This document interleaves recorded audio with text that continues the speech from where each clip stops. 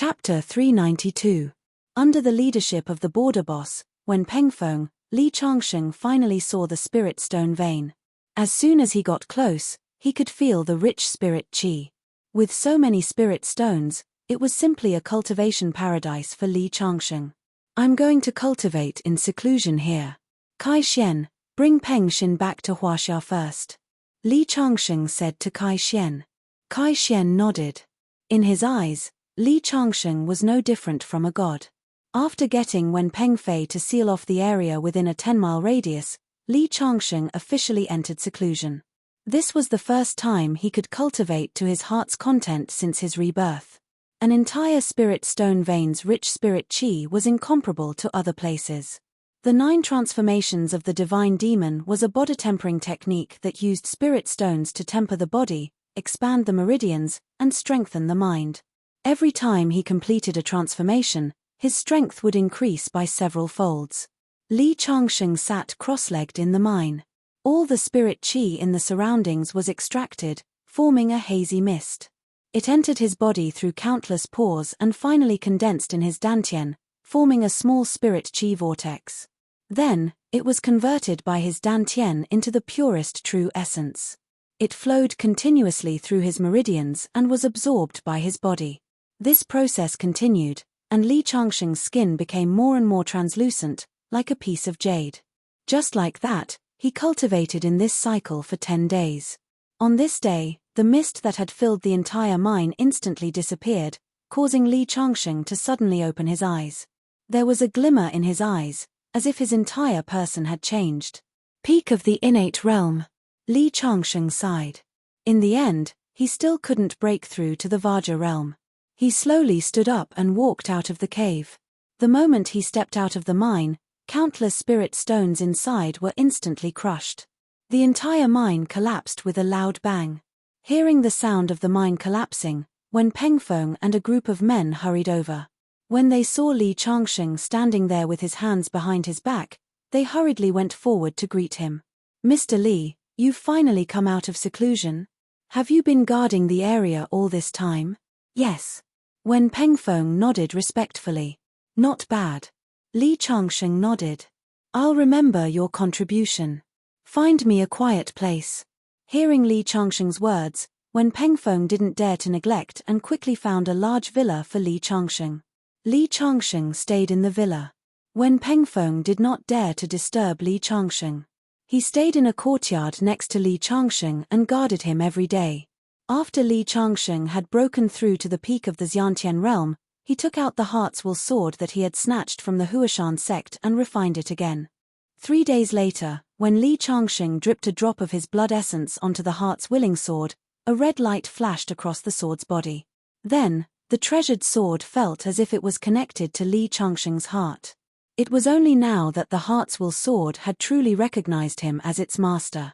Li Changsheng gently pointed his finger, and the Heart's Will sword soared into the sky. He withdrew his hand, and the sword light instantly flew back to his side. It was as if it had become a part of his body. With this Heart's Will sword in hand, I can even kill a peak-stage Vajra realm martial artist easily. Li Changsheng muttered to himself. He kept the treasured sword and tidied his clothes. Then, he pushed open the courtyard's door and walked out. Soon, Wen Pengfeng, who had received the news, rushed over. Mr. Li, if you need anything, just let me know. Wen Pengfeng said respectfully. I don't have anything else. You must have had a hard time guarding me these days. If you have anything to ask of me, just say it. Wen Pengfeng wasn't the only big shot at the border. Everyone else was afraid of Li Changsheng's means and wanted to stay as far away from Li Changsheng as possible. Wen Pengfeng was the only one who took the initiative to serve Li Changsheng. It was obvious that he had something to ask of Li Changsheng. Originally, Li Changsheng didn't like to poke his nose into other people's business. However, Wen Pengfeng had worked hard these days. On account of his sincerity, Li Changsheng decided to give him a chance. At this moment, Wen Pengfeng suddenly knelt down in front of Li Changsheng. Mr. Li, I beg you to save my son's life. Your son? Li Changsheng couldn't help but frown. Could it be that your son is the same as Zhu Ling's brother? Is he also sick? Li Changsheng thought that Wen Pengfeng wanted him to treat his son's illness because he had given Zhu Ling a bottle of elixir pills. However, Wen Pengfeng shook his head. That's not the case. My son has been captured, and the other party wants me to ransom him with 1 billion yuan. I originally planned to sell the Spirit Stone mine with Yingxiao to raise the money. However, the mine is gone now, and I really have no other choice. So that's the case. All right, I promise you. Get up. Li Changsheng nodded. Did the other party set a deadline? Yes. Wen Pengfeng's face lit up when he heard that Li Changsheng was willing to help him. The other party set a deadline of 1 month. Now, there are only 7 days left. Then let's go now. After I'm done with you, it's time for me to return to China. Yes. Wen Pengfeng immediately went to make the arrangements. The two of them took a commercial vehicle and crossed hundreds of kilometers to arrive at a town. There weren't any particularly large cities in the borderlands. Most of them were small towns. In this town, Li Changsheng felt that there were many people secretly monitoring them from the moment the vehicle entered. The vehicle stopped in front of a villa. Immediately, more than 10 figures surrounded them. These people were holding advanced firearms in their hands. Please raise your hands. We want to search you. A middle-aged man in the lead said coldly.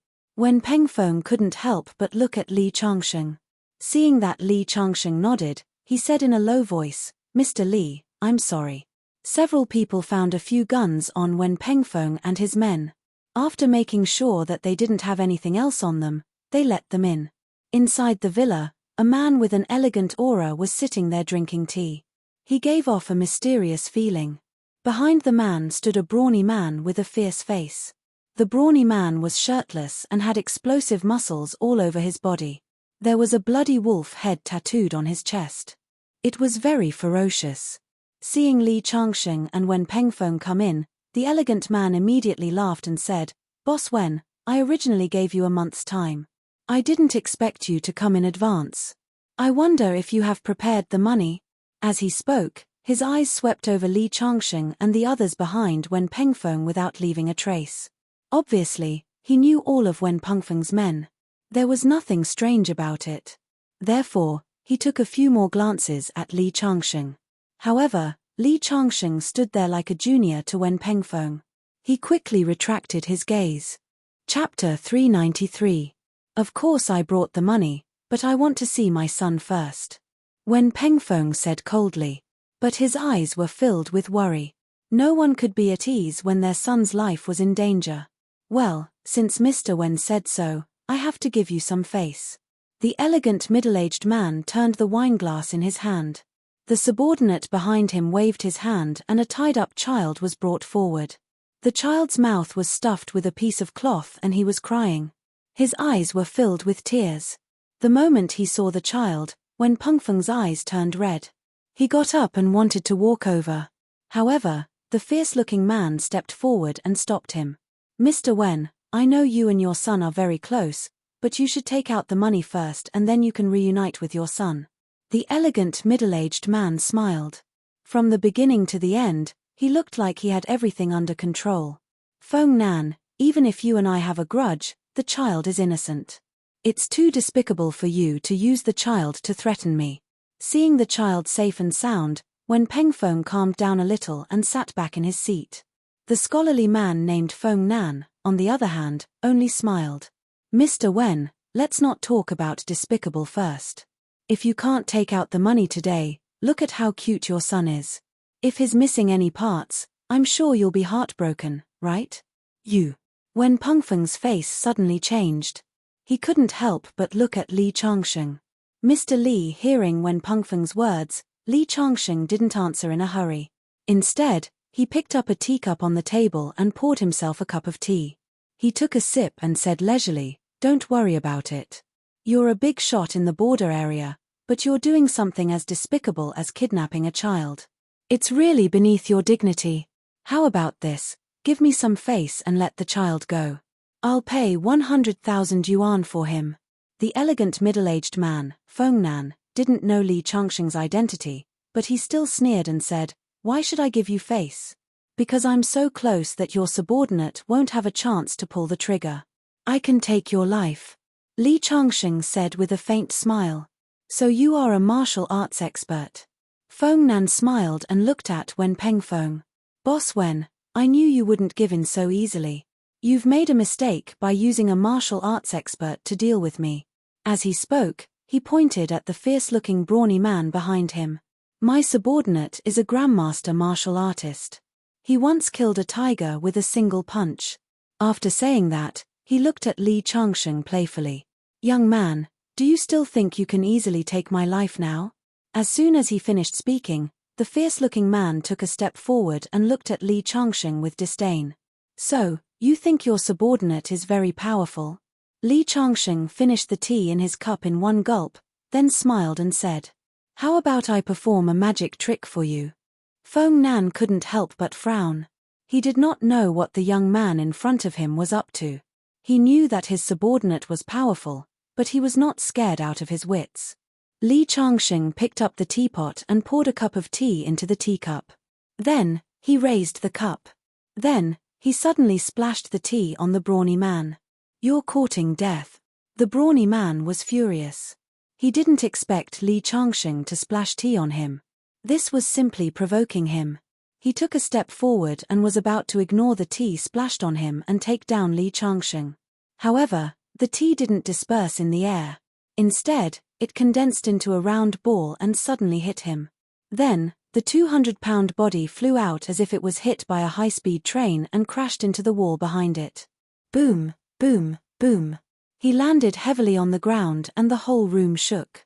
The lid of the teapot on the table was sent flying and fell to the ground with a pa-da. Then, the whole room fell into a short silence.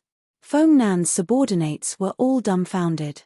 They had seen all kinds of martial arts masters in the Jianghu, but to send someone flying with tea was simply unheard of. Feng Nan's eyes showed deep fear. He knew the burly man's strength the best. Even if all of his subordinates worked together without using firearms, they would not be a match for him. But now, Li Changsheng sent him flying so easily. How strong was Li Changsheng? It was simply unimaginable. As for Wen Pengfeng, although he had seen Li Changsheng's strength, he still couldn't help but feel excited at this moment. How about it? Do you want to consider it now and give me face? Li Changsheng poured another cup of tea into his own cup. Feng Nan was so scared that he stepped back, afraid that Li Changsheng would also splash a cup of tea on him and send him flying. After a while, Feng Nan took a deep breath and said, Mr. Li, although your art of enlightenment is very powerful, I still want to advise you not to meddle in other people's business. I didn't ask for this 1 billion for myself, but for the old immortal. The old immortal's art is very powerful. Even you are no match for him. Old immortal? Hearing Feng Nan's words, Li Changsheng's face showed some curiosity. I don't know what's so great about that person that gives you so much confidence. The old immortal's surname is Yuqi and his first name is Lai. He is the Grand Supreme Elder of the Mount Hua sect. Feng Nan said proudly. The Grand Supreme Elder of the Mount Hua sect? Li Changsheng's eyebrows twitched slightly. Last time when he destroyed the Mount Hua sect, he planned to kill the Grand Supreme Elder as well. Unfortunately, the Grand Supreme Elder wasn't in the Mount Hua sect, which made him feel quite regretful. He didn't expect to hear the Grand Supreme Elder's name in the outside world. I wonder what the Grand Supreme Elder of the Mount Hua sect is doing in the outside world. Hearing Li Changsheng's words, Feng Nan's face suddenly showed some pride. The reason why Elder Yuqi has come to this place outside the borders is entirely for my son. That son of mine is a natural genius in cultivation and has already been taken as a disciple by old immortal Yuqi. So, if you touch a single hair on my head, old immortal Yuqi will not let you off. Oh! Then I wonder where the old immortal is now. Li Changsheng couldn't help but feel excited. He had to get rid of the root of the problem. As long as the Grand Supreme Elder of the Mount Hua sect was alive, he wouldn't feel at ease. It would be best if he could get rid of the Grand Supreme Elder today. The old immortal has already taken my son to Huaxia. His sect has suffered a catastrophe and he wants to go back and take revenge. After saying that, he looked at Li Changsheng with a cold smile. Now you know why I'm so confident, don't you? I hope you won't interfere in the matter between me and Wen Pengfeng. Hearing Feng Nan's words, Wen Pengfeng's face suddenly became anxious. Hearing Feng Nan say that the old immortal was so powerful, he was really afraid that Li Changsheng would be afraid of him. However, his worries were obviously unfounded. Li Changsheng smiled and said, "Then do you know who destroyed the Mount Hua sect? Do you know the name of the enemy that the old immortal is looking for and how old he is?" Before the old immortal left, he said that the person who destroyed the Mount Hua sect was a young man named Li Changsheng. Feng Nan's words came to an abrupt end. He remembered that when Pengfeng called the person in front of him Mr. Li, his surname is Li and is only in his 20s. "Are you the devil who destroyed the Mount Hua sect?" Feng Nan's face turned pale with fright. Chapter 394. Seems like you're not stupid after all. Li Changsheng smiled faintly. "Since you know who I am, release him now." "Yes." Feng Nan lowered his head. He quickly ordered his subordinate to release Wen Pengfeng's son. At that moment, the fleshy man who was sent flying by Li Changsheng got up from the ground and grabbed a submachine gun from his companion beside him. He aimed at Li Changsheng and pulled the trigger. Bang, bang, bang, bang, the muzzle of the gun spat fire. Countless bullets flew towards Li Changsheng. "Ha ha. Go to hell." The man's face was ferocious and his eyes were deranged as he laughed maniacally. However, in the next moment, when the bullets were half a meter away from Li Changsheng's body, they were all stopped in the air as if they had encountered an invisible barrier.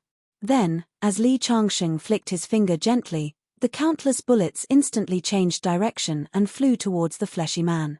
Fut, fut, fut, fut. In just an instant, several bloody holes appeared on the fleshy man's body, and he fell straight to the ground. Silence. There was complete silence.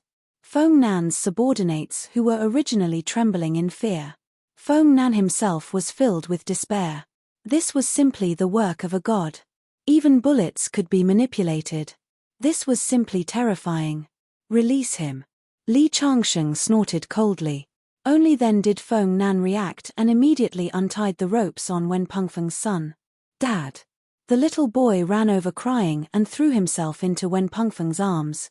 Even if Wen Pengfeng was one of the many bosses at the border, he could not help but tear up at this moment. On the other side, Feng Nan was so frightened that he knelt in front of Li Changsheng with a thud. "Please spare my life, Mr. Li." At this moment, Li Changsheng was no different from a god in his eyes. "You said that your son is under the tutelage of the Huashan sect's supreme elder, Yuqi Lai. When Yuqi Lai brought your son back to Huaxia, other than to seek revenge, did he say anything else?" Hearing Li Changsheng's question, Feng Nan did not dare to hide anything and quickly answered. "Yes, yes. He also said that he was looking for a treasure." "When did he leave?" Li Changsheng furrowed his brows. Once Yuqi Lai returned to Huaxia and could not find him, what if he attacked his family? He suddenly felt a sense of urgency. "He left 10 days ago." Li Changsheng nodded at Feng Nan's words. He said coldly, "Originally, I should have killed you with one palm strike, but seeing that you are so cooperative, I will spare your dog life. From today onwards, immediately dismiss your subordinates and become a well-behaved rich man. Do you hear me?" "Yes, thank you, Mr. Li." Feng Nan knelt on the ground and continuously kowtowed to Li Changsheng. It was as if he had just escaped with his life. "Well, Mr. Wen, I've done what I promised you. I'm going back to China now." Li Changsheng was anxious to return home. Because the longer he delayed, the more danger Yue and the others would be in. "Okay, Mr. Li, then I will send a car to send you back." After Wen Pengfeng finished speaking, he saw Li Changsheng shake his head. He took out a flying sword and stepped on it, instantly disappearing into the sky. At that moment, everyone present widened their eyes. Sword immortal flight. Mr. Li is really a god. Li Changsheng flew all the way back to Qingju as fast as lightning. Even his strong body, which had broken through to the peak of the innate stage, could not withstand it. After all, he was using the sword immortal flight. Traveling through the sky with the help of the flying sword was not really getting rid of gravity. The consumption of spiritual ether was terrifying. After returning to Qingju, He lay on a big tree and rested for 20 minutes before he felt that his body had regained its strength. First, he called all the people he knew. After knowing that they had not encountered anything unusual, he breathed a sigh of relief. He had destroyed the entire Huashan sect. The Huashan sect's supreme elder would definitely not show mercy to his family and friends. When he called Yu said that she was shopping with 2 classmates. They were Bai Chang, who had taken the driving test with her last time, and her boyfriend, Seng Pan. She asked Li Changsheng if he wanted to go over. Li Changsheng nodded. When he arrived at the square, Yu and the others were sitting at a food stall. Seng Pan had seen Li Changsheng's extraordinary identity at the driving school last time. This time, he was obviously a little reserved. After Li Changsheng sat down, he ordered a cup of Coke. They were probably hungry. Yu and Bai Chang were not that hungry, but Seng Pan was wolfing down his food. After he was finally full, he wiped his mouth and turned on his phone to browse the news. Suddenly, a piece of news attracted Seng Pan's attention. He showed it to his girlfriend, Bai Chang. "Look, why does this person look so much like Li Changsheng?" Bai Chang took a look and was surprised. The title of the news was very eye-catching. "God's stone is unearthed at the border. Many big bosses are heading there. Mysterious person is not afraid of bullets." The image was still relatively clear. When Peng Feng and the others were sitting on the high platform, including many rich people below the platform, only the back of a young man was captured. Even Yu was a little curious. She came over to take a look and said, "He does look like Changsheng, but this title is too exaggerated. A person blocked a bullet with his body. Does he think he is a god?" At the side, Bai Chang added, "These editors nowadays dare to write anything just to attract attention." Li Changsheng glanced at it and was slightly shocked. He did not expect that there would be reporters involved in the incident at the border that day. Fortunately, only his back was captured. There are a lot of follow-up hot news, and there is video evidence. The next article will reveal it for everyone. This was the paragraph at the end of the article. Seng Pan was obviously very interested in this news. He went back and refreshed the page again, hoping to see the second article at the end of the article. However, he suddenly found that even the first article had disappeared without a trace. "What's going on? I could still see it just now." He found the history and clicked on it again. However, the content of the article was deleted because it violated regulations. This reporter must be talking nonsense, so he is prohibited from publishing these supernatural content. Now, there is real-time monitoring on the internet. Bai Chang said. Seng Pan and Yu both agreed.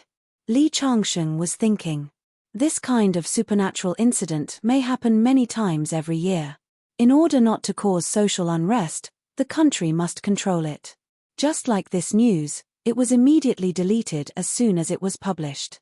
It could be seen that the incident at the border had been spread to the table of those important people, and they had made a response. However, didn't this mean that he had fallen into the eyes of the security organization? Chapter 395. Li Changsheng breathed a sigh of relief after knowing that his friends were fine. However, the Supreme Elder of Mount Hua had been hiding in the dark and was a hidden danger. He had to find a way to find him. After shopping with Yu and the others for the entire afternoon, he personally sent Yu home. When Li Changsheng returned to his villa, he saw a figure in white standing at the door and looking at him quietly.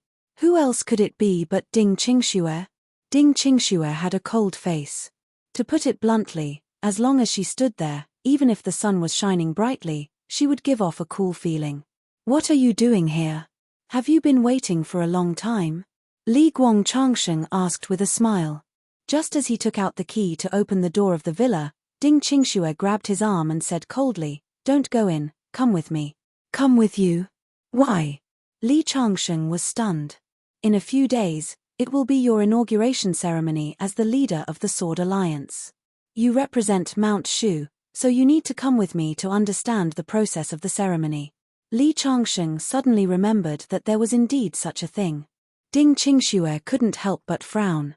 "Don't tell me you forgot about this. One had to know that the Sword Dao ceremony was a sacred event in the eyes of many Sword Dao sects. To be able to become the leader of the Sword Dao Alliance was simply an honor.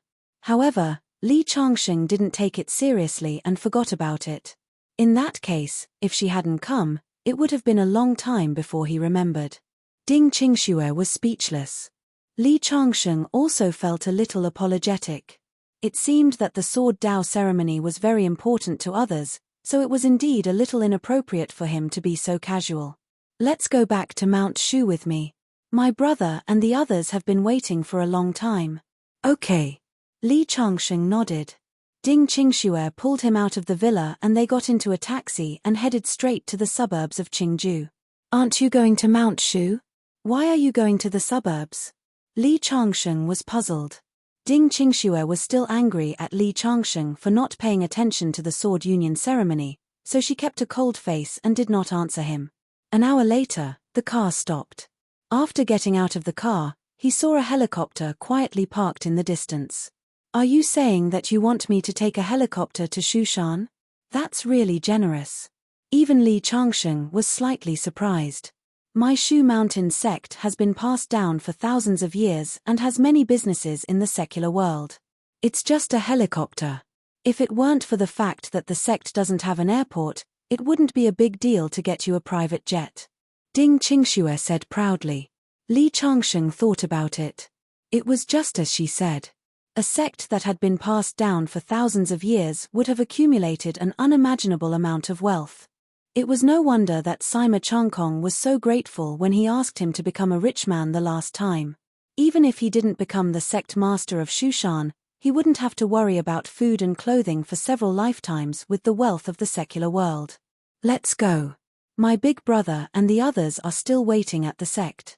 Ding Qingxue had a lot of resentment towards Li Changsheng. She waited in front of Li Changsheng's villa early in the morning and waited until the afternoon. Li Changsheng was the benefactor of Shushan. If it were anyone else, she would have already left with her temper. What made her angrier was that she heard that Li Changsheng came back so late because he went shopping with another girl. When she thought about how she had foolishly waited there for an entire day like a block of wood, while Li Changsheng was flirting with his little girlfriend, she felt extremely displeased. The helicopter started to take off. To be honest, it wasn't comfortable to sit inside. The noise in the sky was also quite loud. However, it felt good to sit in the sky and look down at the ground. During the flight, Li Changsheng closed his eyes to rest while Ding Qingxue had a cold face. After 8 o'clock in the evening, they finally arrived at the area of the Shushan sect. As soon as the helicopter landed, countless Shushan disciples came up to greet them. Some people even set off firecrackers and fireworks as if it was the new year. Li Changsheng was speechless. Li Changsheng opened the door and walked down. Ding Qingyang and a group of Shushan's higher-ups immediately came up to greet him. Ding Qingxue followed Li Changsheng and walked down. For the first time, she tidied up Li Changsheng's messy clothes.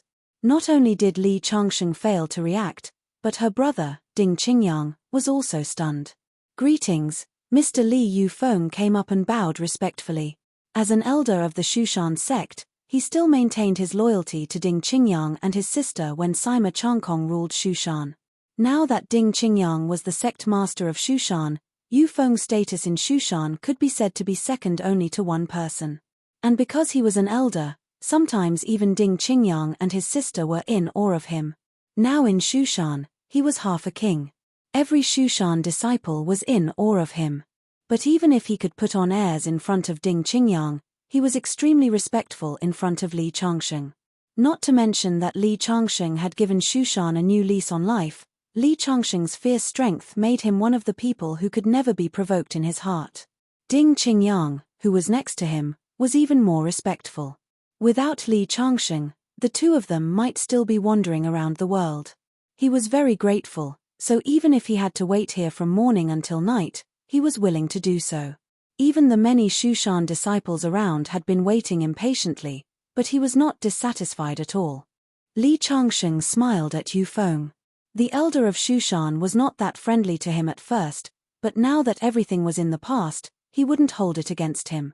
Ding Qingyang was dressed in an ancient robe. Like his sister, he was also dressed in white, which made him look ethereal and otherworldly. If he were to be the protagonist of a period drama, he would definitely gain many female fans. Li Changsheng reached out to pat him on the shoulder and said with a smile, "Brother Ding, you're getting more and more handsome." That made Ding Qingyang feel a little embarrassed.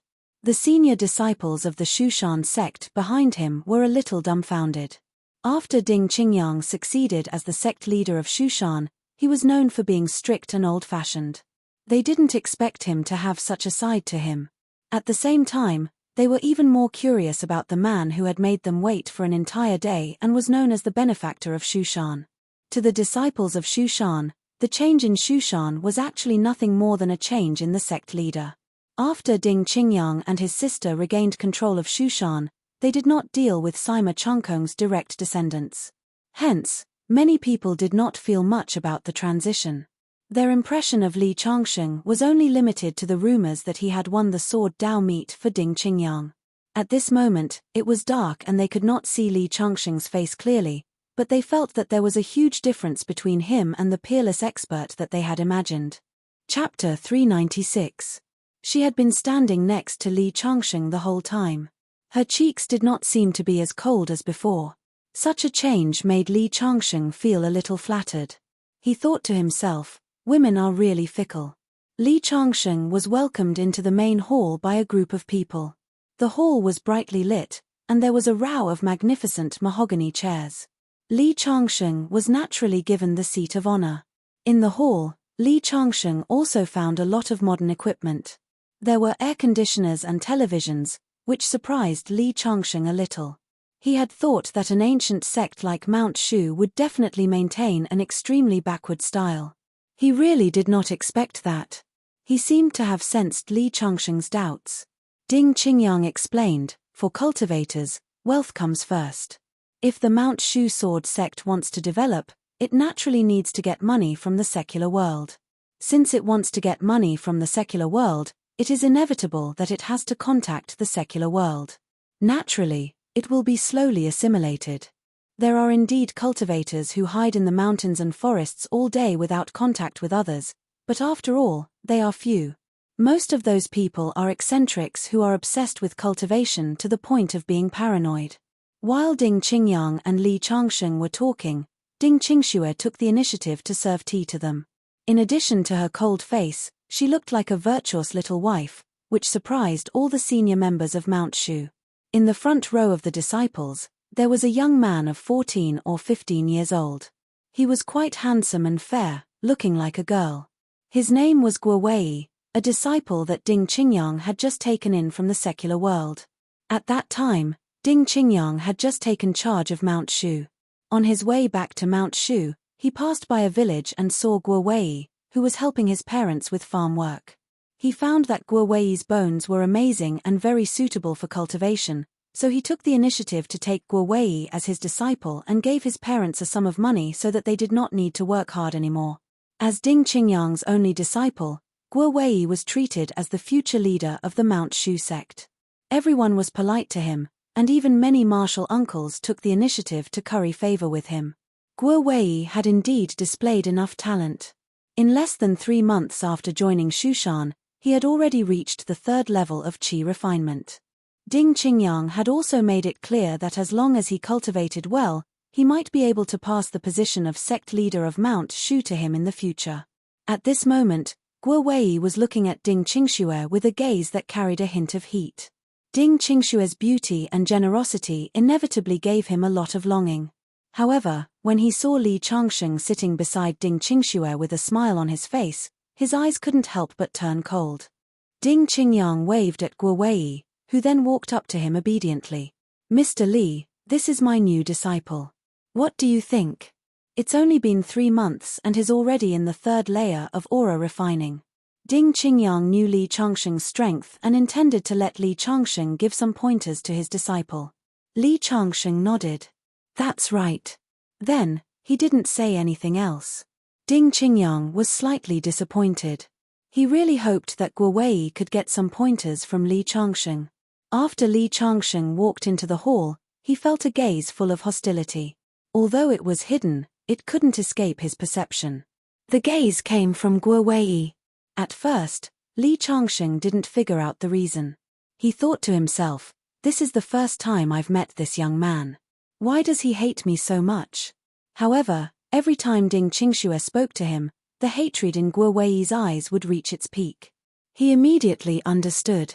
Although Li Changsheng wouldn't argue with an immature young man, he wasn't generous enough to repay evil with good by giving pointers to someone who was extremely hostile to him. After sitting in the hall for a while, the banquet was ready. Although everyone present was a cultivator, none of them had reached the point where they could abstain from eating. Cultivators were just mortals who had many extraordinary powers. It was people who imagined them to be too high and mighty. If one really came into contact with them, they would know that they were far from being as otherworldly as imagined. When they sat down, Guo Wei could only sit at the table near the door because he was a junior. Looking at Ding Qingxue pouring wine for Li Changsheng from afar, he couldn't help but clench his fists. He was very unhappy. After the banquet, Li Changsheng was naturally arranged to be in the most comfortable room in Shushan. Ding Qingxue also walked over. Looking at Li Changsheng's puzzled gaze, she couldn't help but blush slightly. My attitude on the road today was a little bad. I came to apologize to you. Li Changsheng was really surprised. This didn't seem to be the style of this ice goddess. He chuckled and said, "That's it. I thought you were going to warm my bed." Suddenly, Ding Qingxue's eyes showed a chill. Seeing that Ding Qingxue was about to flip out, Li Changsheng hurriedly laughed and said, "Just kidding." Ding Qingxue turned and left. But after walking out of the door, 2 red clouds flew up from her cheeks for the first time. In a small forest not far away, Guo Wei was looking at Li Changsheng's room from afar with a few youths of the same age. They were all third-generation disciples of Shushan, led by Guo Wei. Among them, a thin and tall youth with a blade of grass in his mouth said, "Junior brother Guo, martial aunt Ding Qingxue still went to Li Changsheng's room so late at night. Don't tell me she likes that guy." Hearing that, Guo Wei suddenly flew into a rage. Bullshit, martial aunt Qing Shui is like a goddess. How could she like that stinky dog shit? The youth was frightened by Guo Wei's ferocious appearance and said embarrassedly, "I was just saying. Why are you so agitated?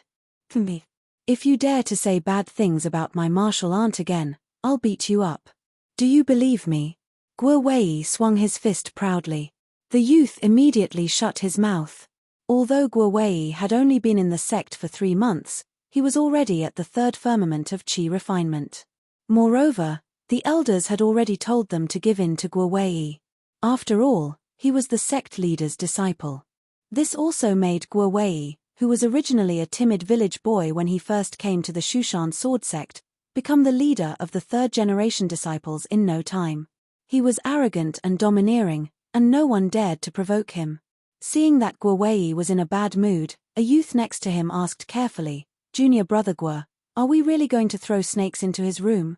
The youth looked at Li Changsheng's room, and his voice was a little nervous. "Of course. Didn't you see that guy's arrogant look? How can we not teach him a lesson? But he's an honored guest of Shushan," the youth muttered. "And I don't see how he's arrogant." Of course, the latter half of the sentence was only in his mind. He didn't dare to say it out loud. Otherwise, with Guo Wei's temper, he would definitely kick him. So what if he's an honored guest? I'm the future sect leader of Shushan. If you don't listen to me, when I become the sect leader of Shushan, all of you will be kicked out of Shushan. Hearing Guo Wei's words, the other youths immediately expressed their opinions. "We'll listen to Junior Brother Guo." "Yes. Junior Brother Guo, when you become the sect leader, you must confer me the title of elder." Youths were always more naive. Only then did Guo Wei's face become smug. He snatched the bamboo basket from the hands of a fatty next to him and opened it. There were more than 20 snakes densely packed inside. Then, he bent over and sneaked into Li Changsheng's room. Chapter 397. After Ding Qingxue left, Li Changsheng casually took a book from the bookshelf, flipped through a few pages, then turned off the light and went to sleep. He rushed back to Qingju from the border and strolled around the streets with Yu Yuwei for half a day. Then, he took a helicopter to Shushan. Li Changsheng's journey took him almost half of Huaxia. Even though he was tough, he still felt a little tired. It was a quiet night. When Li Changsheng woke up the next morning, he was greeted by the chirping of birds and the fragrance of flowers. In the distant forest, a few youths had been waiting for an entire night. They waited until dawn before falling asleep in a daze. Fortunately, they were all martial artists. If they were ordinary children, they would have gotten sick from the cold. In the morning, the tall and thin guy pushed Guo Wei's shoulder. Guo Wei, who was sleeping soundly, opened his eyes with dissatisfaction. He heard the tall and thin guy say, "Brother Guo, look. That person came out. It seems like nothing happened to him." Guo Wei rubbed his eyes. There was a look of disbelief in his eyes. Yesterday, he had stuffed more than 20 poisonous snakes into the room through the crack in the window. How could there be no movement from him? Although he was full of doubts, he didn't dare to ask Li Changsheng what was going on. He just muttered a few words and returned to his room. Li Changsheng didn't open the door for long. Ding Qingxue brought him breakfast with a lunchbox made of bamboo. Li Changsheng smiled and thanked him. He took the bowl and said as he ate his breakfast, "I heard that there are a lot of snakes, insects, rats, and ants in this mountain. Why don't we make snake soup for lunch?" Although Ding Qingxue grew up in Shushan, she was naturally afraid of snakes. When she heard Li Changsheng's words, she smiled bitterly. "I didn't expect you to like to eat this kind of thing. I'll ask the chef in charge of cooking to catch a few for you. There is no lack of snakes here, but I feel sick when I see them." "It's okay. You don't have to catch them. I have some here." With that, Li Changsheng took out a wooden bucket from the corner. When the lid was lifted, more than 20 snakes were wriggling around in a ball. Ding Qingxue couldn't help but frown. Looking at the snake in the wooden barrel, he seemed to think of something. He said apologetically, "It's my Shushan sect's fault for not being strict enough and causing you trouble." Ding Qingxue's gaze turned cold. Guo Wei was her brother's disciple. Because he was more talented, she had always doted on him. He just didn't expect the other party to be so bold. "It's okay. It's just a child. If you really feel sorry, why don't you let me sleep in your room? I heard that your room is the quietest place in Shushan sect." Hearing this, Ding Qingxue was enraged. Her eyes were filled with coldness. It was obvious that she wanted to eat Li Changsheng alive. Li Changsheng immediately laughed and said, "What's wrong? I'm an honored guest of Shushan. Shouldn't you give me the best room in your sect? What I meant was to give up the house for me to live in, and then you can live somewhere else." "What? You're not thinking too much, are you?" Ding Qingxue immediately gritted her teeth and glared at Li Changsheng. After breakfast, Ding Qingxue asked a disciple of Shushan to deal with the snakes in the wooden barrel, and then went to the hall with Li Changsheng. In the hall, Ding Qingyang and others had been waiting for a long time. When they saw Li Changsheng and Ding Qingxue coming in together, their eyes lit up. The others around them also looked thoughtful. This made Ding Qingxue blush involuntarily. The inauguration ceremony of the leader will be held in 3 days. At that time, all the major cultivation sects will be invited to watch the ceremony. "I wonder if Mr. Li has any friends to invite?" Ding Qingyang asked. "I don't have any friends in the cultivation world. I just want to invite the friends of Shushan sect." "Okay." Hearing Li Changsheng's words, Ding Qingyang nodded. There should be several martial arts families in charge of the ceremony today. You don't have to see them in person. I'll discuss it with them. "Then what else do you need me to do?" Li Changsheng asked. "You just have to wait for the inauguration of the leader of the Sword Alliance 3 days later. You don't have to worry about other things." "Okay." Li Changsheng nodded. He hated trouble the most, and since he didn't have to deal with it himself, it was best. There may be various sects arriving in advance in the next few days. When the time comes, they will definitely visit you, Mr. Li. I'm afraid they will disturb your peace." Ding Qingyang hesitated for a moment and said. In the past few days, he could tell that Li Changsheng was a person who didn't like trouble, and it seemed that he wasn't very interested in the position of the leader of the Sword Alliance. Back then, he attended the Sword Dao meet purely because he wanted to help Ding Qingyang and his sister. At the thought of this, Ding Qingyang felt a little grateful. Ding Qingxue, who was beside him, had the same thoughts as her brother, but apart from gratitude, there was another emotion growing in her heart. Master, I'm here to pay my respects to you. Guo Wei respectfully walked in and bowed to Ding Qingyang. Then, he bowed to Ding Qingxue and the other elders in the sect. Ding Qingyang could not help but nod his head in satisfaction when he saw Guo Wei's polite behavior. Although Guo Wei was arrogant and domineering among the third-generation disciples, he was very good at acting. He would always act like an obedient child in front of Ding Qingyang, which made Ding Qingyang like him more and more. Ding Qingxue sighed. In fact, she was far more clear-headed than her brother. Li Changsheng couldn't help but look at the young man a few more times. He thought to himself, this guy's acting skills are quite good. Yesterday, he threw a snake into my room, and today, he's able to act as if nothing happened. When he grows up, he might become a formidable character. It's just that right now, he's still too young. Bored, Li Changsheng was about to leave the hall. At this moment, Guo Wei suddenly said, Master, I've already learned the swimming dragon sword technique that you taught me a few days ago. Shall I perform it for you now? Hearing that, Ding Qingyang was pleasantly surprised and said, okay. But the swimming dragon sword technique can't be displayed by one person. With that, Guo Wei's eyes fell on Li Changsheng. Mr. Li, can you practice a few moves with me? Don't worry, I won't hurt you. Hearing Guo Wei's words, Ding Qingxue was about to refuse on behalf of Li Changsheng, but Ding Qingyang said, Mr. Li, since you have nothing to do, why don't you practice a few moves with my disciple? His original intention was to let Guo Wei show in front of Li Changsheng and see if he could get Li Changsheng's appreciation and teach him a few moves. Ding Qingyang admired Li Changsheng's strength very much, and he didn't know what his disciple was thinking. Okay. Li Changsheng nodded. An imperceptible sneer flashed across Guo Wei's eyes. Chapter 398. Then I'm going to start. Guo Wei's eyes were filled with excitement. He slowly unsheathed a long sword. That sword was a good one and Guo Wei liked it very much. Ding Qingyang had asked a sword-forging master from Mount Shu to forge it for his disciple. The sword radiance was dazzling. The moment the sword was unsheathed, the sound of the sword was heard.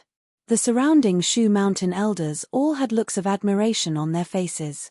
Among the third-generation disciples of Mount Shu, Guo Wei's aptitude was indeed second to none. Mount Shu was a swordsman sect. Judging from the way Guo Wei held the sword, it could be seen that he was about to reach a higher level in swordsmanship. Take my sword. Guo Wei took a step forward and stabbed at Li Changsheng's throat like a flying dragon. Even Ding Qingyang's expression changed when he saw that. He had just agreed to let Li Changsheng practice swordsmanship with Guo Wei. He did not expect Guo Wei to be so ruthless. This is not practicing swordsmanship. This is clearly killing. He should know that Li Changsheng is stronger than him. That's why he went all out. He has no ill intentions. Ding Qingyang seemed to be explaining to the people around him, but it also seemed like he was explaining to himself. When the sword radiance was close to Li Changsheng's throat, Li Changsheng moved his feet lightly and dodged the attack. Guo Wei did not expect that the sword he was so proud of would be dodged so easily. He subconsciously looked at Ding Qingxue, who was standing next to him. When he saw the flash of appreciation in Ding Qingxue's eyes, anger rose in his heart for no reason. Swish, swish, swish. He stabbed 3 times in a row, all of which were aimed at Li Changsheng's vital parts. Li Changsheng did not expect that the young man would be so ruthless. He took 3 steps back and dodged the attack. At that moment, Guo Wei suddenly stepped on the ground and leaped into the air. He spun and stabbed at Li Changsheng's chest. The sword caused a sonic boom in the air. It was very unusual for someone at his age to use such a sword move. If the other party was kind, Li Changsheng might not be able to resist giving a few pointers to such a good seedling. However, the other party had used his aptitude in the wrong place and wanted to hurt Li Changsheng. Li Changsheng's eyes turned cold. When the opponent's sword was about to stab him, he suddenly stretched out his hand and caught the opponent's sword. Guo Wei, who had a sneer on his face, suddenly felt his attack come to an abrupt stop. Then, Li Changsheng gently pinched the sword with his fingers, and the sword, which could cut through iron as if it were mud, was directly broken from the middle. Crack! At the same time, a huge force was transmitted to Guo Wei's body through the sword. Guo Wei was sent flying backwards, crashing into the wall of the hall. When he landed on the ground, there was blood in his mouth. And this was the result of Li Changsheng being merciful. Otherwise, his meridians would have been severed. Even so, Guo Wei's face was still deathly pale, and deep fear was revealed in his eyes. When he first heard of Li Changsheng's deeds, he didn't believe that this guy, who didn't look much older than him, was really so powerful. But now, he realized the gap between himself and Li Changsheng. "One day, I will defeat you," Guo Wei said hatefully. He stood up and staggered out of the hall. Ding Qingyang didn't expect this result. Just as he was about to say something, Elder Yu Feng stood up. "Sect Master, I'll go take a look." "Okay." Ding Qingyang nodded. Yu Feng chased out of the hall. At this moment, Ding Qingxue sighed faintly. She felt that it was time to have a good talk with her brother. Guo Wei, who had originally wanted to teach Li Changsheng an unforgettable lesson, walked out of the hall with a sore body. He had only taken a few steps when he heard footsteps behind him. Seeing that it was Elder Yu Feng, he immediately bowed and said, "Elder." Like Ding Qingyang, Yu Feng doted on Guo Wei, the most outstanding third-generation disciple of Shushan. He patted him on the shoulder and said, "How is it? Now you know that there's always someone better out there, right? You've broken through to the third level of Qi refinement realm and no one in the third generation is your match. However, as the disciple of the sect leader, your vision should not be limited to the Shushan sect. So, you must always remain humble and not be arrogant and complacent." "Yes." Guo Wei nodded. He then said indignantly, "Even if Li Changsheng is a little more powerful than me, it's not a big deal. How can he be more powerful than my master? How can he be more powerful than you, Elder Yu?" Hearing Guo Wei's childish words, Yu Feng smiled and sighed. He thought about how he had the same thoughts as Guo Wei when he first saw Li Changsheng. The ordinary-looking young man did not look like an expert at all. However, at the last Sword Dao meet, he mercilessly killed Lu Yuanlang, the junior sect leader of the Huashan sword sect. Sima Changkong and Yang Shuangying, the sect leader of the Qingcheng sword sect, were so frightened that they immediately lowered their heads and admitted defeat. In the end, even the sect leader of Huashan, Lu Zun, still died in the hands of Li Changsheng even after using all his trump cards. Soon after, there was even more shocking news. Li Changsheng killed his way to the Huashan sect and exterminated the entire sect. That news made all the voices of dissatisfaction towards Li Changsheng in the cultivation world quiet down. As a result, Yu Feng, who had always been rather conceited, actually felt a trace of fear from the bottom of his heart when he saw Li Changsheng again. This seemingly ordinary young man was now the infamous god of slaughter in the world of cultivation. After hesitating for a while, Yu Feng said to Guo Wei, "Xiao Wei, don't provoke Li Changsheng anymore. He's an existence that you can't afford to offend. Not to mention you, even if I, your master, and everyone in Mount Shu were to join forces, we still wouldn't be able to withstand a single blow from him. Today, he only broke your sword and caused you some minor injuries. He was already being merciful. Even if he were to kill you, we have nothing to say. Because you were the one who revealed your killing intent first. Killing intent is something that can't be seen or touched, but a true expert can feel it. You're too young to understand the mystery of it. Moreover, no matter how much your master dotes on you, if you were to die in the hands of Li Changsheng, he wouldn't avenge you. Li Changsheng is Mount Shu's benefactor. Your master is where he is today all because of Li Changsheng.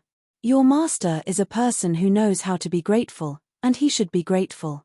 Without Li Changsheng, your master would still be wandering around the world, and you would still be that poor child who couldn't even afford to study. Think about it carefully." After saying that, Yu Feng patted Guo Wei on the shoulder, turned around, and walked back to his residence.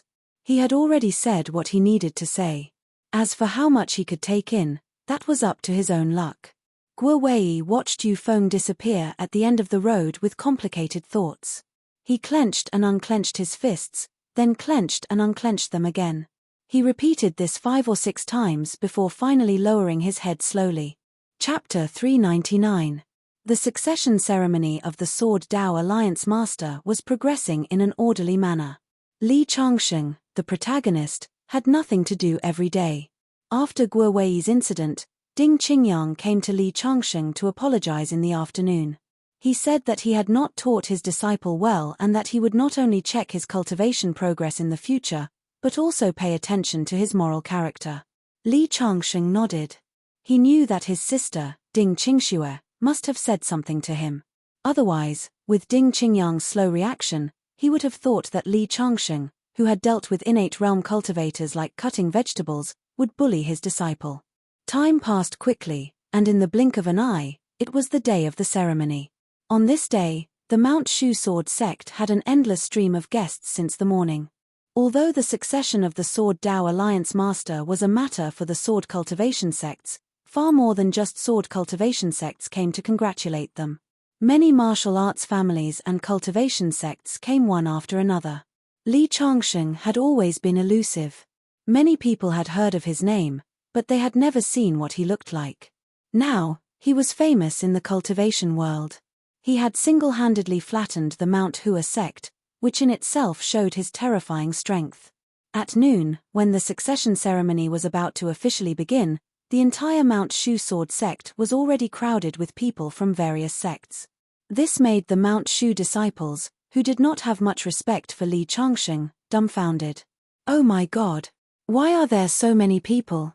This is too extravagant, isn't it? A second-generation disciple of Mount Shu said in surprise. They're all here for Li Changsheng. I heard that Li Changsheng has now been listed as one of the top 10 existences in the cultivation world that should not be provoked. No way, he looks so ordinary. Is he really so powerful? Someone said in surprise. In the distance, Guo Wei, who was standing in the crowd, had a complicated look in his eyes. This Li Changsheng actually has so much face. Could it be that I was wrong? Guo Wei recalled what Yufeng had said to him. At first, he was still skeptical. Only now did he realize how insignificant he was compared to Li Changsheng. He was not even worth mentioning. At this time, there were only 20 minutes left until noon. As Li Changsheng stepped onto the high platform, the crowd immediately fell into silence. Today, Li Changsheng was wearing a white robe. His sleeves fluttered in the wind, and he really did look like a swordsman from ancient times. Master Yang Shuangying of the Qingcheng sword sect has arrived. At this moment, the singing started. Yang Shuangying walked over with large strides, surrounded by a group of disciples, attracting the attention of the crowd. Yang Shuangying was a famous figure in the world of cultivators. As soon as he appeared, he immediately bowed to Li Changsheng. Congratulations to Mr. Li for succeeding as the chief of the Sword League. In the future, our Qingcheng sword sect will follow Mr. Li's lead. His attitude represented a form of acknowledgement. Wudong sect leader Song Zhen has arrived. Amei's headmaster has arrived. Mount Song's sect master. Voices sounded one after another. The sect leaders of the various major sword sects appeared one after another. Putuor Temple of the Western region has sent a congratulatory gift. The Villa Master of Whitehorse Villa is here to pay his respects to Alliance leader Li. Voices sounded one after another. The appearance of the sect leaders of various martial Dao sects and aristocratic families from all over the country caused the atmosphere to reach a climax. Sima Changkong, the rich man, has arrived. As the voices sounded, the crowd immediately fell silent. Sima Changkong was originally the sect leader of Mount Shu, but he lost to Li Changsheng at the Sword Dao meet and even lost his position as the sect leader of Mount Shu. At this moment, many people guessed that he might be there to seek revenge. Many disciples of the Mount Shu sect were struggling internally. If Sima Changkong were to make things difficult for them, what should they do? After all, Sima Changkong had been the sect leader of Mount Shu for a long time. Although he had usurped the position, he still had many supporters in the sect. Elder Yufeng said that even Sima Changkong lost to Li Changsheng, but I don't believe it. Guo Wei, who was in the crowd, clenched his fists tightly. Even Ding Qingxue and Ding Qingyang couldn't help but subconsciously grip the longswords in their hands, feeling a little nervous. Under everyone's gaze, Sima Changkong walked out of the crowd and then cupped his fists at Li Changsheng. Mr. Li, congratulations on succeeding the position of the leader of the Sword Alliance. I came uninvited, you won't chase me out, right? Of course not. Li Changsheng smiled slightly. Ding Chunyang and Ding Qingxue also heaved a sigh of relief. Please take a seat, Uncle Master. Ding Qingyang walked in front of Sima Changkong, and when he called him Uncle Master, Sima Changkong's body trembled before he laughed out loud and said, "It's worth it." The hatred between the two seemed to have dissipated completely with that smile. At this moment, there was a long bell ringing. It was already noon. The leader of the Marshall Dao family who was in charge of hosting the meeting said loudly, "Li Changsheng, please succeed as the leader of the Sword Alliance." Suddenly, a bugle horn sounded. The atmosphere instantly became solemn. Li Changsheng slowly walked forward and reached out to take the token that symbolized the leader of the Sword Alliance. He then raised the token high. Suddenly, the sect leaders and disciples of various Sword Dao sects knelt on the ground and shouted, "Greetings, Alliance leader." For a moment, their voices soared into the sky and lasted for a few minutes before stopping. Everyone stood up while Li Changsheng sat on the seat that symbolized the leader of the Sword Alliance. Next, he would appoint the elders of the Sword Alliance and the people in charge of various positions in the alliance. In fact, these had already been decided and the roster had been prepared before this. Li Changsheng only needed to read the roster.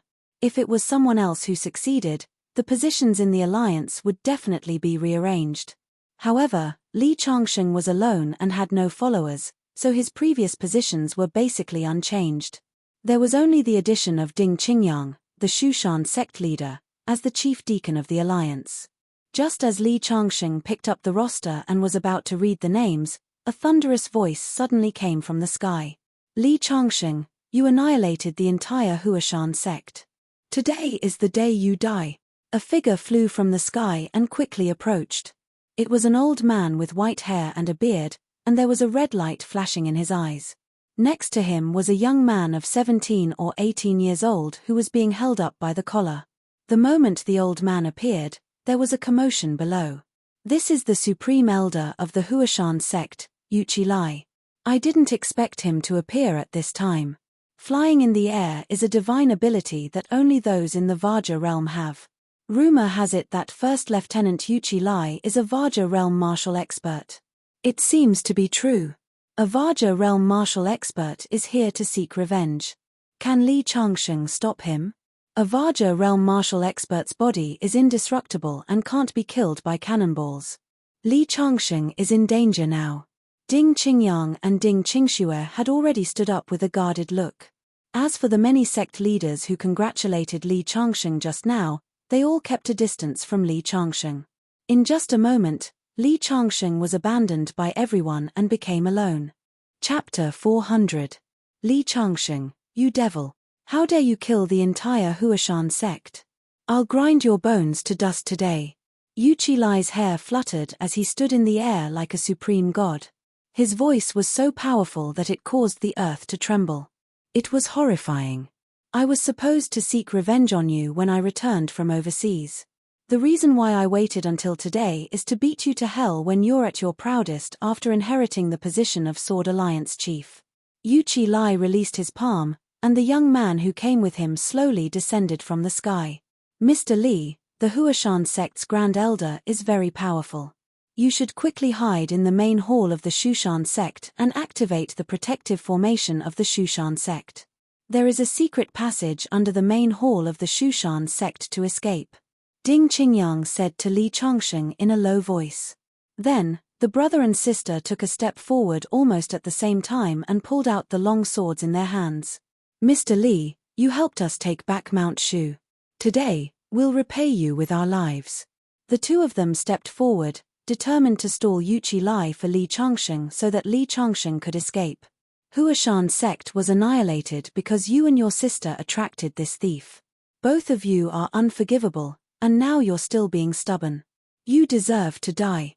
Yuchi Lai waved his sleeve in the air, and suddenly, an invisible force whizzed out. Ding Qingyang and his sister took a step back at the same time, and there was blood at the corner of their mouths.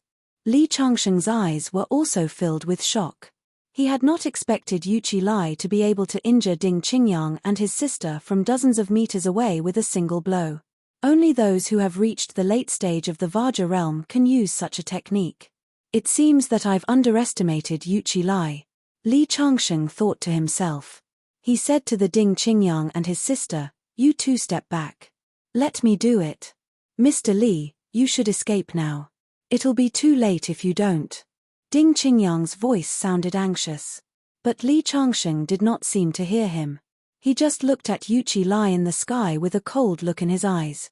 Sima Changkong, the position of sect master was taken away by two juniors. Do you feel resentment in your heart? Today, it's time for you to hold your head high. Now, I'll give you a chance. Capture these two siblings for me, and I'll help you take back the position of sect master. Let me kill this demon, Li Changsheng. Yu Qilai looked down at Sima Changkong. However, Sima Changkong shook his head and said, "Back then, I snatched the position of Shushan's sect master. Now that I've become a rich man, there's nothing to be resentful about. Old man Yu Qi, I won't help you deal with Ding Qingyang and his sister. Instead, I'll be on their side today." What? When Yu Qilai heard Sima Changkong's words, his face was instantly filled with rage. "Little brat Sima, you actually chose to go against me. You're courting death."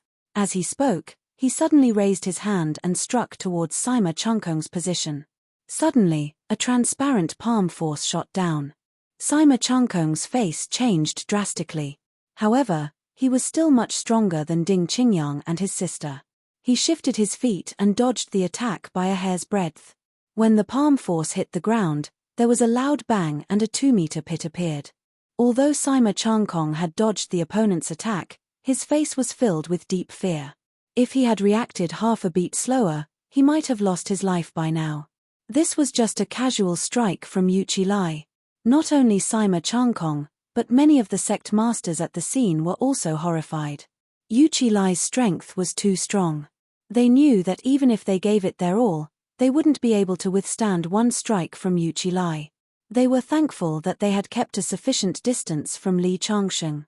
Everyone present was shocked by Yu Qilai's attack, and they fell into silence. At this moment, a figure suddenly rushed out and knelt on the ground with a thud. It was Ding Qingyang's disciple, Guo Wei. "Guo Wei, what are you doing?" When Ding Qingyang saw his disciple rush out, he was surprised at first. When he saw Guo Wei kneeling on the ground, he frowned and said angrily, "Get back here." Unexpectedly, Guo Wei turned a blind eye to his master's voice and kowtowed 3 times to Yu Qilai. "Mr. Yu Qi, I am Ding Qingyang's disciple, but I have been in the Mount Shu sword sect for less than 3 months. Please let me go. I don't want to be buried with the 3 sects of Mount Shu.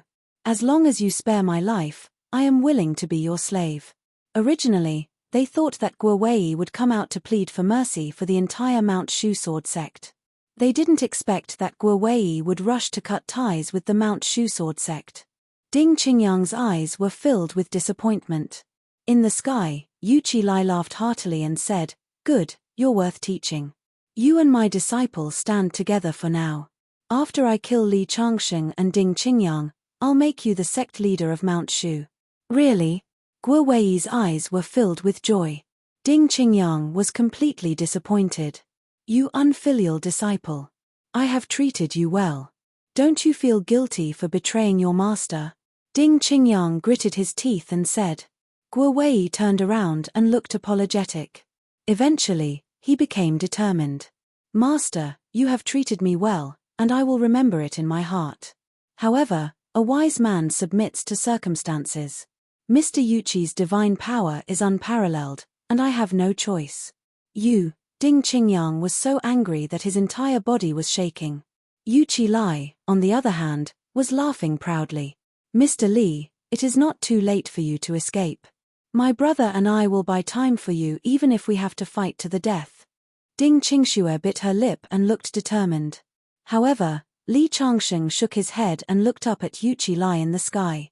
"Old man Yu Qi, do you really think that I am a fish on the chopping board for you to kill? Is that not the case?" Yu Qilai laughed and said. Li Changsheng, I know that you are strong. Otherwise, you would not have been able to destroy the Huashan sect. However, you are still too young. 30 years later, you might be qualified to fight with me. However, you can only accept your death now. The strength of the Vajra realm is not something you can imagine. After Yu Qilai finished speaking, he looked at Li Changsheng mockingly. In his eyes, everything was in his control today. Whether it was Li Changsheng, Ding Qingyang, or Sima Changkong, they were all like ants to him. Is the Vajra realm that great? Li Changsheng suddenly took a step forward and rose into the sky. He only stopped when he reached the same height as Yu Qilai. Seeing Li Changsheng rise into the sky, Yu Qilai's face suddenly changed. Flying is a skill that only the Vajra realm can use. Could this Li Changsheng be a Vajra realm expert? Yu Qilai's eyes narrowed. However, when he saw the flying sword under Li Changsheng's feet, he heaved a sigh of relief. So, he is borrowing the power of the flying sword. He is not really at the Vajra realm. At this moment, Li Changsheng smiled coldly and said, although I am not at the Vajra realm, I can still kill a martial artist at the Vajra realm. As soon as he finished speaking, the flying sword under his feet suddenly burst into a dazzling golden light. It became 100 feet long in the sky and slashed down at Yu Qilai. Chapter 401. The sword seemed to have cut the entire world in half. The sword aura, which was hundreds of meters long, cut across the sky and headed straight for Yu Qilai. Yu Qilai's expression changed when he saw the sword that was as powerful as the heavens. He retreated hundreds of meters to avoid the sword attack. The sword aura cut a long trench on the ground, which was hundreds of meters deep. The expressions of everyone who witnessed this sword changed drastically. You are not in the Vajra realm. How can the sword aura be hundreds of meters long? Yu Qilai stared at Li Changsheng, feeling incredulous. The force that he casually shot out was only about a dozen meters long. Compared to Li Changsheng's sword aura, the difference was like heaven and earth. Swordsmen are sharp. This is my way of the sword.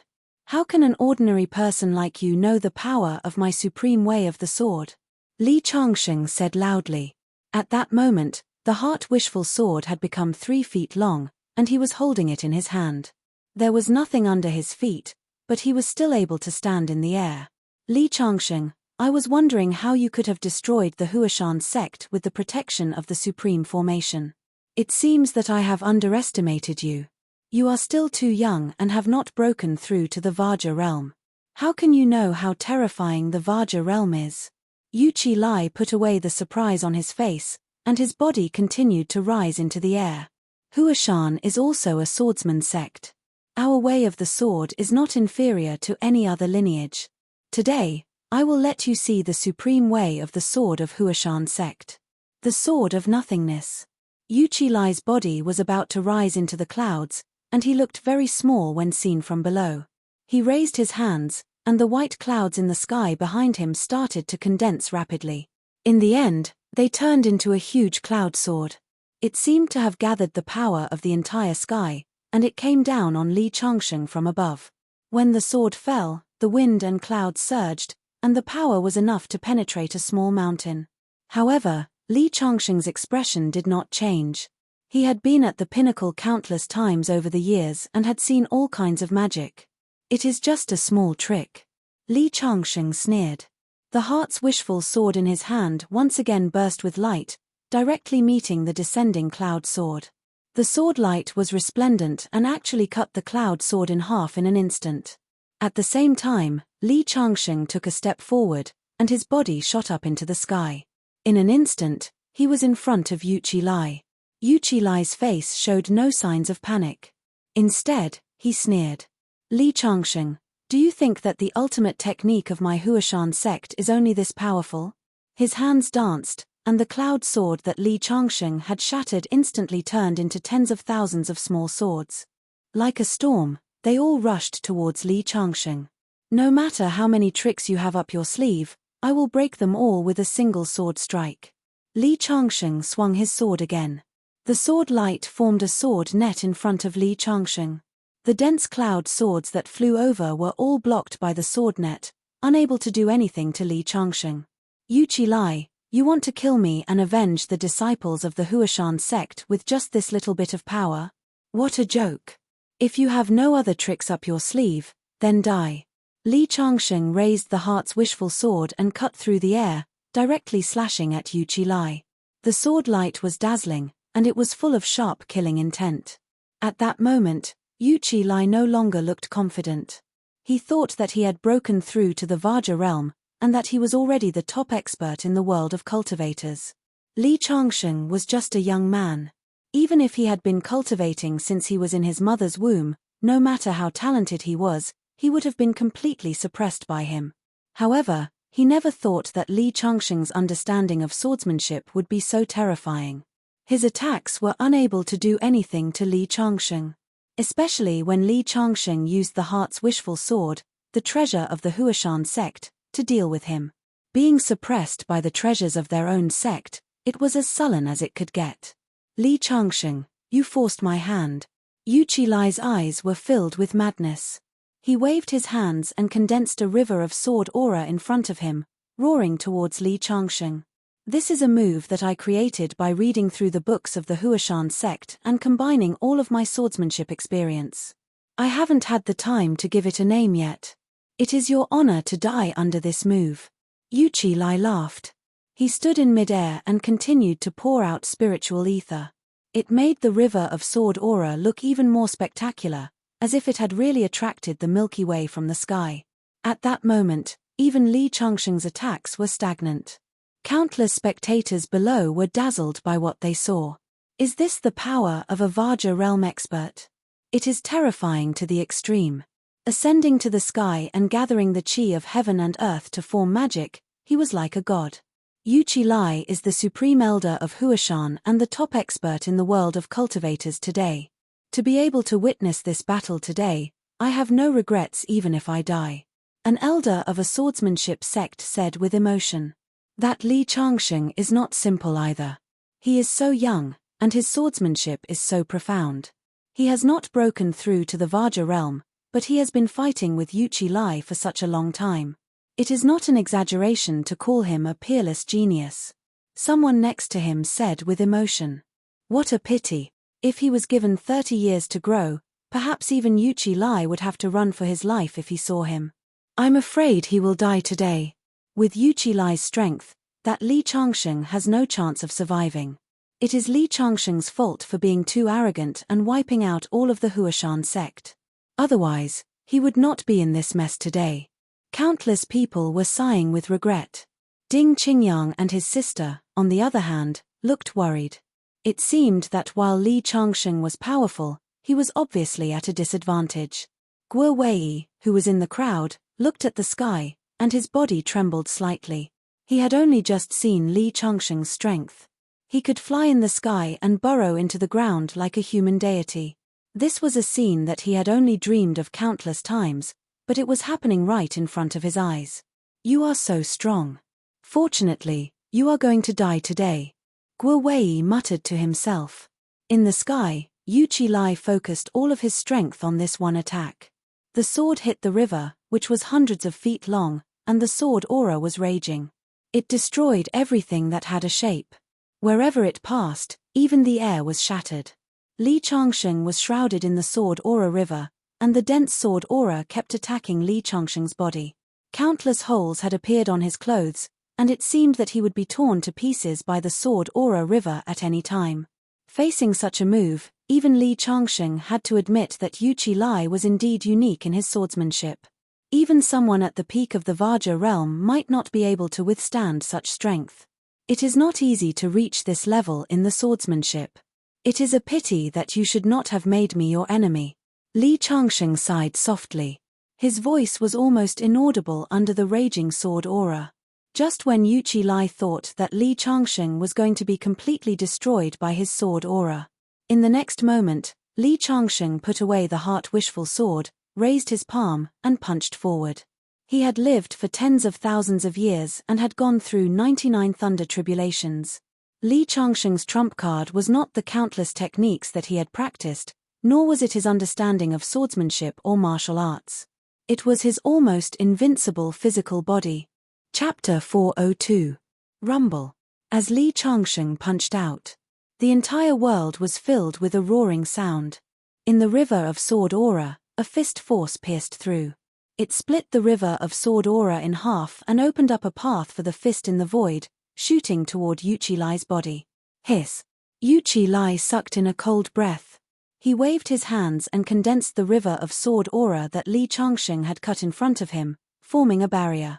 However, under the powerful fist force, the barrier was instantly broken from the middle and turned into countless messy sword aura, flying in all directions in the sky. Then Li Changsheng's body leaped high, like an eagle flying in the sky, and swooped down from the sky. His fist had terrifying energy, shaking the sky. Yuqi-Lai, today I will let you know that the gap between realms is not insurmountable. Li Changsheng's voice rang in the sky and spread in all directions. His fist made the sound of wind and thunder, changing the color of the sky. The people below looked up at the sky and saw Li Changsheng's body like a cannonball, aiming at the target and blasting down. The sound of the wind brought by the fist was no weaker than the roar of a fighter jet. The sound was oppressive, and the power was soul-stirring. Yuqi-Lai had broken through to the later stage of the Vajra realm before he could fly in the sky and perform all kinds of incredible magic in the sky. However, at this moment, Li Changsheng was obviously not in the Vajra realm, but he displayed unparalleled combat power, which was even more terrifying than Yuqi-Lai's. How can he be so strong? Yuqi-Lai's face was pale, and his eyes were filled with horror. He roared and took off his Taoist robe, throwing it in front of him. The robe instantly spun and became 100 feet long, protecting him under it. This robe was actually a high-level magic artifact. As the robe spun, the yin and yang 8 trigrams pattern on it shone brightly, exuding divine power. Crack! Li Changsheng's fist came down from the sky and smashed directly on the Taoist robe. This high-level magic artifact, which was known for its defensive power, had a hole torn in it by the fist. Then, it instantly shattered into countless pieces, fluttering in the sky. After the fist tore the Taoist robe, it landed directly in front of Yuqi-Lai. Rumble. Whirlwinds surged, as if the god of thunder was enraged, shaking the 9 heavens. At this moment, Yuqi-Lai crossed his arms and conjured a yin-yang 8 trigrams pattern to meet the fist, but it was instantly smashed by the fist. The yin-yang 8 trigrams pattern was smashed into pieces, and the powerful fist force landed on his chest. Like a kite with a broken string, he was sent flying hundreds of meters away. It only stopped when it hit the ground and smashed 7 trees that were as thick as a few people's arms. At this moment, the entire place fell into silence. Such a brilliant battle dazzled everyone who saw it. At the same time, a sense of insignificance arose in his heart. Such an attack contained the power to shatter gold and shatter stone with just a wave of his hand. These self-proclaimed masters of the martial arts world sadly discovered that a casual blow could send their souls to the netherworld. Guo Wei, who was standing there, was pale and trembling all over. Yuqi-Lai was such a powerful person, yet he had been beaten by Li Changsheng to the point where he could not even fight back. The legs of Yuqi-Lai's disciple, who was next to him, were shaking. Yuqi-Lai was no doubt an invincible deity in his heart, but now he was blasted to the ground by Li Changsheng from the sky with one punch. Ding Qingyang and his sister's eyes were filled with excitement. They thought that Mount Shu sect would go through a catastrophe today, but they did not expect such a turn of events. Li Changsheng, I will tear you to pieces. A roar came from the woods. A figure suddenly soared into the sky, leaving behind an afterimage in the sky, rushing towards Li Changsheng's location. It was Yuqi-Lai, who had been blasted to the ground by Li Changsheng. At this moment, Yuqi-Lai's hair was disheveled, and his face was full of embarrassment, but his eyes were full of murderous intent. Go to hell! Yuqi-Lai roared. In his hand, a long sword was shining.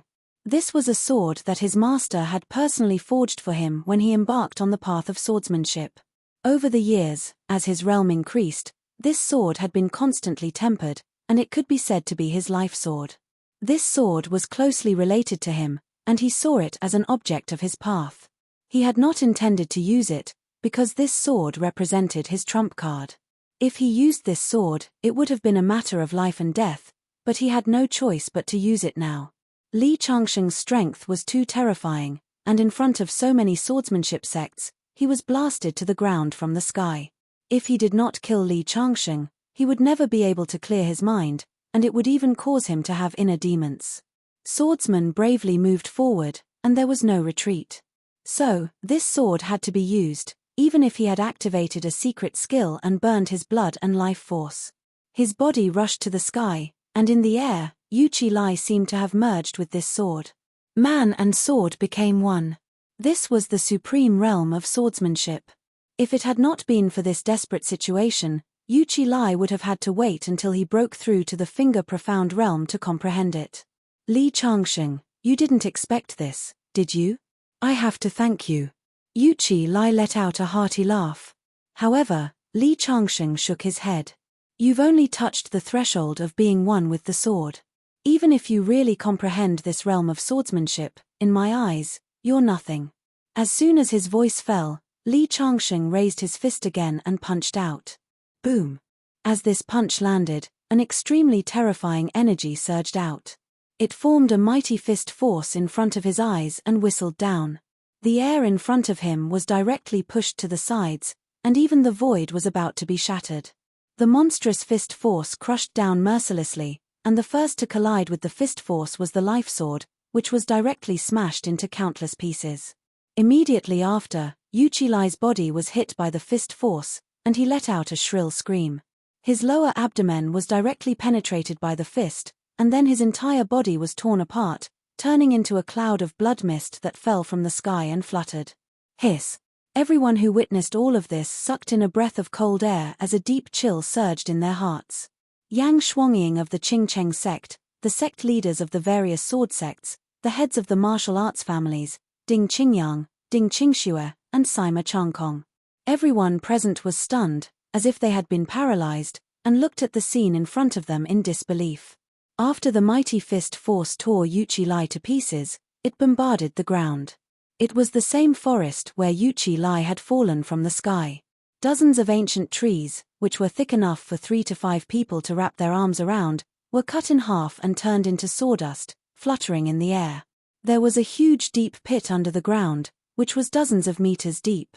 The mountain next to it gently swayed 3 times. The power of one punch was so terrifying that it was truly earth-shattering. Chapter 403. Everyone looked at the figure standing proudly in the sky. Their eyes were filled with shock and disbelief. Huashan sect's supreme elder Yu Qi, a Vajra realm expert, was dead. Li Changsheng punched him and turned him into a pile of debris. Not even his bones were left. The fall of a powerhouse also represented the rise of another powerhouse.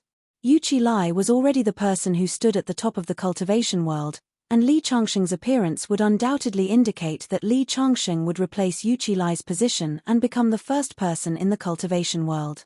Even Yu Qi, who was at the Vajra realm, was defeated by him. Could he be at the peak of the Vajra realm or the finger-profound realm? Yang Shuangying of the Qingcheng sword sect muttered to himself. He can kill Yu Qi with one punch. What does it matter what realm he is at? Among all the experts in the world today, there is no one who can match him. Sima Changkong also sighed. When one of his arms was cut off by Li Changsheng, he had thought that he could get back at him one day. Now that he thought about it, he realized how naive he was back then. If Li Changsheng had used even half of his strength, he was afraid that his end would not have been any better than Yu Qi's. On the high platform, Ding Qingxue's eyes were shining. In every girl's heart, there was a superhero who wore a golden armor and stepped on colorful clouds. And now, Li Changsheng was undoubtedly the unparalleled hero in Ding Qingxue's heart. He shone with boundless radiance and was so handsome that it was a complete mess. In the next moment, Li Changsheng's eyes fell on Guo Wei. Guo Wei hurriedly knelt on the ground. "Mr. Li, please spare my life. I was confused." However, before he could finish his words, he saw a green light fall from the sky. He fell straight to the ground and shut his mouth forever. Everyone has the right to punish those who betray their masters and ancestors. Li Changsheng's indifferent voice came down from the sky. Ding Qingyang's eyes showed that he could not bear to see Guo Wei like that. Finally, he sighed. If he had been the one to punish Guo Wei, He might have been soft-hearted and let Guo Wei go. It was precisely because Li Changsheng saw through this that he decided to kill him. The other youth standing with Guo Wei was Yuqi Lai's disciple. All the grudges are between me, the Huashan sect, and Yuqi Lai. You have just become his disciple, and you are innocent. Go back to the borderlands and look for your father. Li Changsheng said indifferently. The young man seemed to be surprised that Li Changsheng didn't kill him, and his face showed some joy. No matter who it was something worth being happy about. However, he did not leave immediately. Instead, he looked up at Li Changsheng and said loudly, I am still very weak today, but one day, I will defeat you fair and square and avenge my master. After the young man finished speaking, he turned around and proudly walked towards the exit. However, before he could take 2 steps, Li Changsheng waved his hand and a beam of sword light descended from the sky, piercing through the young man's back and ending his life. Suddenly, there was an uproar. Ding Qingyang was even more puzzled and asked, Mr. Li, since you said that you would let him go, why did you suddenly kill him? Hearing Ding Qingyang's question, Li Changsheng descended from the sky and stood on the high platform, saying indifferently, the reason why I let him go was because I thought that he was an innocent person, and I didn't want to kill more people. However, he was still thinking about avenging his master, so he was no longer innocent. I will not leave a hidden danger for myself. Since I said that I would let him go, I can also go back on my word. It is all up to me. Hearing Li Changsheng's words, Ding Qingyang fell silent. The leaders of the surrounding Sword Dao sects nodded in agreement. At first, when Li Changsheng killed the young man, everyone felt that Li Changsheng did not do it right, as he had promised to let the young man go. However, after thinking about it, Li Changsheng's way of doing things was worthy of approval. Knowing that the young man would become his enemy one day, he still kept the young man alive. That was not kindness, but stupidity. So many things have happened today, and I'm a little tired. I'll go back and rest first. Please help yourselves. After Li Changsheng finished speaking, he went straight back to his room. The Sword Alliance conference had come to an end. Although the Alliance leader succession ceremony had been interrupted halfway and wasn't perfect, it was still the perfect ending. Li Changsheng had just succeeded as the Sword Alliance master, but he had killed the current top expert in the cultivation world and established his reputation. After today, the name Li Changsheng would probably be well known in the entire martial Dao world. Everyone in the world knew him. On the second day after the inauguration ceremony, Ding Qingxue came to Li Changsheng's room. Now that Li Changsheng's battle had shocked the world, the prestige of the Mount Shu sword sect had also soared. However, Ding Qingxue did not look good. Is your brother still sad about Guo Wei's death? Ding Qingxue nodded. Although my brother knows that Guo Wei deserved to die, he was still regarded as the successor of his legacy. Doesn't your brother have another disciple? You're talking about Zhu Xing, right? Zhu Xing is a disciple that my brother took in the secular world. His potential is limited, not to mention that his foundation was damaged by you last time and he hasn't recovered yet. He didn't return to the Mount Shu sect with us and instead went to explore the world. Zhu Xing's departure has already made my brother very sad, and now Guo Wei has made him even more disheartened. Seeing Ding Qingxue's haggard appearance, Li Changsheng knew that she was worried about her brother. He sighed faintly and did not know what to say. After a few minutes of silence, he said, I'm leaving today too. Your brother is the sect master of Mount Shu after all. You should counsel him. Okay. There was a hint of reluctance in Ding Qingxue's eyes. She opened her mouth and wanted to say something, but in the end, she did not say anything. Li Changsheng did not have anything to pack. He got up and walked out of the room, but the moment he stepped out, Ding Qingxue suddenly reached out and hugged him. Feeling the softness on his back, Li Changsheng's body could not help but stiffen. Ding Qingxue leaned her head against Li Changsheng's back and closed her eyes tightly. She wondered if she would stay in this position until her hair turned white. After more than 10 minutes, Ding Qingxue finally let go. Ding Qingxue turned her head away and said, remember to come back and see me. Li Changsheng was about to say something, but Ding Qingxue had already walked into the room and closed the door with a bang. Looking at the tightly closed door and imagining the way she leaned against it, Li Changsheng finally sighed, took out the heart-wishful sword, and soared into the sky. He did not choose to take a helicopter, because taking a plane required a special pilot. He was afraid that he would be reluctant to leave if he delayed. It was said that a gentle home was the grave of a hero, and Li Changsheng was no exception. It was not until Li Changsheng left that the tightly closed door opened. Ding Qingxue looked at the empty sky, and her heart felt empty as if she had lost something. Her nose was slightly sour. Chapter 404. When they left Shushan and returned to Qingju, it happened to be snowing heavily. It was as if the entire world had become clean. Li Changsheng received a call from Kai Xian when he returned to the villa. Actually, Kai Xian had called Li Changsheng several times in the past 2 days. Unfortunately, the phone signal was almost paralyzed in the depths of Shushan and there was no signal at all. Now that they were back in Qingju, Kai Xian finally got through. "Mr. Li, where are you now? It's almost the new year. My dad asked me to invite you to my house. I'm in Qingju now." Li Changsheng smiled. Hearing Kai Xian's words, Li Changsheng realized that it was indeed only a few days away from the new year. More than half of the winter break had passed. "Can I come to your house?" Kai Xian asked carefully. "Of course. Come." After hanging up, more than 10 minutes later, a sporty Maserati sports car stopped in front of Li Changsheng's villa. Kai Xian got out of the car. Li Changsheng remembered that the last time he saw Kai Xian, he hadn't driven this car yet. This Maserati exuded a brand new aura from head to toe, and the license plate was from Qingju. Seeing that Li Changsheng was looking at his car, Kai Xian chuckled and said, "I just bought this yesterday. It's my mode of transportation in Qingju. How is it, Mr. Li? Is it pretty?" Hearing Kai Xian's words, Li Changsheng felt a little helpless.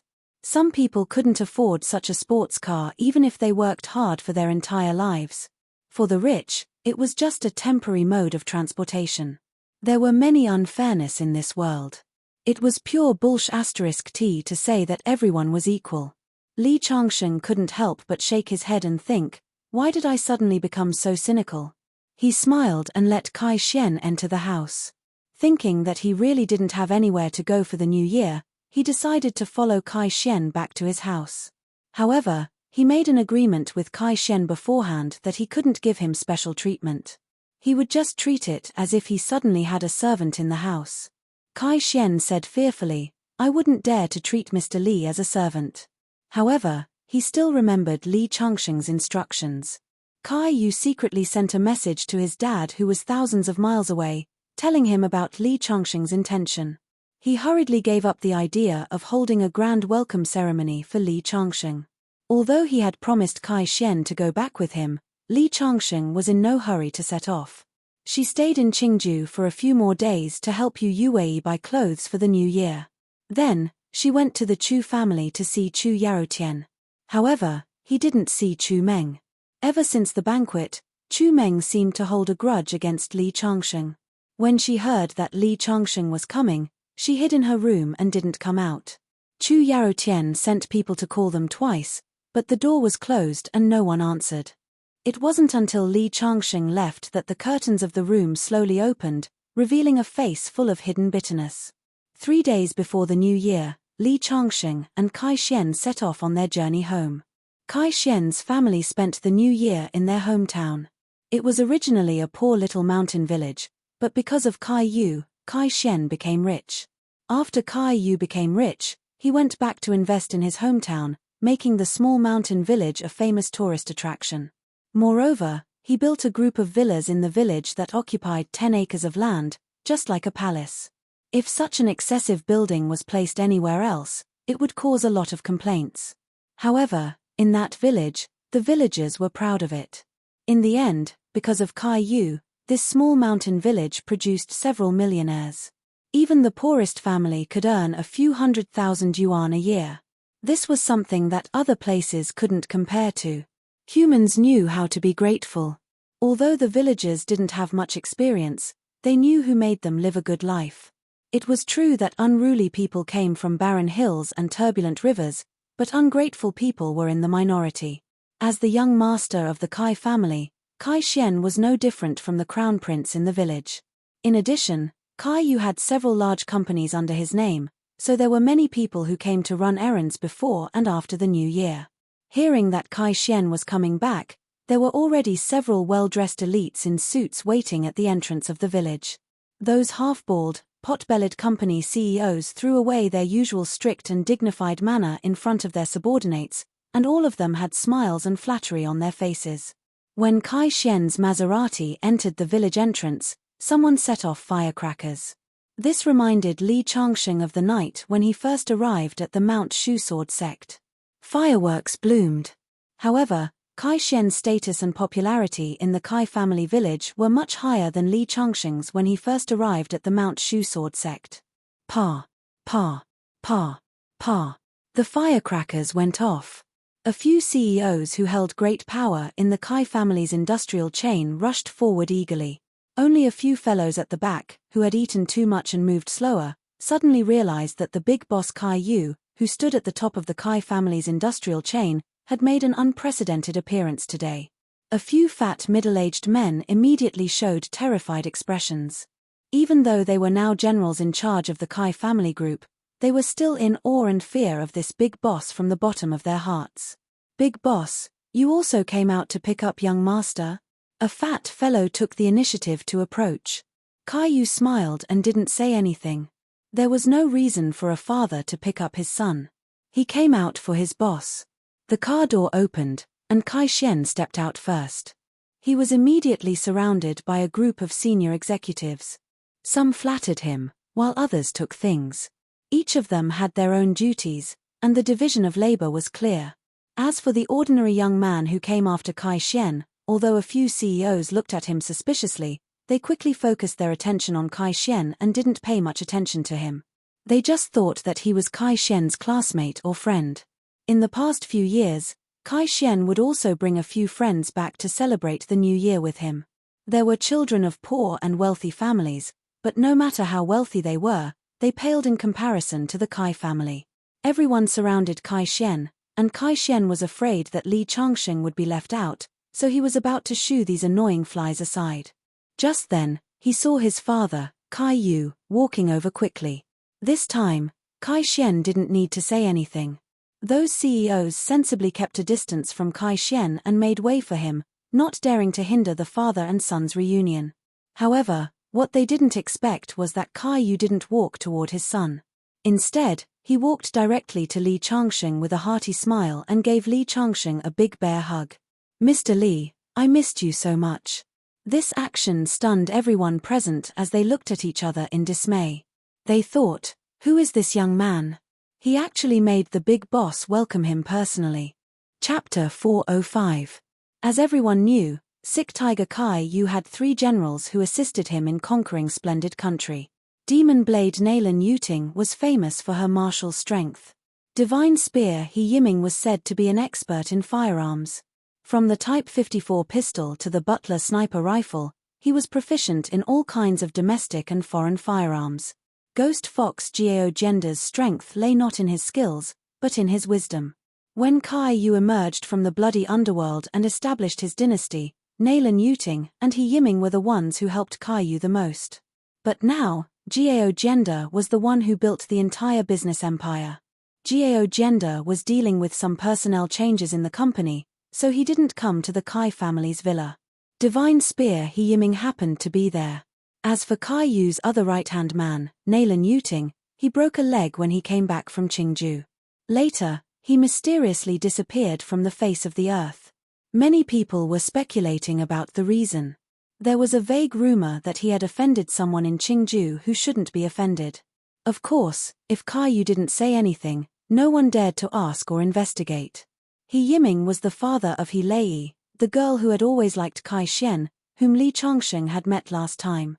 His daughter was 70% similar to him, so when Li Changsheng saw this man, he recognized him at a glance. He Yiming was also looking at Li Changsheng curiously, thinking that as the boss's confidant, he had no impression of the young man in front of him. Could he be the son of some big boss to be able to make the boss come out to greet him personally? Kai had been able to grow in the north over the years not only because of his iron hand and strong team, but also because of the huge circle of contacts he had managed. For Kai Yu, who sometimes appeared to be very approachable, it was understandable if he came out to greet a junior to show his respect. But Li Changsheng's ordinary clothes didn't seem like it. Next to him, a guy who had a good relationship with He Yiming whispered, "Could it be an illegitimate child of the big boss's love affair?" As soon as he said this, He Yiming immediately glared at him. But the moment he turned around, he suddenly felt that the other party's guess seemed to be somewhat reasonable. "You're a man. What's wrong with hugging?" Li Changsheng said with a look of disgust. Only then did Kai Yu retract his hand. If it weren't for the fact that he had to give Kai Yu some face in front of his subordinates, Li Changsheng would have already kicked him to the ground. He didn't have any special hobbies. However, when Kai Yu's subordinates saw this scene, they were undoubtedly extremely shocked. He Yiming slightly frowned.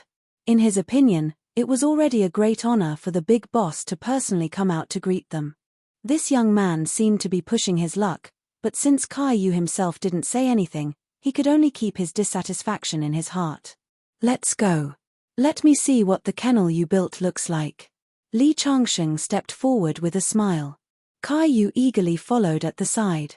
On the other side, the higher-ups hurriedly followed behind. He Yiming originally wanted to stop Kai Xian and ask the identity of this guy who didn't know the rules at all. However, Kai Xian had been accompanying Li Changsheng, so he didn't have a chance to ask. A group of people walked into the Kai family's villa majestically. Li Changsheng glanced around. Except for the largest building in the center, there were more than a dozen majestic buildings around it. It really did have the flavor of a small forbidden city. After entering the hall, Kai Yu originally wanted Li Changsheng to sit in the main seat, but Li Changsheng shook his head slightly and said that he didn't want to be treated specially. He just wanted to spend the new year in peace. So, he had to let Li Changsheng sit on the side seat. This side seat was originally He Yiming's seat, but now it was taken by Li Changsheng, so he had to sit below. Looking at Li Changsheng, who was chatting and laughing with Kai Yu, this general of Kai Yu's was quite dissatisfied. Because he was afraid that the food would taste bad if it was cooked too early, the chef didn't start cooking until Li Changsheng came in. About 10 minutes later, the banquet officially started. The table was full of delicacies. It was said that the chef was the descendant of the imperial chef that Kai Yu had spent a lot of money to hire. He was proficient in several cuisines. Because he knew that Li Changsheng wasn't an ordinary person, Kai Yu didn't dare to add more dishes for Li Changsheng. Kai Xian, on the other hand, would put the dishes in Li Changsheng's bowl whenever he saw which dishes were famous. This made many people who wanted to find out Li Changsheng's identity slightly disappointed. Apart from Li Changsheng, who was a little hungry and ate a little more, the others basically didn't touch their chopsticks. Of course, they had to be more reserved in front of the big boss. After the meal, they didn't find any clues. He Yiming took the initiative to lead the topic to Li Changsheng several times, but Kai Yu didn't respond at all. Li Changsheng was even more indifferent to He Yiming's several attempts to get information out of him, which made He Yiming quite angry. The number 2 figure of the Kai group was actually ignored by a young man of about 20 years old. After the meal, Li Changsheng took out a cigarette from his pocket. Kai Xian hurriedly took out a lighter to light the cigarette for him. Everyone at the table was dumbfounded. Unexpectedly, Kai Yu suddenly stood up and stopped his son's action. Many people became spirited and thought, is the big boss dissatisfied with the young man's behavior and is going to get angry? He Yiming was even more expectant. Unexpectedly, after Kai Yu stopped his son's action, a lighter appeared in his hand like a magic trick, and then he bent down to light Li Changsheng's cigarette. The action of lighting the cigarette was very natural. Li Changsheng took a deep puff of the cigarette and showed a somewhat enjoyable expression. He thought, smoking has become a habit unconsciously. This is not good. After lighting the cigarette for Li Changsheng, Kai Yu lit one for himself, ignoring the shocked subordinates next to him, whose eyeballs were about to fall out, and said to He Yiming, who was also in a daze. Later, you call Jiao Jianda and ask him to put aside the company's affairs and come back to see Mr. Li. Didn't he always ask me how I saw his talent at a glance when he was at his lowest? You tell him, and he will have the answer when he comes back. He Yiming reacted and nodded, but his heart was still in turmoil. He never dared to delay the big boss's orders. Kai Yu's swift and decisive personality affected every one of his subordinates. He hurried to the corner and called Gao Gender, who was known as Ghost Fox. Just when he was on the phone, he quietly looked at Li Changsheng, who was sitting there smoking. This seemingly ordinary young man seemed to have an amazing background. Chapter 406. Other than the first welcome banquet, when Li Changsheng and Kai Yu's subordinates gathered at the same table to eat, Kai Yu and his son accompanied Li Changsheng for every meal afterward.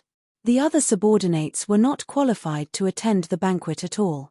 This gave He Yiming, who wanted to figure out Li Changsheng's identity, no chance at all. Kai Xian basically revolved around Li Changsheng. In the past few days, he had taken the initiative to learn some martial arts knowledge from Li Changsheng. Kai Xian was willing to learn and was willing to put in the effort.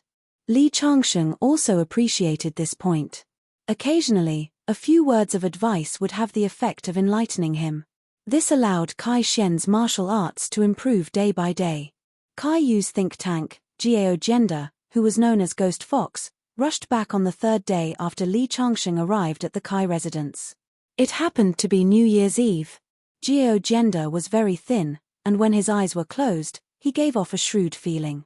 When he saw Li Changsheng, he didn't know why Kai Yu had called him back from afar just to see a young man. However, when Kai Yu said that he had been living on the streets back then, it was because Li Changsheng had said, "This kid has the potential to be a prime minister." That was why he had decided to take him in. Suddenly, Gao Gender thought of something, and his eyes revealed a look of disbelief. The moment he saw Li Changsheng, he felt that he was familiar, but he couldn't believe it. After more than 30 years, there was actually someone who could maintain the same appearance. He was so excited that he almost knelt down and kowtowed to Li Changsheng a few times in public. When Gao Gender came out of Li Changsheng's place, He Yiming, who had been waiting outside for a long time, couldn't wait to ask. "I say, brother Gao, what's the identity of that kid inside? He actually made Big Boss run over to him every day. If it were a charming beauty, it would be fine, but it just had to be an average-looking man. I really can't understand." When Gao Gender heard this, his face revealed some mystery. He pulled He Yiming to a remote place and then said mysteriously, "Big Boss once told us that the reason he was able to rise in the wilderness back then was because of someone's support. Do you still remember?" "Of course I remember." He Yiming nodded. "It's just that it's said that the big shot has already disappeared for more than 30 years. Could it be that this kid is actually that big shot's descendant?" No wonder. He Yiming thought that he had guessed the truth of the matter and revealed a look of realization. Unexpectedly, Gao Gender shook his head. "You're wrong. He's not the descendant of that big shot, but that big shot himself." "What?" He Yiming, who had just taken out a cigarette and was about to light it, was so scared that his hand trembled and the cigarette fell to the ground. He stared at Gao Gender in disbelief. "I say, Director Gao, are you kidding me? That kid is only 20 years old. You said that he helped the big boss 30 years ago. How is that possible? Why not? Do you know who Nailin Yuting offended the last time she went to Qingju and came back with a broken leg? Don't tell me you're the one who provoked this brat." He Yiming's heart jumped. Like him, Nailin Yuting was Kai Yu's right-hand man, but her leg was injured after a trip to Qingju. Not long after, she completely disappeared from the world. He had never figured out the reason. He thought that Kai Yu wanted to burn the bridge after crossing the river, cook the hound after the cunning rabbit, and put away the bow after the birds have flown. He had been cautious for a long time.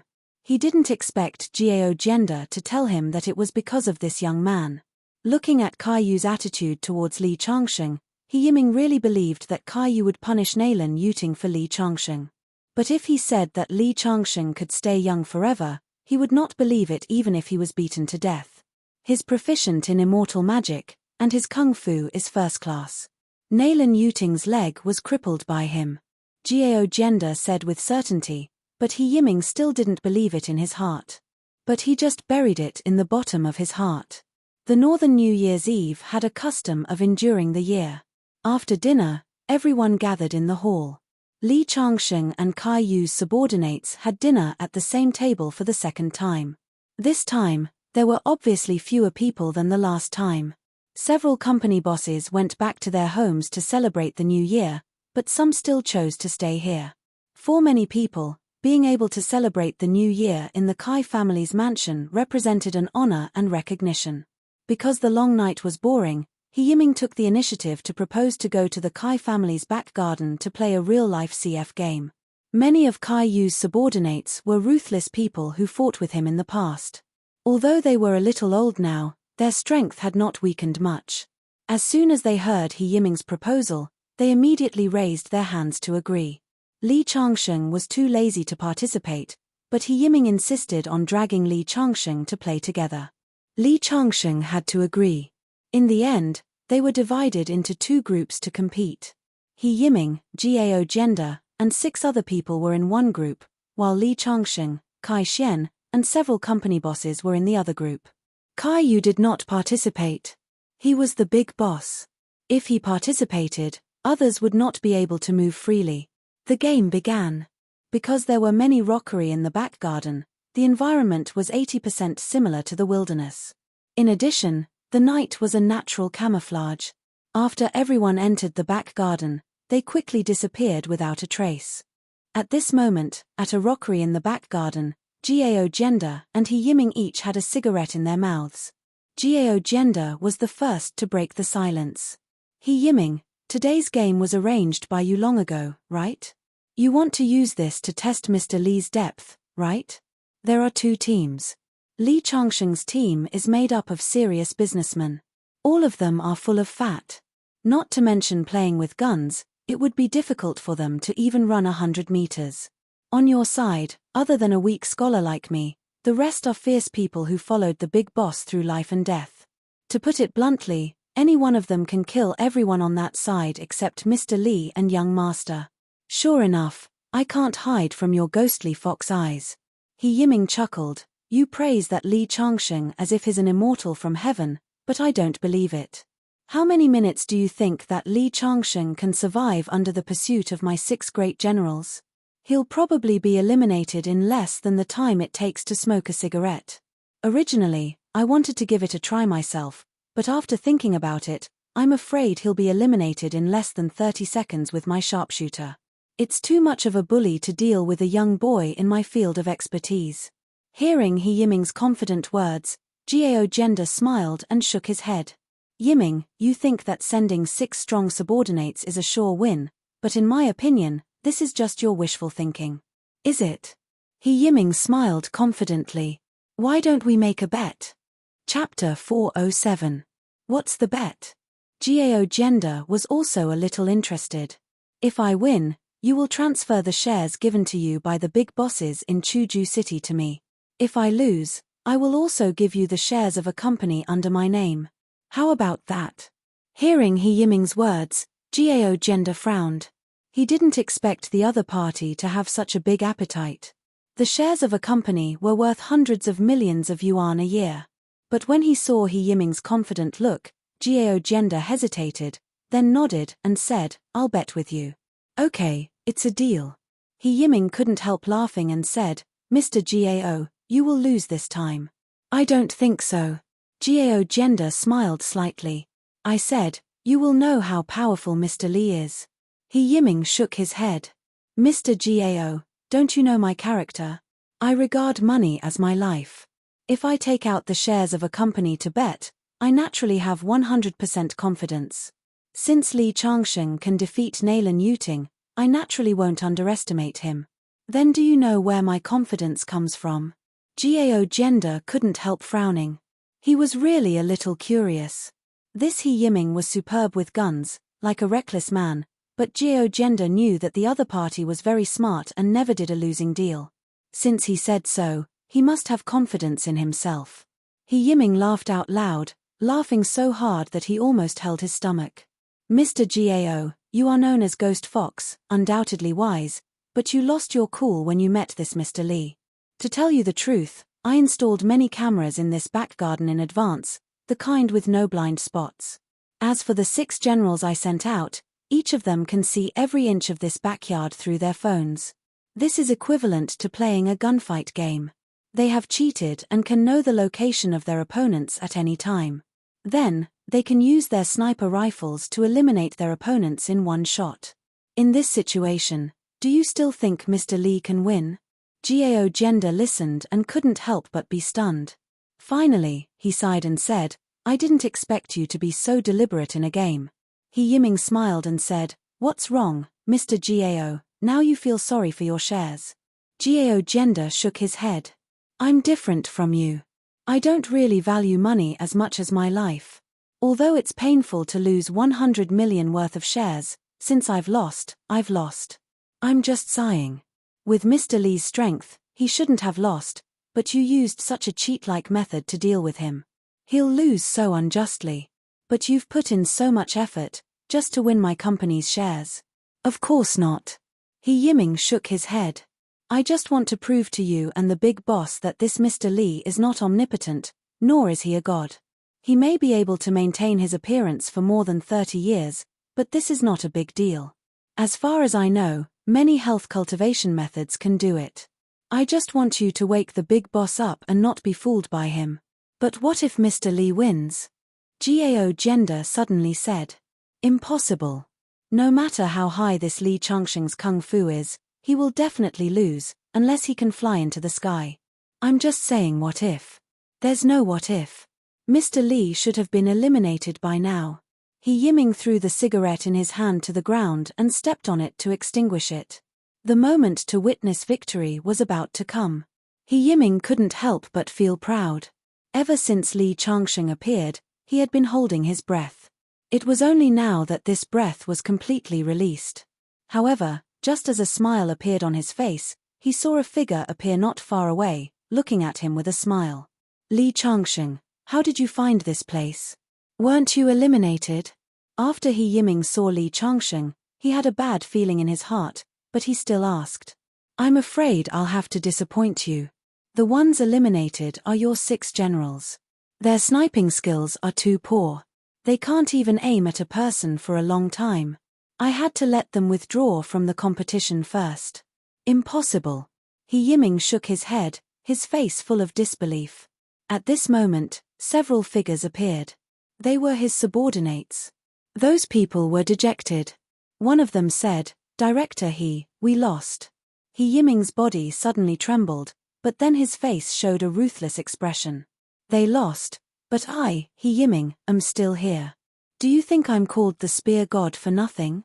He Yiming took out the imitation pistol as fast as he could and aimed at Lee Changsheng. However, when he was about to pull the trigger, he felt a chill between his eyebrows. He was hit by a paintball. He was eliminated. I actually lost. He Yiming's face was full of disbelief. Facing Lee Changsheng, he didn't even have a chance to shoot. He was defeated in the field he was best at. At this time, Kai Yu and a few other higher-ups also came over. They shook their heads and said, Yiming, you've gone mad. You installed cameras in the garden and carefully planned this game. I don't want to criticize you. Go back to your own home tomorrow and reflect for a while. When you've thought it through, come out and help me. Big boss. He Yiming wanted to explain something, but Kai Yu shook his head and said to Lee Changsheng, Mr. Lee, I'm sorry. Lee Changsheng smiled and said, It's okay. I just want to stretch my muscles. Lee Changsheng, Kai Yu, and the others left. He Yiming sat on the rockery next to him. Today's failure was undoubtedly a huge blow to him. Kai Yu's words seemed to be not reproaching him, but it was equivalent to letting him stay away from the center of power. Alas! Gao Gender shook his head and didn't know what to say. He just patted He Yiming on the shoulder and then left the back garden. Back then, Nailin Yuting had offended Lee Changsheng in Qingju and even lost her life in the end. Now, He Yiming's ending was actually good. This was also because he didn't mean to hurt Lee Changsheng from beginning to end, so Kai Yu let him go. The next day, before leaving the Kai family, He Yiming asked Kai Yu to give him the video of yesterday's battle. He stayed in the room for a whole hour and watched all the video carefully, not letting go of any details. When He Yiming came out of the room, there was fear in his eyes. He bowed to the courtyard where Lee Changsheng lived and said loudly, He Yiming is convinced of my defeat. Several executives who were close to him came out to see him off. They asked him curiously what he saw. He just sighed and said, Gender is right. He is an immortal. After that, he walked out of the courtyard with a lonely face, leaving a group of friends who were puzzled. Chapter 408. There was always a festive atmosphere during the new year. After 12 o'clock, Li Changsheng's phone kept ringing. It was a congratulatory message from someone he knew. The next morning, Li Changsheng ran a few laps around Caillou's mansion. After eating the dumplings in the morning, the previous year had become history. The school reopened on March 5, the 18th of the first lunar month. Li Changsheng returned to Qingju a few days in advance. Compared to Caillou's house, his villa was much more deserted. Yu Yue's family returned to their hometown in Medicine King Valley, so Li Changsheng spent most of his time in the villa cultivating. When school reopened, life didn't seem to have changed much. However, the dormitory was empty. Jiang Dao, Zhong Xiaofeng, and Yang Fan all chose to do their internships. Later, Li Changsheng didn't stay in the dormitory and moved back to his villa. A week after school reopened, the dormitory manager told Li Changsheng that there was a letter for him. Even Li Changsheng, who was used to the convenience of the internet era, was surprised that someone would write to him. Li Changsheng was quite surprised. The address on the envelope was from Beijing. When he opened it, it was an invitation. To Mr. Li Changsheng. Solemnly, March 9th, Gungwu Year, Agricultural, Calendar. Wang Shuo and by Qianshue's wedding banquet. Please honor us with your presence. Seeing this invitation, Li Changsheng's face couldn't help but sink. What does this Wang Shuo mean? He's going to marry by Qianshue, but he actually sent me an invitation to show off. Is he deliberately mocking me? Li Changsheng took a deep breath, smiled and waved at the guard, and then walked out of the dormitory. He stood outside the dormitory and looked at the people coming and going. He only felt that the sun was particularly dazzling. My girlfriend is getting married, but the groom isn't me. This is definitely a pain in the ass. What's even more painful is that the other party sent him an invitation. This is the rhythm of slapping his face until his teeth fall out. Li Changsheng walked out of the campus and took a taxi to the railway station. He opened WeChat and sent a voice message to Jiang Dao, who was currently interning in Beijing, saying, "Get ready to pick me up. I'm going to Beijing to seek shelter with you." Since the other party had sent an invitation, Li Changsheng felt that it wasn't a big deal for him to attend. Although the other party might just want to show off a little, it was impolite not to reciprocate. After being mocked, it wasn't Li Changsheng's style to not respond. It took an hour to get to the train station from school, and 3 hours to get to Beijing by train. Therefore, when Li Changsheng walked out of the train station alone without any luggage, it was already 3 in the afternoon. Jiang Dao, who was wearing fashionable clothes, greeted Li Changsheng from afar. He smiled and said, "Changsheng, you are really swift and decisive. You came to the capital just like that. But this brother has been waiting for you for a long time." Zhong Xiaofeng and Yang Fan are also interning in Beijing, but those 2 guys are a little scared. They only interned for a few days and didn't dare to ask for leave. I can only see them after work at 5. After exiting the train station, he got into Jiang Dao's 7 Series BMW. Jiang Dao then asked in confusion, "Changsheng, did you really come to Beijing to hang out with your brothers?" He knew that with Li Changsheng's identity, he didn't need an internship. It was just that Li Changsheng came so suddenly that he couldn't figure out what was going on. Do you still remember by Qianshue? Of course, the campus belle of Shangqing University. Isn't she your girlfriend? She used to be, but not anymore. She's getting married, and she gave me an invitation. Li Changsheng said this sentence with incomparable calmness. Jiang Dao, on the other hand, was already very angry as he slapped the steering wheel. This is too much. Isn't this the same as giving someone a slap on the left side of their face? Also, this by Qianshue is too blind. Changsheng, where else can she find someone with your family background? Oh right, who is the person she is marrying? The son of the Wang family in Beijing, Wang Shuo. Li Changsheng lightly spat out these few words. Jiang Dao suddenly fell into silence. In the end, he could only curl his lips. The Wang family in Beijing, no wonder. Halfway through the journey, the car suddenly braked and stopped. Jiang Dao turned his head and anxiously said, Changsheng, don't tell me you came to Beijing to do something irrational. The Wang family is known as one of the 4 major families in Beijing. Looking at Jiang Dao's worried face, Li Changsheng slightly smiled. Don't worry, I won't be impulsive. That's good. Jiang Dao let out a long sigh of relief. But is the 4 major families that great? I want to meet them. At this moment, Jiang Dao's originally relaxed heart was once again raised. Sure enough, this roommate of his didn't come to Beijing with good intentions. Changsheng, my family has a villa in Beijing. Stay at my place tonight. Don't worry, it's just me, so don't be afraid of disturbing me. Jiang Dao said while driving. No, I heard that the Wang family has prepared a wedding of the century for the newlyweds. All the guests have been arranged in a 5-star hotel. I have an invitation, so I'll stay there. Jiang Dao's hands couldn't help but tremble as he drove. Then let's contact Yang Fan first. Let's get together first.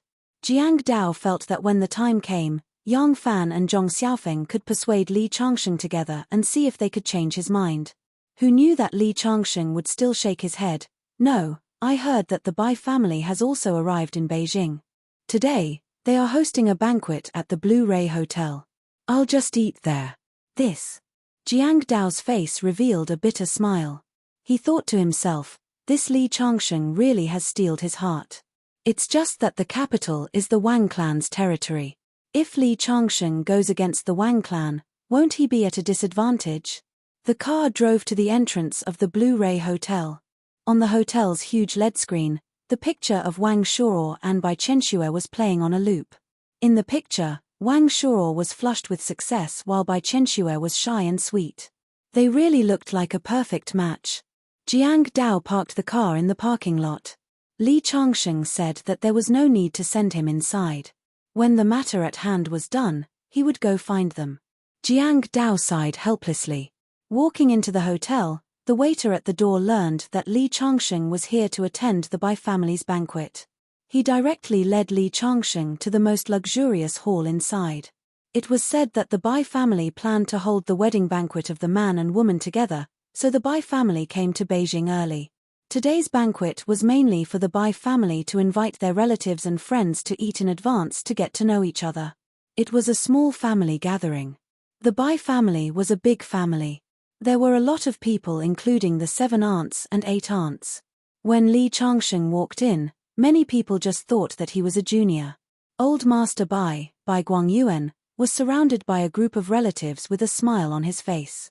Second Master Bai Jinbin was responsible for greeting the relatives who came and went. The moment Li Changsheng entered Bai Jinbin's line of sight, the smile on Bai Jinbin's face suddenly froze. Bai Chenxue's aunt, Bai Ruolin, and Bai Chenxue's cousin, Bai Mingtang, were also stunned at the same time. Just when the guests in the room didn't know what had happened, they saw Bai Guangyuan, who was talking with a few juniors, suddenly stand up with a somewhat complicated expression on his face. He said, Changsheng, why are you here? Chapter 409. Li Changsheng stood at the door of the hall. Everyone in the Bai family came to their senses and walked up to him. Especially Bai Guangyuan, the old master, whose voice was trembling. Who is he? The relatives of the Bai family were discussing and guessing Li Changsheng's identity. Changsheng, Chenxue, Bai Guangyuan wanted to say something but stopped. It's okay. I'm not here to see her. I'm just here to take a look. Li Changsheng looked at the people of the Bai family. They used to treat him as family when they saw him. But now, as Bai Chenxue and Wang Shuo's wedding was finalized, they seemed to be pushed further and further apart by an invisible force and became more and more unfamiliar.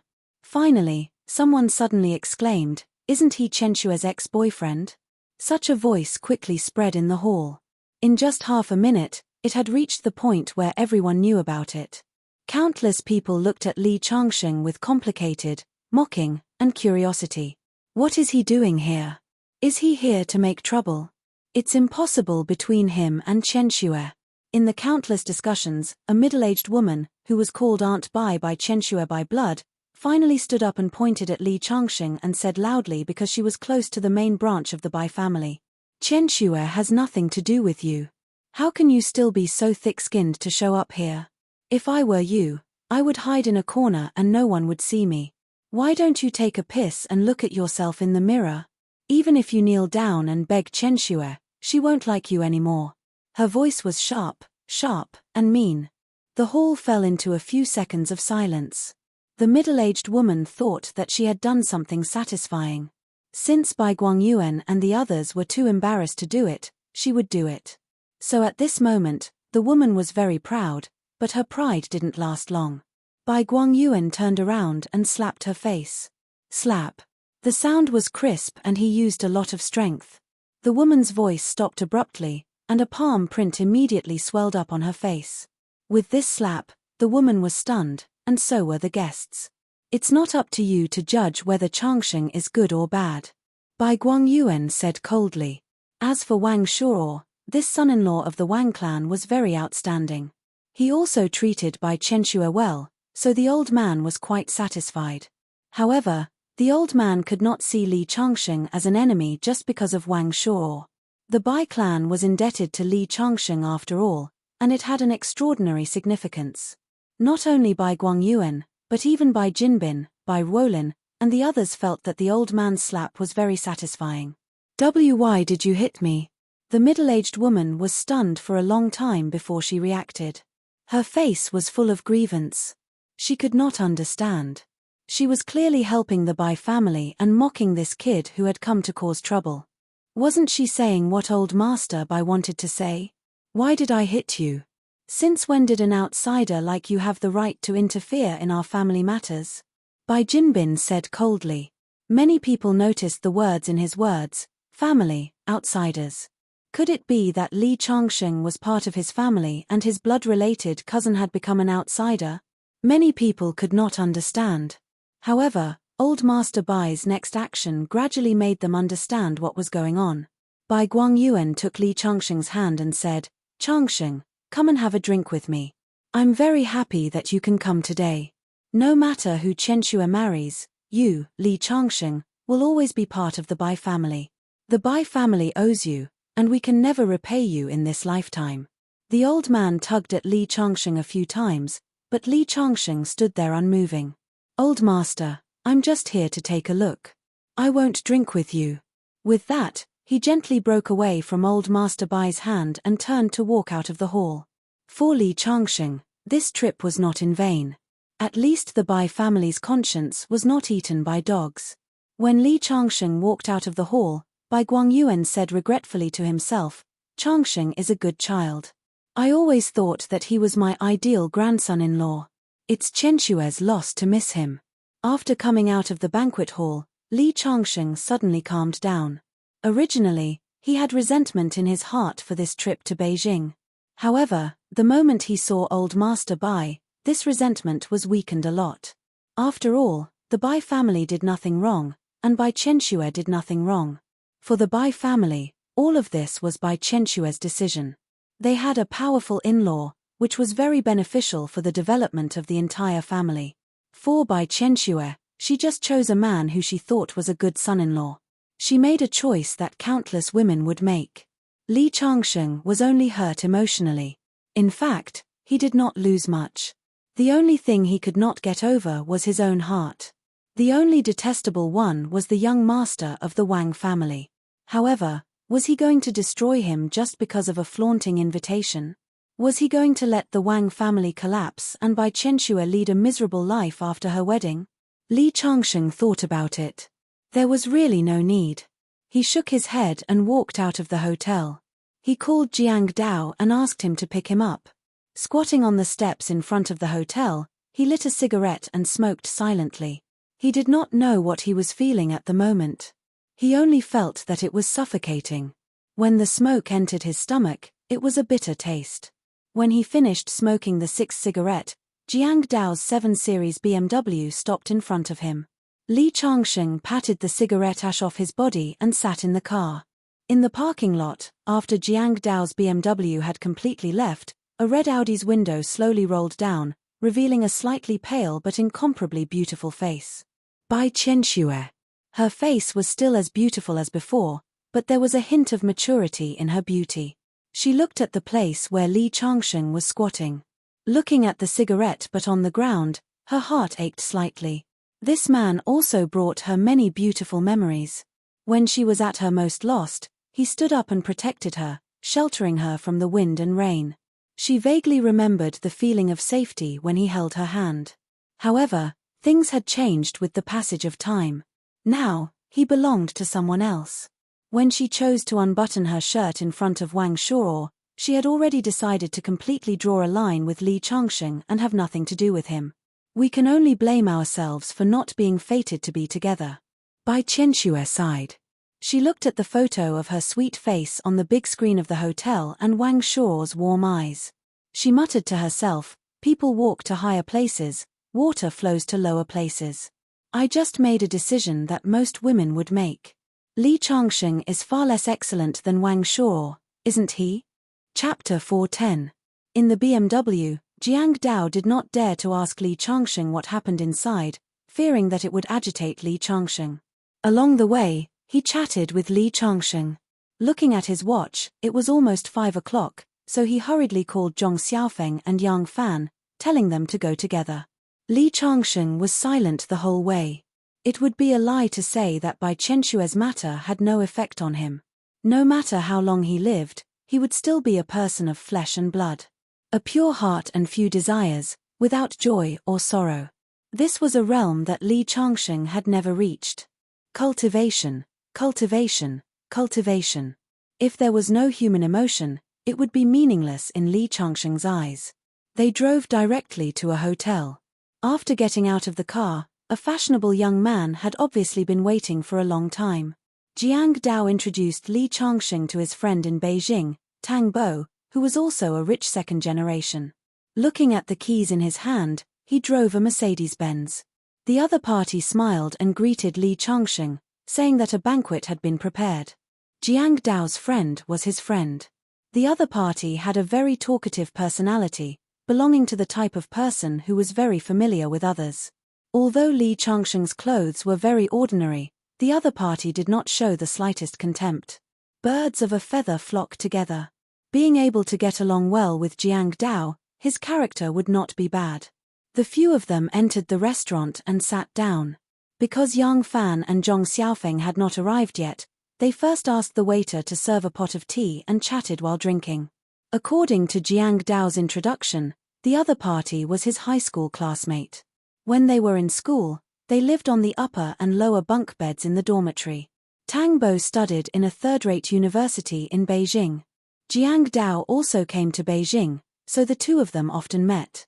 Tang Bo was a talkative person. Even though Li Changsheng did not like to talk much, he quickly became familiar with Li Changsheng. Half an hour later, Yang Fan and Zhong Xiaofeng appeared and gave Li Changsheng a big hug. After sitting down, Jiang Dao asked the waiter to serve the dishes. Obviously, it was not the first time Zhong Xiaofeng and Tang Bo met, so they did not have any scruples. It's boring for a few men to drink. Why don't I find a few girls? Tang Bo didn't wait for Li Changsheng and the others to respond. He stood up and went out to make a phone call. When he came back, he was beaming with joy. It was obvious that the girl he spoke of gave him face. Not long after, the two women that Tang Bo had called had arrived. One of them was wearing a pink dress called Zhongxin. She took the initiative to raise her wine glass as soon as she sat down. She belonged to the cheerful type. After being introduced, they found out that she was Tang Bo's girlfriend. Jiang Dao couldn't help but laugh as he punched Tang Bo's arm and said, "You brat, why did you call us to introduce us to girls? So you came here to show off." Tang Bo burst into laughter. The other was more introverted. Her name was Lin Yin, and she looked gentle and quiet. She gave off the vibe of a pretty girl from a humble family. Zhong Xin hurriedly helped her boyfriend out of the situation and said, "My best friend next to me, Lin Yin, doesn't have a boyfriend yet. You all have a chance." With the addition of the two women, the atmosphere really changed. It was just that there were a lot of dirty jokes, but it wasn't good to say them in front of girls. After chatting for a while, they found out that Tang Bo's girlfriend, Zhong Xin, was actually a top student at Huaqing University. Lin Yin, who wasn't good with words, was also a classmate of hers. This made the few people present couldn't help but have a whole new level of respect for the two women. Tang Bo was also proud of being able to find such a highly educated girlfriend. During the meal, he drank a few more glasses. He went over and put his arm around Li Changsheng's shoulder and said, "You must have fun in Beijing. If there's anything, I'll cover you." After eating and drinking to their heart's content, Tang Bo took the initiative to suggest going to a bar to play. Jiang Dao wanted to let Li Changsheng relax, so he strongly agreed. As for Zhong Xiaofeng and Yang Fan, they had been interning in the company for the past few days. Because they were newcomers, they were quite oppressed and in high spirits. Originally, the girl called Lin Yin didn't want to go, but she couldn't stand her best friend Zhong Xin's constant persuasion.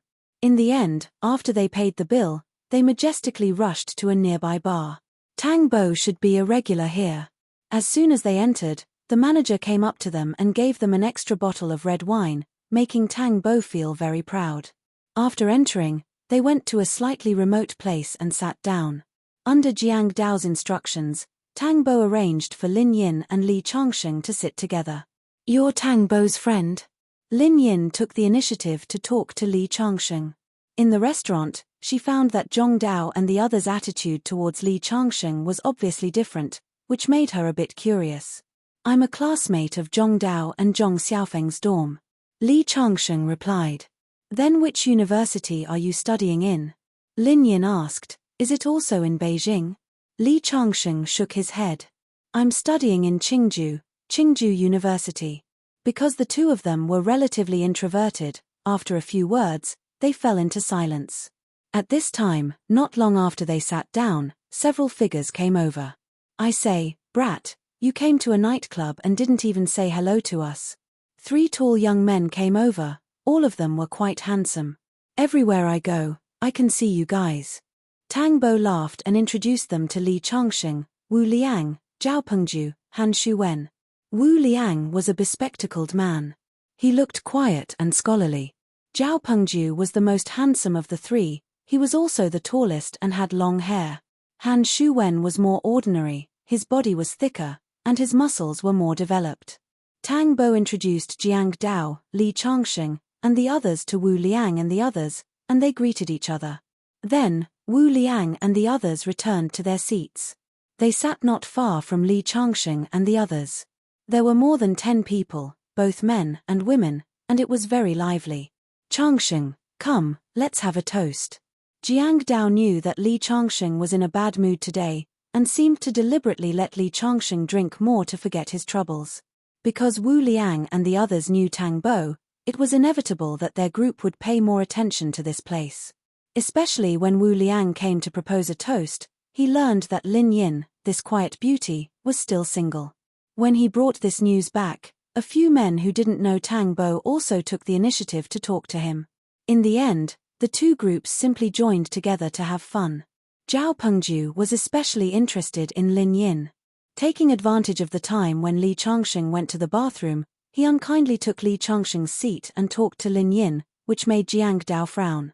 At around 10 o'clock, the bar was completely lively. Because his seat was taken, Li Changsheng could only sit between Jiang Dao and Tang Bo. Tang Bo patted Li Changsheng's shoulder and said with the smell of alcohol, "Brother, it seems that your level is not good enough," that Zhao Pengju took the lead. "But it doesn't matter, I'll introduce you to another one another day." Li Changsheng smiled and said, "No need, we all came out to play, I didn't think too much." Chapter 4:11. Jiang Dao kept toasting Li Changsheng, but he didn't drink too much. Instead, he drank himself to the point of staggering. Tang Bo and Li Changsheng bumped into each other twice, and then spent most of the time whispering to his girlfriend, Zhong Xin. Obviously, the two had just confirmed their relationship and were stuck together like glue. In Wu Liang's circle, there was a woman who wore smoky makeup. She considered herself as a big sister and was very forthright in drinking. In fact, it wasn't difficult to see that her appearance was above 70 points, but she had put on too much makeup and gave people the feeling of a delinquent girl. She was forthright in drinking and seemed to be unconventional in other aspects. There were 2 boys who took advantage of the alcohol and quietly took advantage of her, but she didn't care. He didn't know why he suddenly noticed Li Changsheng. He raised his wine bottle and shouted, "Little brother, is this your first time coming to this kind of place? Although a man's silence is golden, aren't you a bit too boring?" Therefore, all eyes were focused on Li Changsheng. "Come, have a drink," the girl said casually. Li Changsheng actually didn't have a good impression of this kind of girl who was too open. However, since the other party raised her glass, he couldn't be too disrespectful. Therefore, he also picked up the bottle and took a symbolic sip. The girl gulped down the bottle of beer. It caused a burst of cheers. The other party looked at Li Changsheng with disdain and said, "A man doesn't have a bit of manliness. I'm a man. Why don't you drink with me?" Intending to show off in front of Lin Yin, Zhao Pengju took the initiative to stand up and clinked glasses with the smoky makeup girl. He also drank one bottle at a time. The smoky makeup girl smiled and said, "That's more like a man." It made Zhao Pengju feel that he was quite in the limelight. He glanced at Li Changsheng, who was sitting there with a bit of pride. The only thing that made him regret was that Lin Yin just smiled very implicitly. Obviously, she didn't appreciate this kind of drinking behavior. Probably because he drank a bottle of beer, Zhao Pengju stood up and staggered to the bathroom.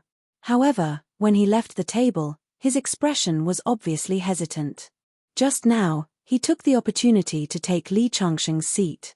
He was really afraid that when he came back, Li Changsheng would take it back.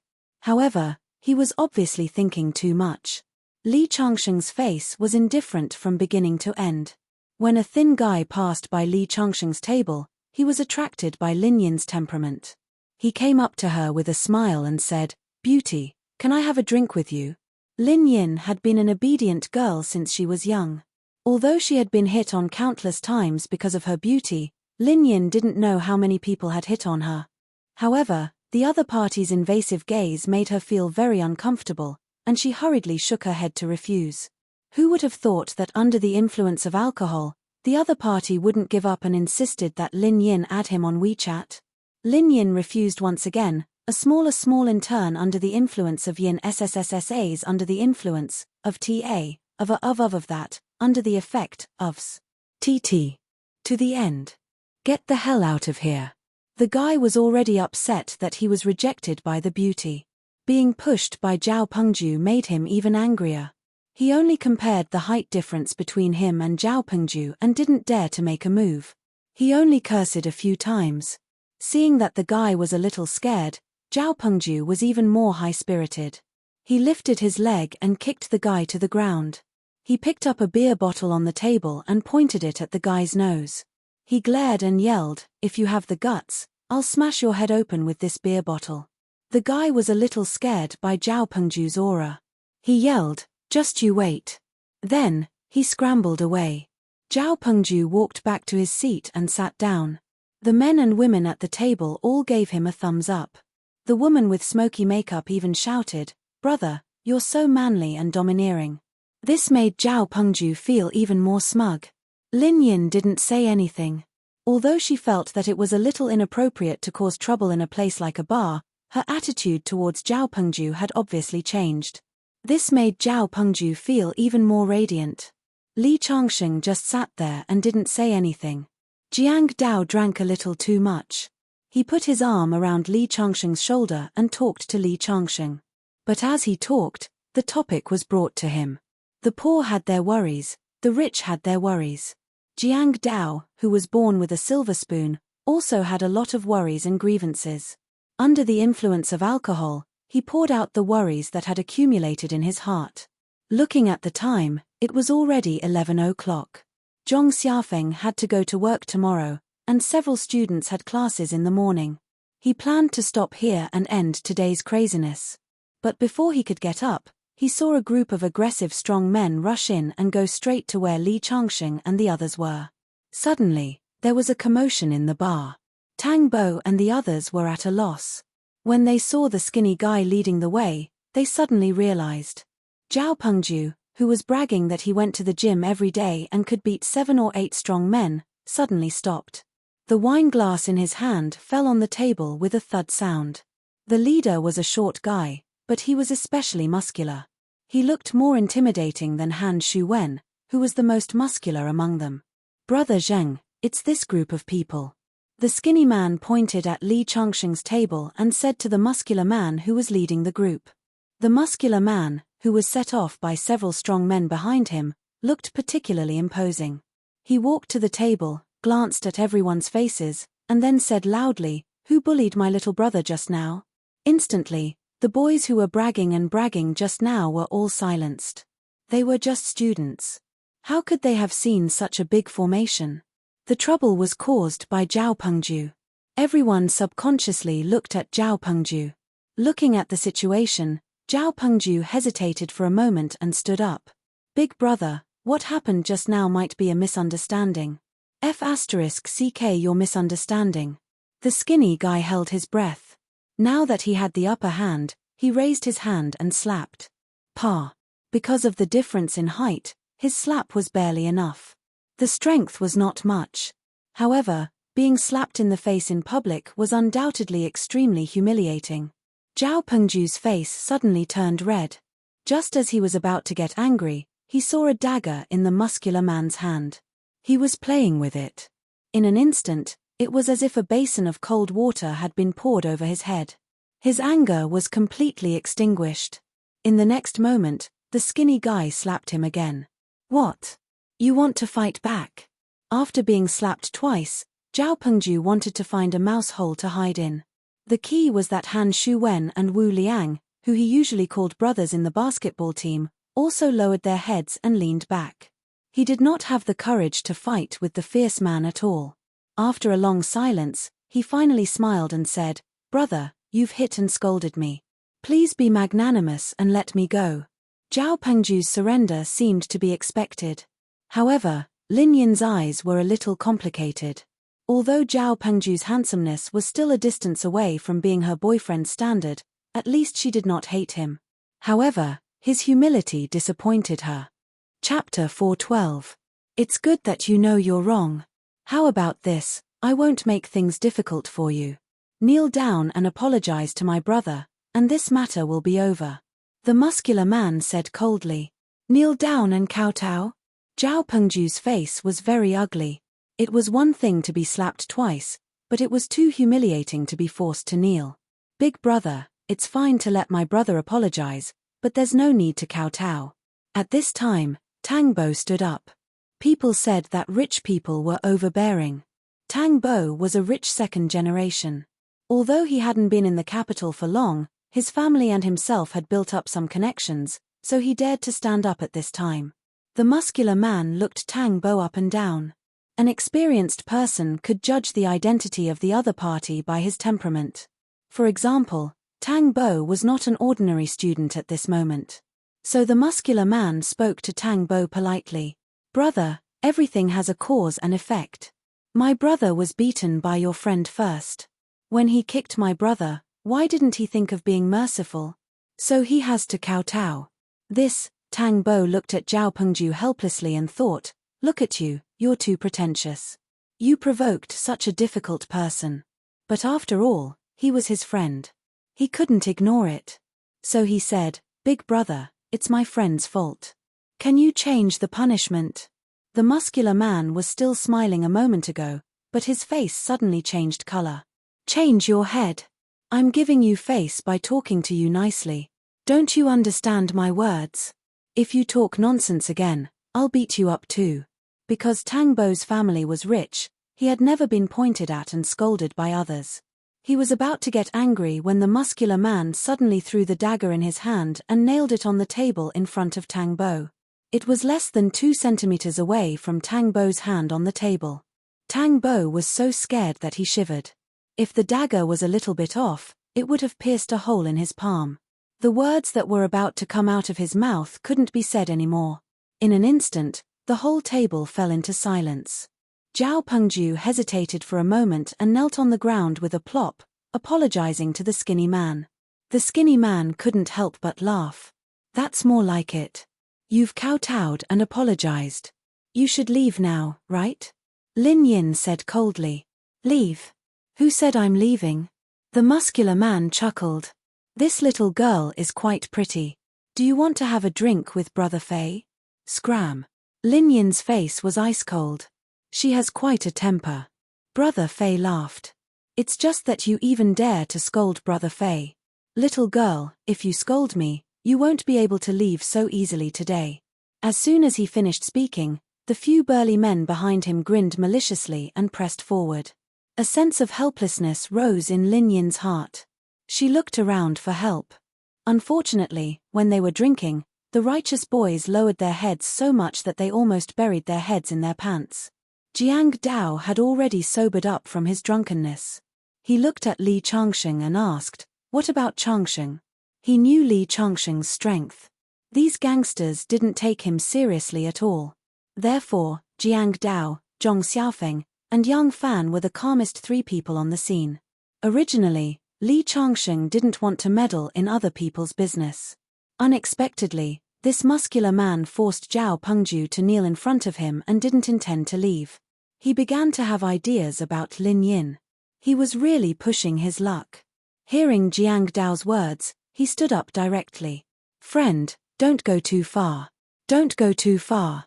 Seeing Li Changsheng stand up, the others on the table were surprised. Because no matter how they looked at it, it was not Li Changsheng's turn to stand up. And the muscular man was also stunned. He thought, there is really someone who is not afraid of death. There was some surprise in Lin Yin's eyes. Hee hee. The muscular man showed a bit of an evil smile on his face and said, "Today, I must take this girl away. Then there's nothing to say." Li Changsheng smiled. Suddenly, he stepped on the table and leaped high into the air. A swift and fierce knee directly hit the muscular man's chest from above. The muscular man was knocked back 3 steps. After Li Changsheng landed, he rushed up and pressed the muscular man's head against the pillar behind him. It was a dazzling display of fists. When he released his hand, the muscular man's face was already covered with blood. The other few muscular men reacted at this time and wanted to rush up. They saw Li Changsheng grab a wine bottle on the table next to him and smash it against the pillar, revealing the sharp glass shards.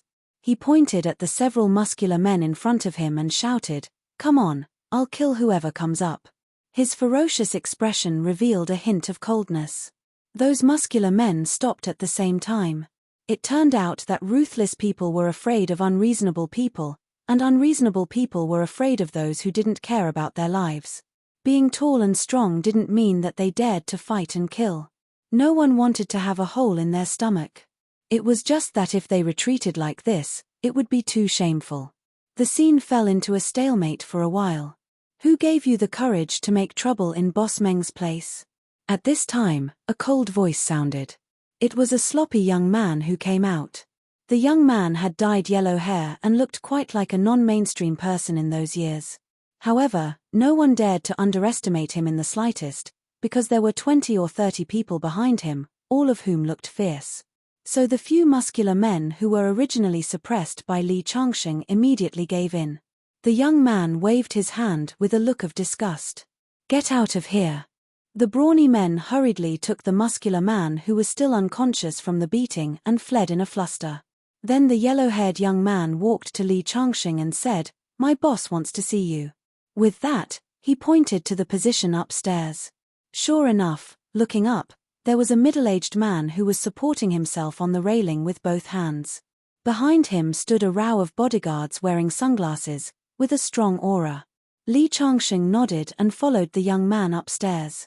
"You fight very well." After Li Changsheng went up to the 2nd floor, the man on the railing turned around and looked up and down at Li Changsheng. If he hadn't seen it with his own eyes, he wouldn't have believed that this ordinary-looking young man would have such a fierce side just now. Not bad. Li Changsheng smiled slightly. "Are you interested in working for me?" The man spoke again, looking at Li Changsheng with a bit of appreciation. "Not interested." Li Changsheng shook his head and turned to walk to the stairs. "Stop. Our boss hasn't let you go yet. Do you know the rules?" The yellow-haired young man said coldly. However, Li Changsheng continued to walk forward as if he didn't hear him at all. "I told you to stop, didn't you hear me?"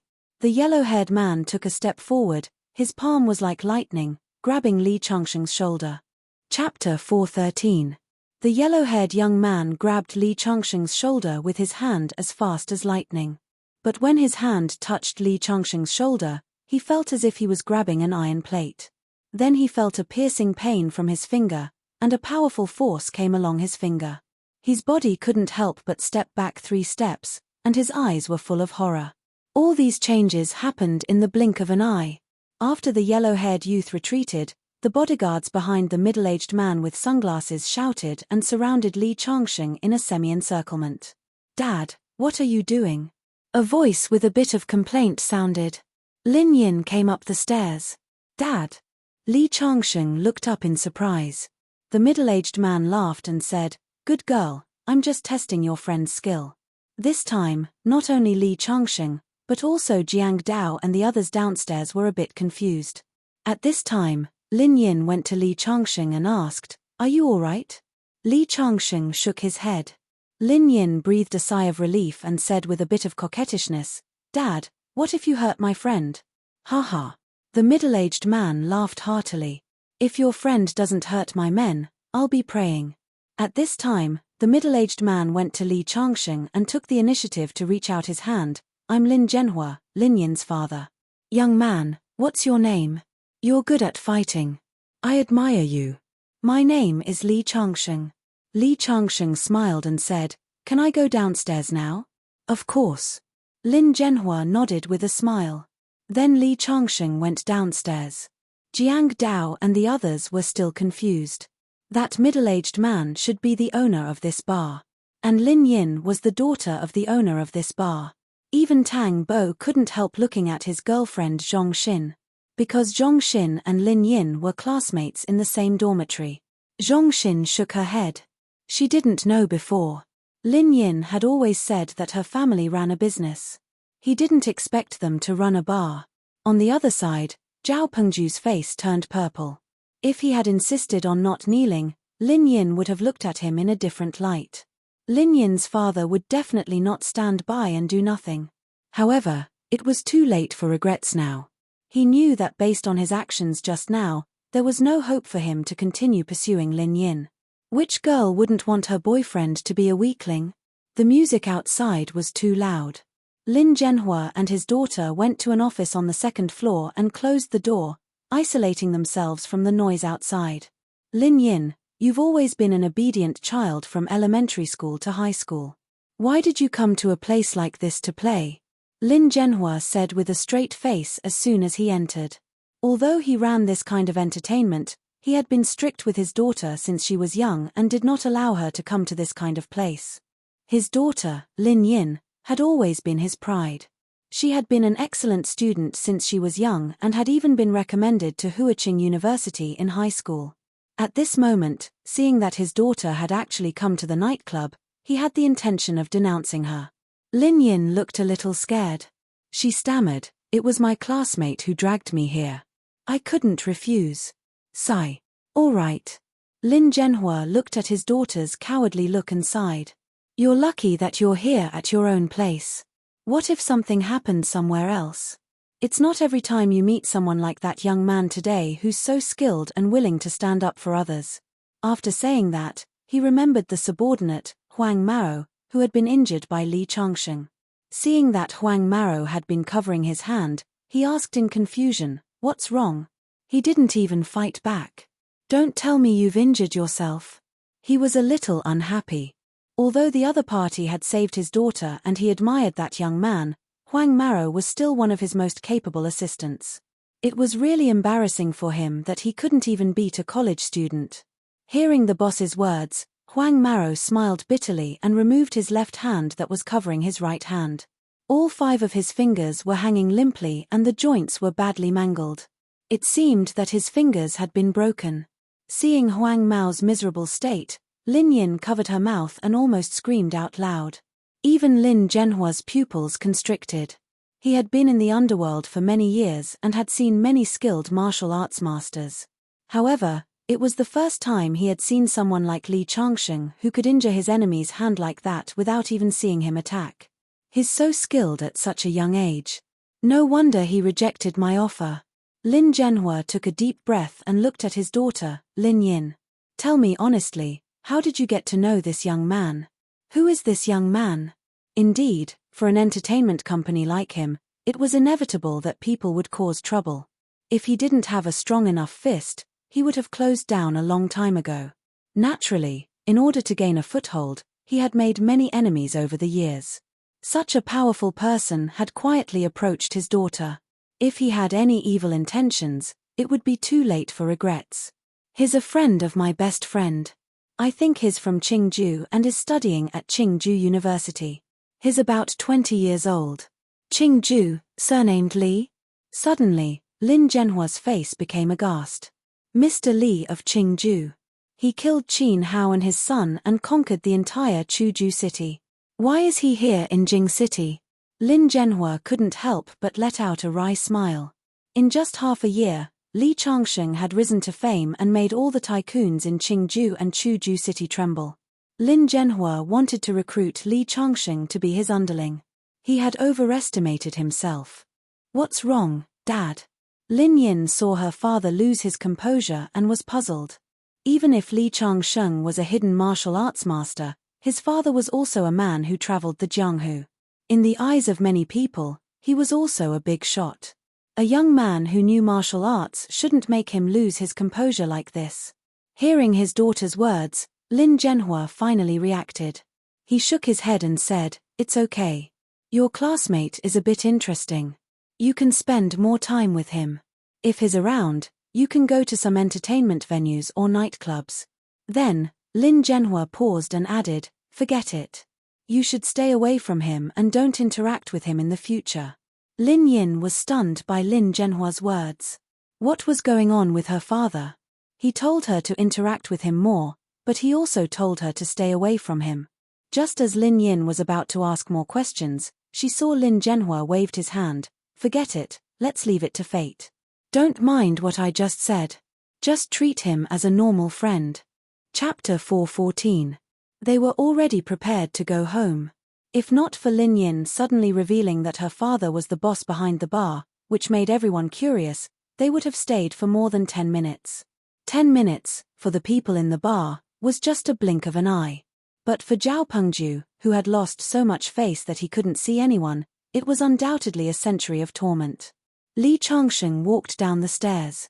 Before leaving, Tang Bo patted Li Changsheng's shoulder and said, "What a good physique.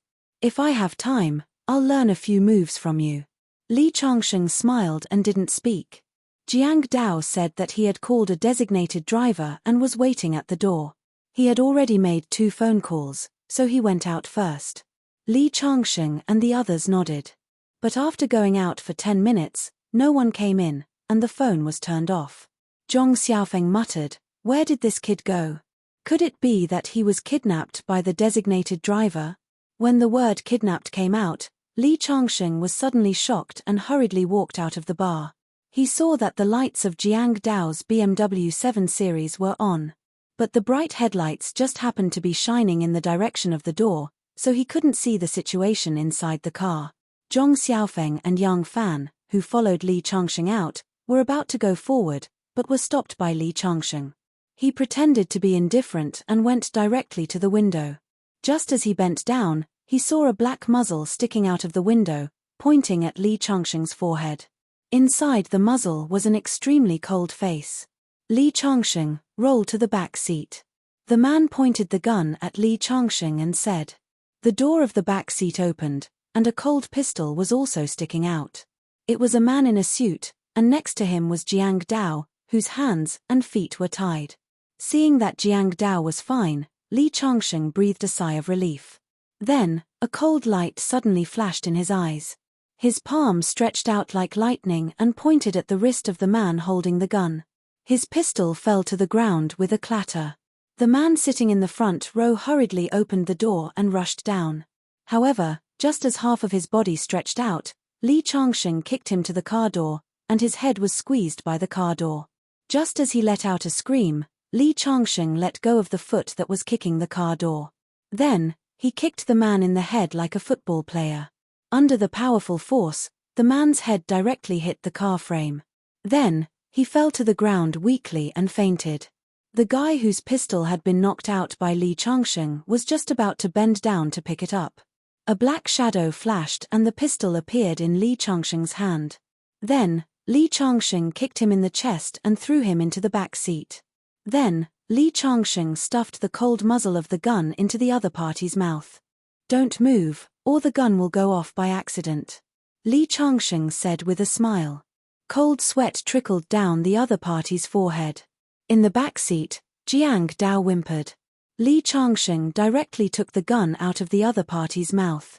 Just as the other party breathed a sigh of relief, Li Changsheng suddenly grabbed his hair and pulled him out of the car. Then, with a fierce collision, he directly fainted. He bent down and climbed into the car to remove the tape on Jiang Dao's body. He asked with concern, "Are you okay?" Jiang Dao breathed out a few long breaths and said, "I'm okay, it's just that these bastards tied me up too tightly. They almost suffocated me." "That's good." Li Changsheng's heart was completely relieved. At this time, Zhong Xiaofeng and Yang Fan ran up. Just now, they had witnessed a blockbuster action. At the same time, they had a lingering fear. The other party was holding a gun. Li Changsheng asked Zhong Xiaofeng and Yang Fan to keep an eye on the fainted guy in front. Then, he found a bottle of mineral water in the car and poured it directly on the face of the fainted guy behind him. When the guy opened his eyes, he was still a little confused. But when he saw Li Changsheng's face, he screamed and was about to stand up and run away.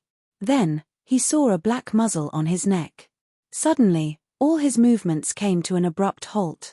He stammered, "Mercy, mercy. Tell me, who sent you?" Li Changsheng asked coldly. There was some hesitation in the other party's eyes. The next moment, Li Changsheng directly raised his hands and feet and fired a shot at his feet. Bang! The bullet flew directly between his legs. Suddenly, the other party was so scared that his legs went soft. Yellow liquid flowed down his trousers. "Tell me, who sent you?" Li Changsheng spoke for the second time. This time, the other party stammered, "Young Master Liu asked me to do this." There were many people in the world who dared to kill, but there were very few who were not afraid of death. Li Changsheng asked what he wanted. Then, he threw the black Type 54 pistol at the other party's feet and said, "Get out." The guy did not dare to pick up the pistol. He rolled and crawled out of the parking lot. Yang Fan pointed to the other guy who was still in a coma and asked, "What about this one? Tie him up and leave him on the side of the road. I believe someone will take him away." After that, he asked Jiang Dao to lock the car door.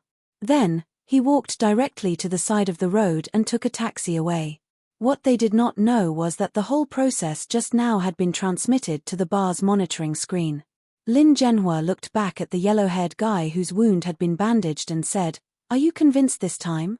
The yellow-haired guy nodded with lingering fear. Next to him, Lin Yin opened her mouth slightly and said in surprise, "Who is this guy? He even attracted assassins to kill him." On the way back, Jiang Dao's face was full of fear. "I didn't offend anyone. Why did they kidnap me?" Next to him, Zhong Xiaofeng and Yang Fan's faces were also full of fear. The other party had real guns and bullets. If it were not for Li Changsheng's good skills, who knows what would have happened tonight. "You didn't offend anyone. It's me who offended someone," Li Changsheng said coldly with a trace of coldness in his eyes. He took out his mobile phone and called Kai Yu. "Check the Liu family in Beijing for me, especially the eldest son of the Liu family, Liu Yang." "Okay."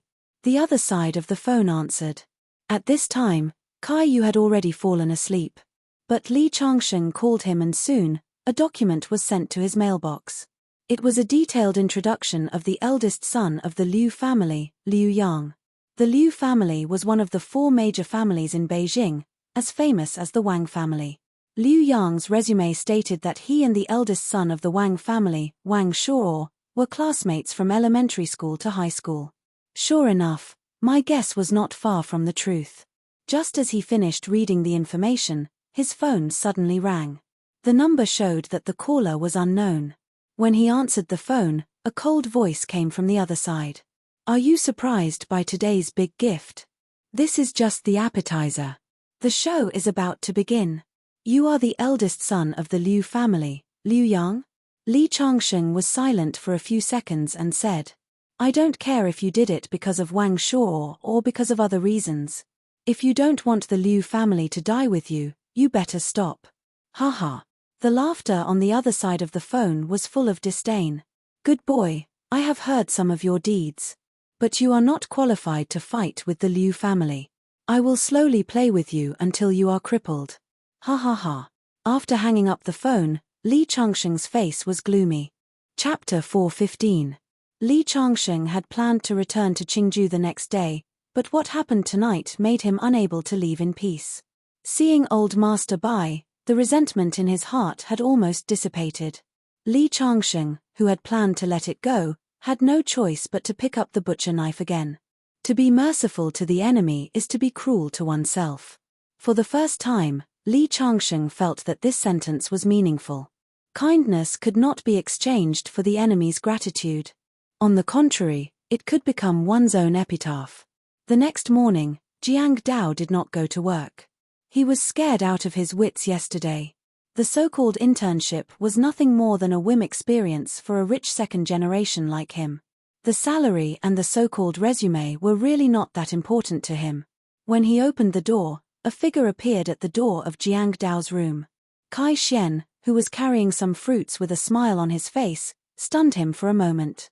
When he learned that it was Li Changsheng's friend, he hurried to welcome him. My dad asked me to help you.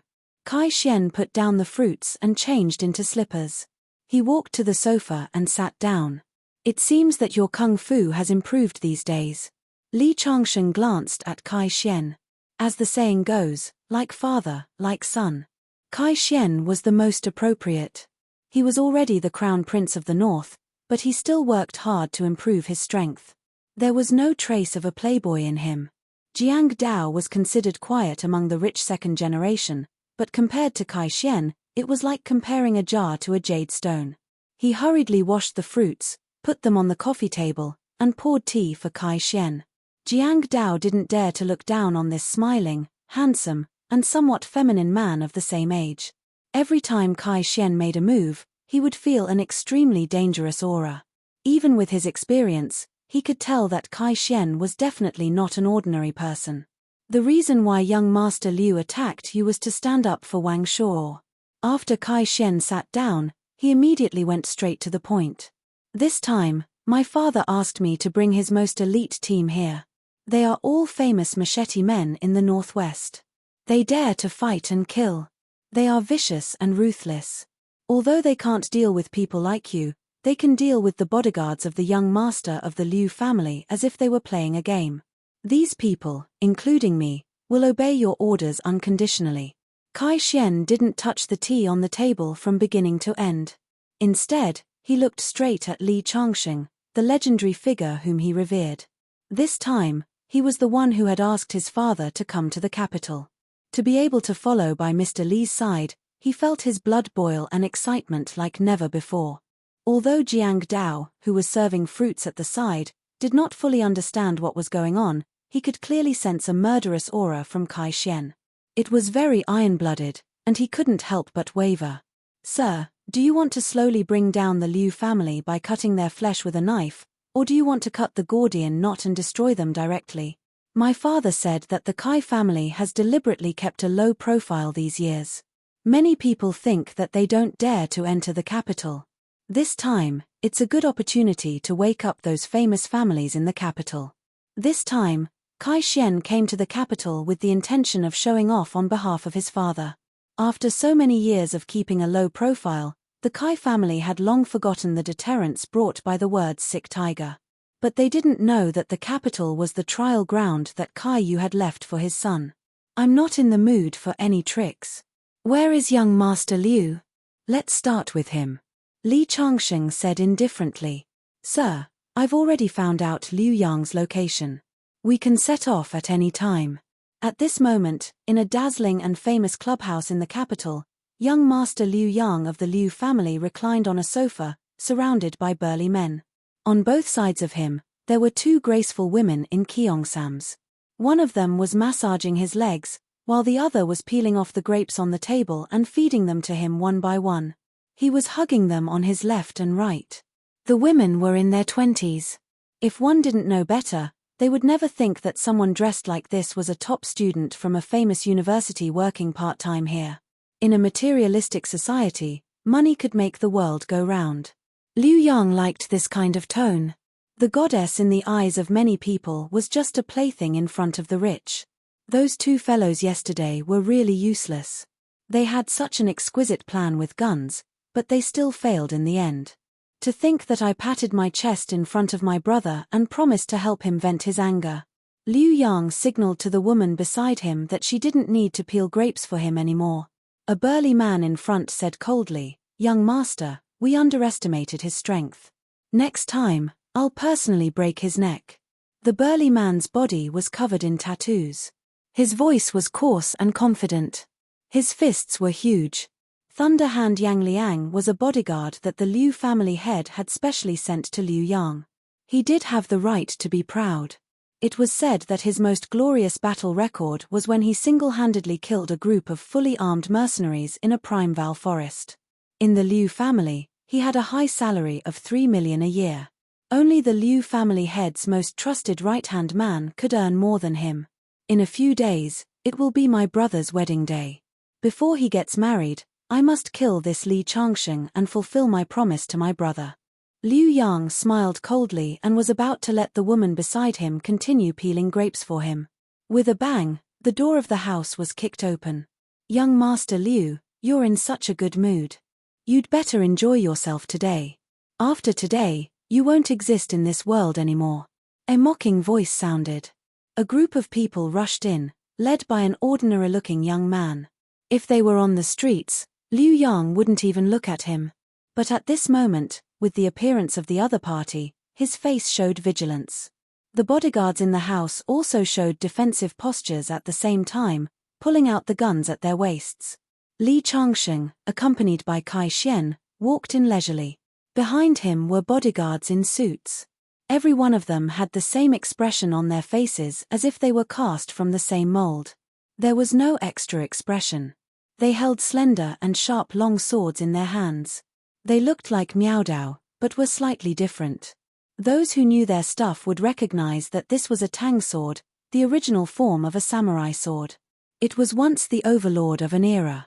When he saw these swordsmen, even the number one bodyguard, Thunder Hand Yang Liang, who had always been calm, began to change his expression. The aura of these people made him very uncomfortable. Liu Yang sat up straight and stared at Li Changsheng. He said in a low voice, "You're that Li Changsheng from Qingju who stole my brother's girlfriend?" Chapter 416. "You are Li Changsheng? I didn't see that you have 3 heads and 6 arms." Liu Yang glanced at Yang Liang, who was standing next to him like a small mountain. He couldn't help showing some confidence on his face. Li Changsheng was very ordinary, so ordinary that even though there were more than a dozen swordsmen standing behind him, each with a strong aura, he still subconsciously looked down on him. What's more, what era is this? Playing with swords? No matter how sharp a sword is, can it be faster than a bullet? I'm sorry to disappoint you. Li Changsheng smiled and took a few steps forward. With one foot on the tea table, he looked down at the young master of the Liu clan, Liu Yang. The guy in front of him didn't realize that when Li Changsheng kicked open the door and came in, his fate and the fate of his whole family were already decided. Of course, he was destined to not see many things. The dead didn't even know what they would look like after death, let alone what others would look like. "You are very arrogant." Liu Yang chuckled. He pinched the face of the pretty girl next to him. These 2 girls from top universities looked at the scene in front of them. Although they tried their best to keep calm, they couldn't help but turn pale. After all, the shiny long sword and the cold muzzle of the gun were not special effects made in movies. They were real killing weapons. Of course, they were only afraid of the bloody scene that was about to happen. They didn't think that this seemingly arrogant but ordinary-looking young man was qualified to threaten the dignified eldest son of the Liu family. "It doesn't matter if you are disappointed or not. But you dare to arm wrestle with me in the capital. You are courting death. I really don't know what you are thinking. Also, I don't like being looked down at." Liu Yang smiled and then winked at Yang Liang, the number one bodyguard next to him. The next moment, Yang Liang's thick arm suddenly grabbed Li Changsheng's shoulder.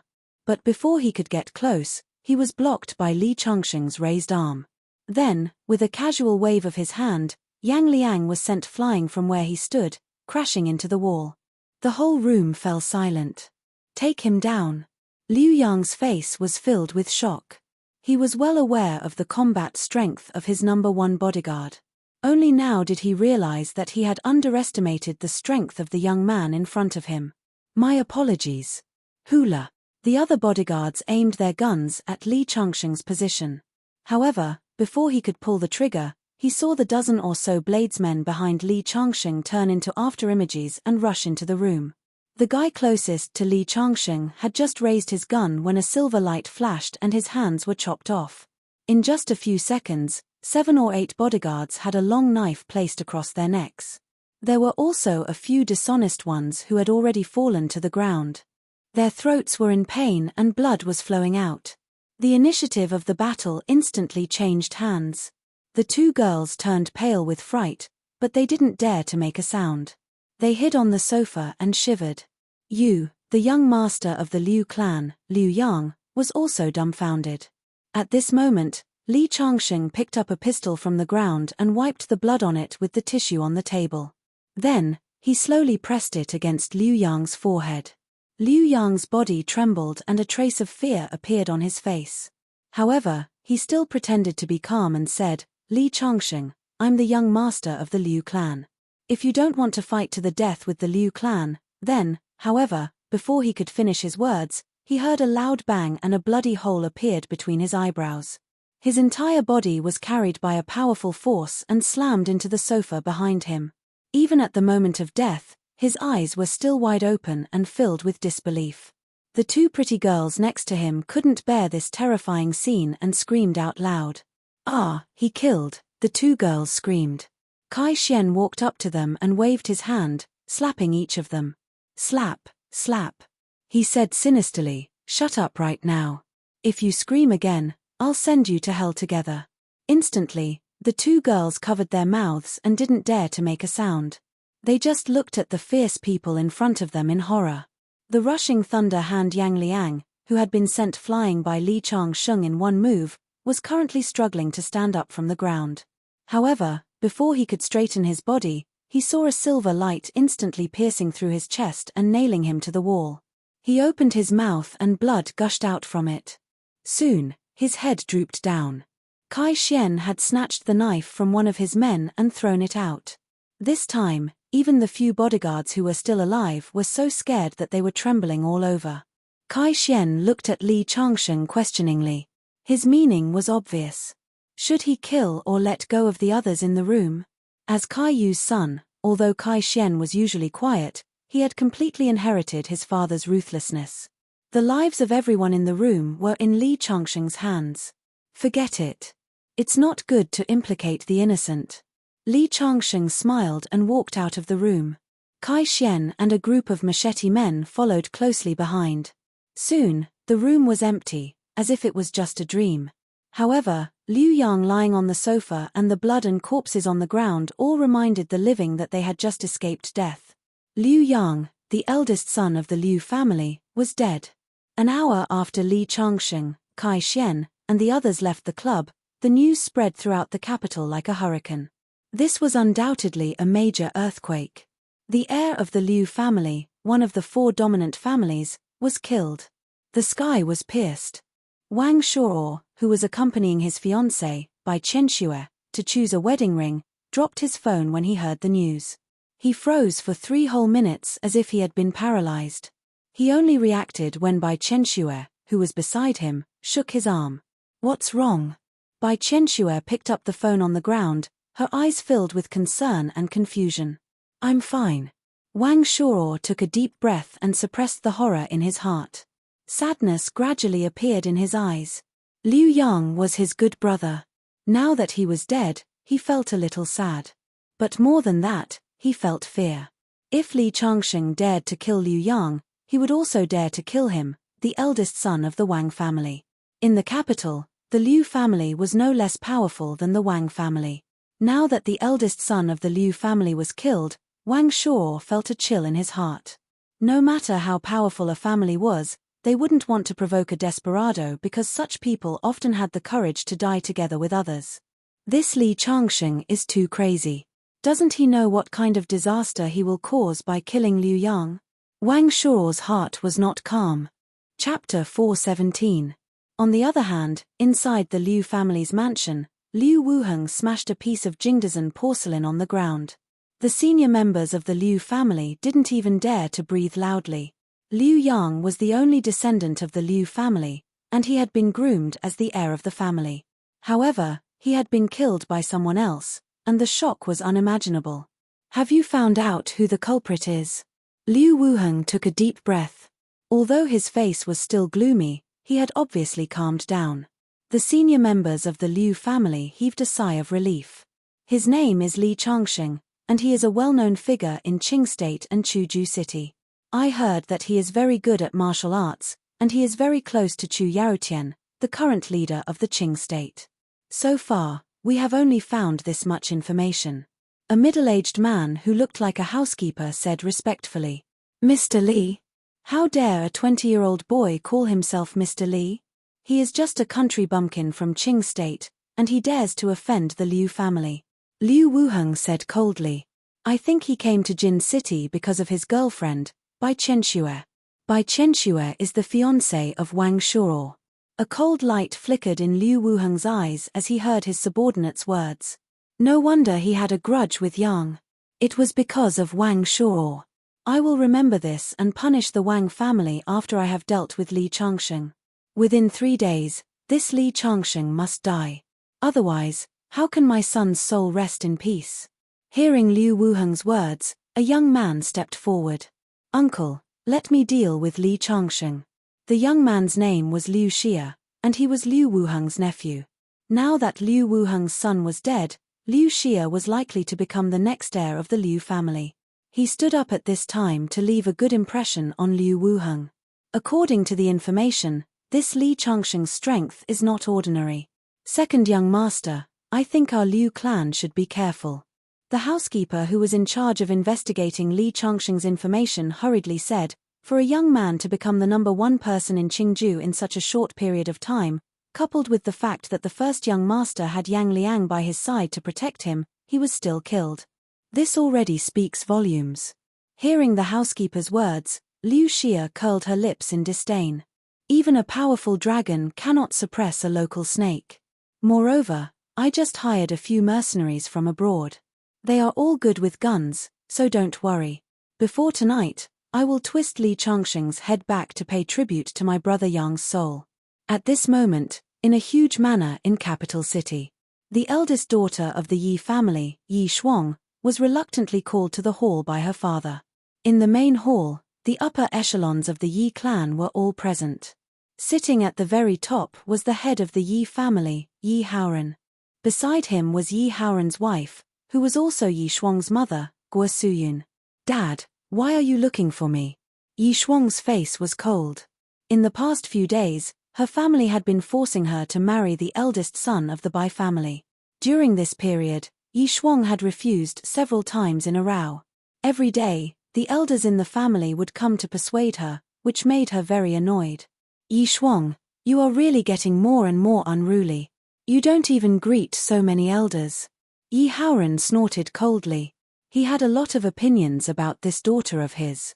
"I said, I will not marry the eldest son of the Bai family. I only like Li Changsheng. The eldest son of the Bai family is not even qualified to carry Li Changsheng's shoes." Hearing the 3 words Li Changsheng, Yi Haoran could not help but slam the table with his palm. Presumptuous. What kind of bewitching potion did that brat with the surname Li give you to make you so infatuated? The elders of the Yi family next to him also shook their heads. Shuang is too willful. She doesn't know anything at all. Yes, the marriage of the Bai family and the Yi family is a match made in heaven. What Li Changsheng? He is just a bumpkin from a small place in Qingju City. How can he be compared to the eldest son of the Bai family? Although everyone's voices were very low, there were still a few sentences that Guo Suyun and Yi Haoran could hear. Suddenly, Yi Haoran's face turned even uglier. Yi Shuang had a strong personality since she was young. He also felt helpless towards this daughter of his. In the end, he sighed and said, "Forget it. Although I don't know how that brat charmed you, I will let you see the truth today. That Li Changsheng has entered the capital. Just an hour ago, he killed the eldest son of the Liu family, Liu Yang. Now, the Liu family is furious. I am afraid that they will gather the power of the entire family to tear him into pieces. Such a person thinks that he can do whatever he wants just because he has some power in Qingju. I called you here to let you see his nature clearly so that you can change your mind as soon as possible." Hearing this, Yi Shuang's face lit up. "What? Changsheng is in the capital?" Yi Haoran's face darkened. "This is not the point. The point is that he killed the eldest son of the Liu family. He will not live past tonight." "Ha!" Unexpectedly, Yi Shuang sneered. "How can the Liu family deal with Changsheng? Father, do you dare to make a bet with me?" "What bet?" Yi Haoran was very disappointed with his daughter's performance. He originally thought that Yi Shuang fell in love with a poor boy. Perhaps it was because the poor boy was indeed unique.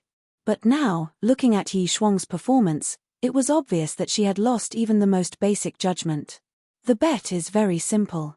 Let's bet whether Changsheng is more powerful or the Liu family. If the Liu family can kill Changsheng, then I will listen to your arrangement and marry the young master of the Bai family obediently. If the final winner is Changsheng, then don't oppose me and Changsheng anymore." Hearing Yi Shuang's words, Yi Haoran sighed and said, "You are obsessed." However, there was some joy on his face.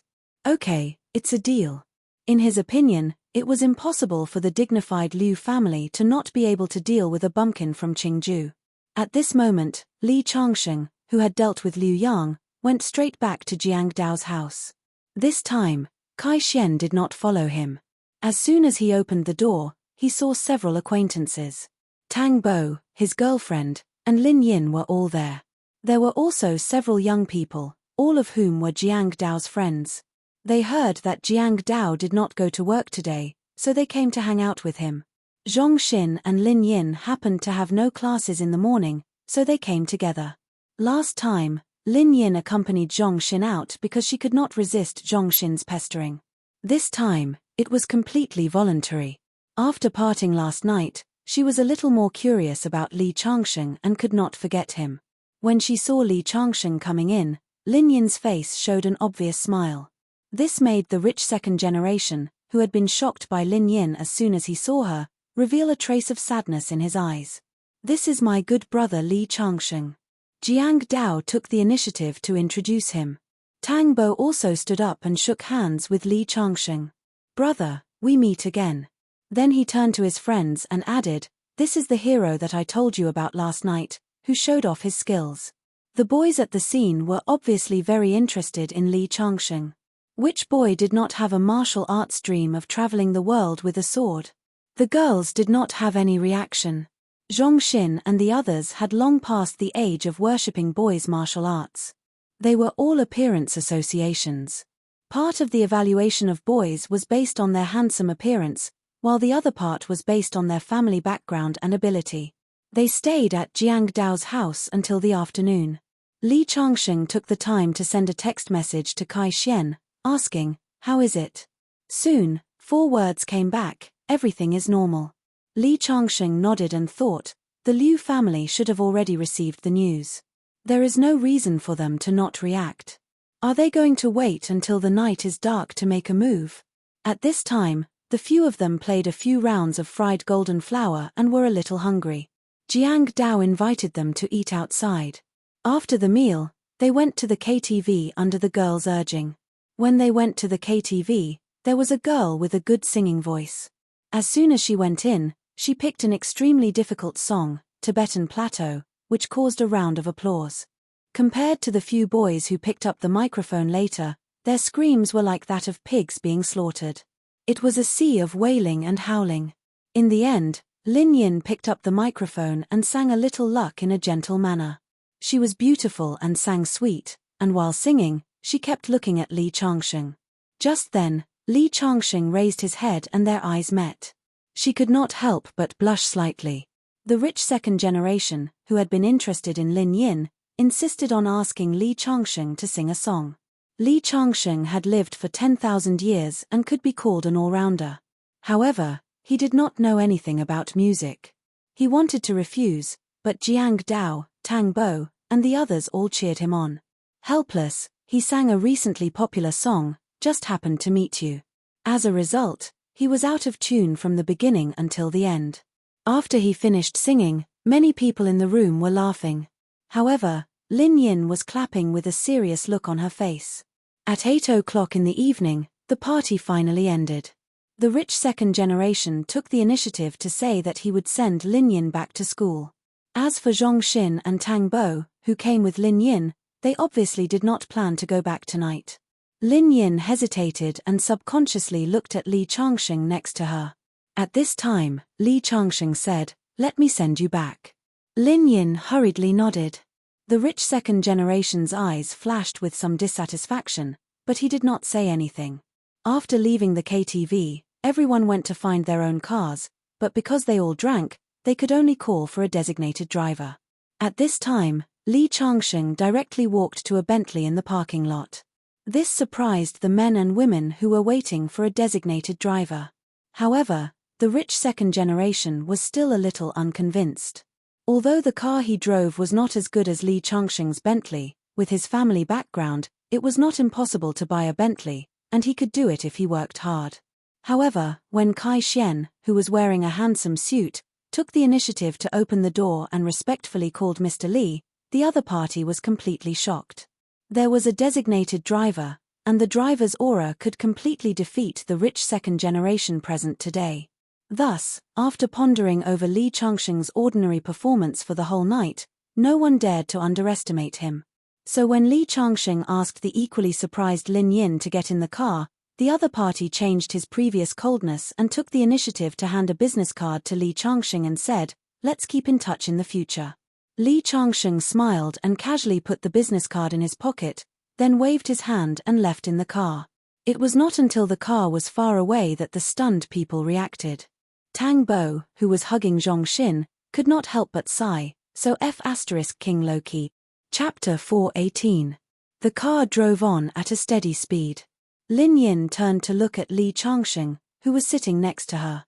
The lights outside the window shone on his face through the car window. The flickering lights made his originally ordinary face look mysterious and handsome. Lin Yin was very curious about Li Changsheng's identity. She opened her mouth several times but didn't say anything in the end. Lin Yin looked back and said with some confusion, "I saw 2 commercial cars following behind us. I thought they were your bodyguards, but they disappeared. It seems that they were just passing by." Li Changsheng smiled.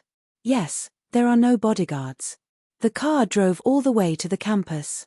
Li Changsheng got out of the car and walked Lin Yin into the dormitory building. The car drove out of the campus and stopped on the side of the road. A brawny man in a suit got out of the commercial car. He walked to the front of the car, bent down and said in a low voice, "A total of 30 people have been taken care of.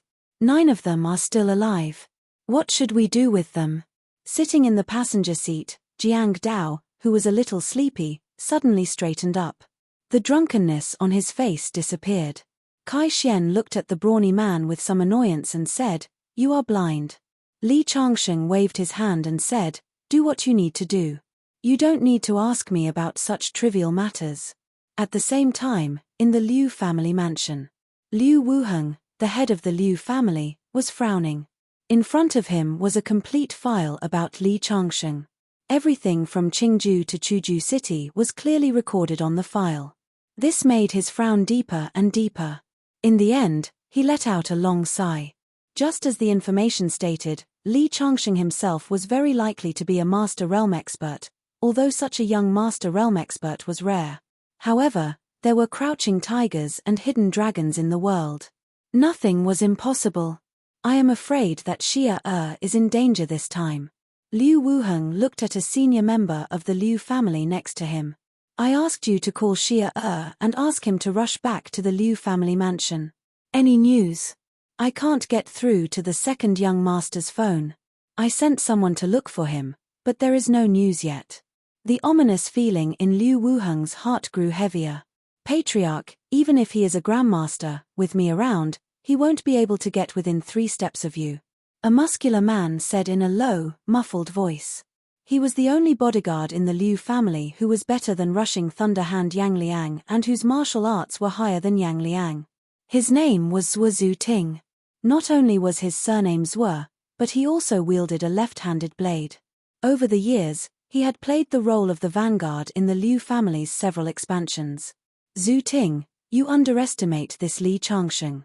An old man with a crooked back standing behind Liu Wuheng spoke leisurely. Zhuo Zuting's face instantly revealed a respectful expression. Everyone said that Zhuo Zuting was the one with the highest combat strength under Liu Wuheng, but only the Liu family knew that the one with the highest combat strength was the elder behind Liu Wuheng, Zhong Taiyang. This was because he was the master of Zhuo Zuting. He was proficient in both the saber and the palm. He was the only great grandmaster from the Republic of China to modern times. The so-called great grandmaster was a martial god who was only 1 step away from entering the martial Dao. Even innate realm experts wouldn't dare to engage in close combat with such a person. Once he broke through again, he could directly cross the innate realm and enter the Vajra realm. Such a martial artist who cultivated the mortal world's martial arts to the extreme was already synonymous with the martial god. Little Zhuo, all these years, you've met some good-for-nothings. This has made your pride grow. If this continues, you will suffer a great loss. Zhong Taiyang criticized. Zhuo Zuting immediately said respectfully, Master, this disciple knows his mistake. However, with Master around, no matter how powerful that Li Changsheng is, he won't be able to stir up any big waves. This time, Zhong Taiyang didn't say anything.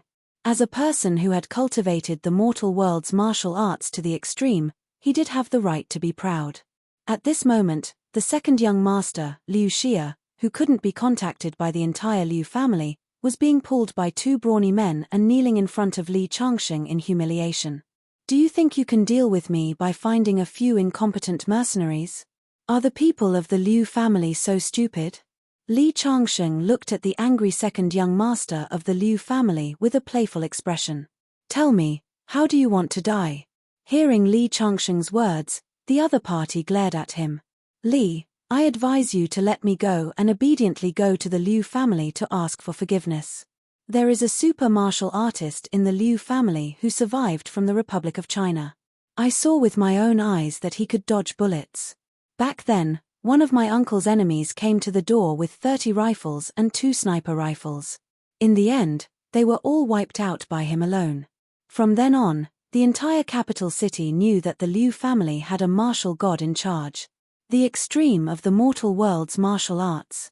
Interesting. Li Changsheng smiled faintly. I must see it. Aren't you afraid? Liu Xia couldn't help but tremble. He had a bad premonition. You don't understand the world of martial artists. Li Changsheng shook his head and directly walked past him. Then, before Liu Xia could react, a cold light directly slashed across his neck.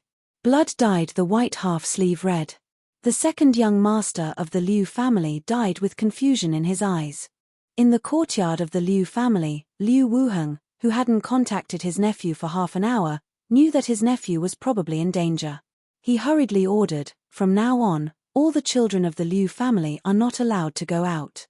Then, tell all the security personnel to be on high alert. As soon as Liu Wuheng opened his mouth, he heard a whoosh and the door of the hall was pushed open. Liu Wuheng was shocked. He saw an ordinary-looking man slowly walk in, followed by a group of northwest swordsmen with long sabers. You are Li Changsheng? Liu Wuheng frowned. It seems that my bodyguards outside have been taken care of by you. After a brief surprise, Liu Wuheng's face returned to calmness. With an expert like Zhong Taiyang behind him, even if there were dozens of people thinking about his head every day, he could still sleep peacefully. Yes, congratulations, you guessed right. I am Li Changsheng. Li Changsheng chuckled. Then, he walked step by step toward Liu Wuheng. You killed my son, and I'm afraid my nephew also died in your hands. Now, you're here. How much hatred do you have with my Liu family that you want to destroy my entire family? Liu Wuheng said coldly. Actually, There's not much hatred. It's just that if I don't come today, I'm afraid I'll face your Liu family's revenge tomorrow. I don't want to eliminate the root of the problem, but I have to do it." As he spoke, he looked at Zhuo Zuting, who was about to attack at any time as if he had encountered a prey. "You want to attack me?" Zhuo Zuting didn't say anything. He just took a step forward and turned into an afterimage as he rushed toward Li Changsheng. However, before he could get close, he saw several silver lights flashing. 3 swordsmen joined the battle and blocked Zhuo Zuting. The few of them were locked in a fierce battle, and it was difficult to determine the winner. The expressions of the Liu family members changed. Zhuo Zuting was the number 1 expert of the Liu family on the surface, but now he was blocked by 3 people. Li Changsheng had brought more than a dozen swordsmen this time. With this lineup, he indeed had the ability to flatten the Liu family. No matter how powerful the Liu family was, they could only use this master and disciple today. This was the terror of martial strength. One man can hold a country. He completely ignored Zhuo Zuting and the 3 swordsmen, who were locked in a fierce battle. Li Changsheng kept walking toward Liu Wuheng from the beginning to the end. Seeing that he was getting closer and closer to Liu Wuheng, the atmosphere became more and more solemn. Finally, the hunchbacked Zhong Taiyang suddenly straightened his body and took a step forward, appearing in front of Liu Wuheng. He said in a cold voice, "I advise you to stop, or die." Chapter 419. When Zhong Taiyang took a step forward, the dozen or so bladesmen behind Li Changsheng also rushed forward with a whoosh. They were one of the elite forces under Kai Yu's command. Their task now was to follow Li Changsheng's orders and protect Li Changsheng. Li Changsheng was their master. A total of 12 people, all holding slender tang swords, charged at Zhong Taiyang with flashing blades. But just as they rushed forward, the one in front had his arm grabbed by the other's hands and was thrown over his shoulder to the ground. Then, facing the remaining 11 swordsmen, Zhong Taiyan's seemingly stooped body seemed to have turned into a breeze. None of the blades could hurt him. Instead, 6 of the 12 swordsmen were knocked to the ground in the blink of an eye. One of them was slapped on the chest by him, and was sent flying. Every one of Kai Yu's subordinates had been through hundreds of battles, but now they were completely at a disadvantage when facing an old man. The number 1 expert of the Liu clan is extraordinary. "You guys stand down," Li Changsheng said indifferently. But there was no emotion on his face. The swordsman did not dare to disobey Li Changsheng's order and hurriedly stepped aside. Zhong Taiyang narrowed his eyes and looked at Li Changsheng. On his wrinkled old face, if it were not for this occasion, people would only think of him as a weather-beaten old farmer. His big hands were also very rough. "I said, take another step forward and die." Zhong Taiyang looked at Li Changsheng quietly. He was very confident. A dozen swordsmen could not hurt him, so how could he take Li Changsheng seriously? Li Changsheng still walked forward unhurriedly, indifferent to the old man's threat. A cold light flashed in the old man's eyes. "Kid, it seems that you are looking for death." Liu Wuheng, the head of the Liu clan, held a pair of walnuts in his hand, but his fingers had long since stopped moving. Boom! When Li Changsheng took another step forward, Zhong Taiyan's body suddenly shot towards Li Changsheng like a cannonball. At this moment, the entire hall trembled slightly. Several clear footprints appeared on the ground where he stepped. The sound of his fist exploding in the air was so loud that it made people's ears ring. Zhong Taiyan's attack this time was clearly more terrifying than when he had faced the 12 swordsmen. His powerful aura caused everyone to feel uncontrollably shocked. However, the moment this martial god-level expert, who even the 12 saber men had not been able to harm, approached Li Changsheng, he flew backward at an even faster speed like a kite with its string cut. He crashed into the wall behind him, causing it to collapse. When he fell to the ground, his eyes were wide open. They were bloodshot and filled with disbelief. Blood kept coming out of his mouth. He struggled a few times but was unable to get up. From the beginning to the end, no one saw how Li Changsheng made his move. From the Republic of China until now, it's not easy to practice martial arts to the extreme. Unfortunately, you followed the wrong master. Martial arts don't get better with age. Li Changsheng smiled slightly. He stopped looking at Zhong Taiyang, who had been sent flying, and looked at Liu Wuheng, who was sitting there. Mr. Zhong. The confidence on Liu Wuheng's face had turned into horror. In his heart, Zhong Taiyang was like a god. Even modern firearms could not threaten him. Now, he had been defeated so thoroughly. At this moment, Li Changsheng, who was 3 steps away from Liu Wuheng, sneered and said, "Now it's time for you to go on your way." The pair of walnuts in Liu Wuheng's hand fell to the ground with a thud. Even though the Liu clan had endless wealth, influence, and connections all over the capital, and could even influence the surrounding provinces and cities, they could not save him now. This was the power of martial arts. No matter how powerful you were, if you took off those gorgeous clothes, you were just a man of flesh and blood. "Mr. Li, I shouldn't have provoked you. Please spare me. My Liu clan has such a big family business.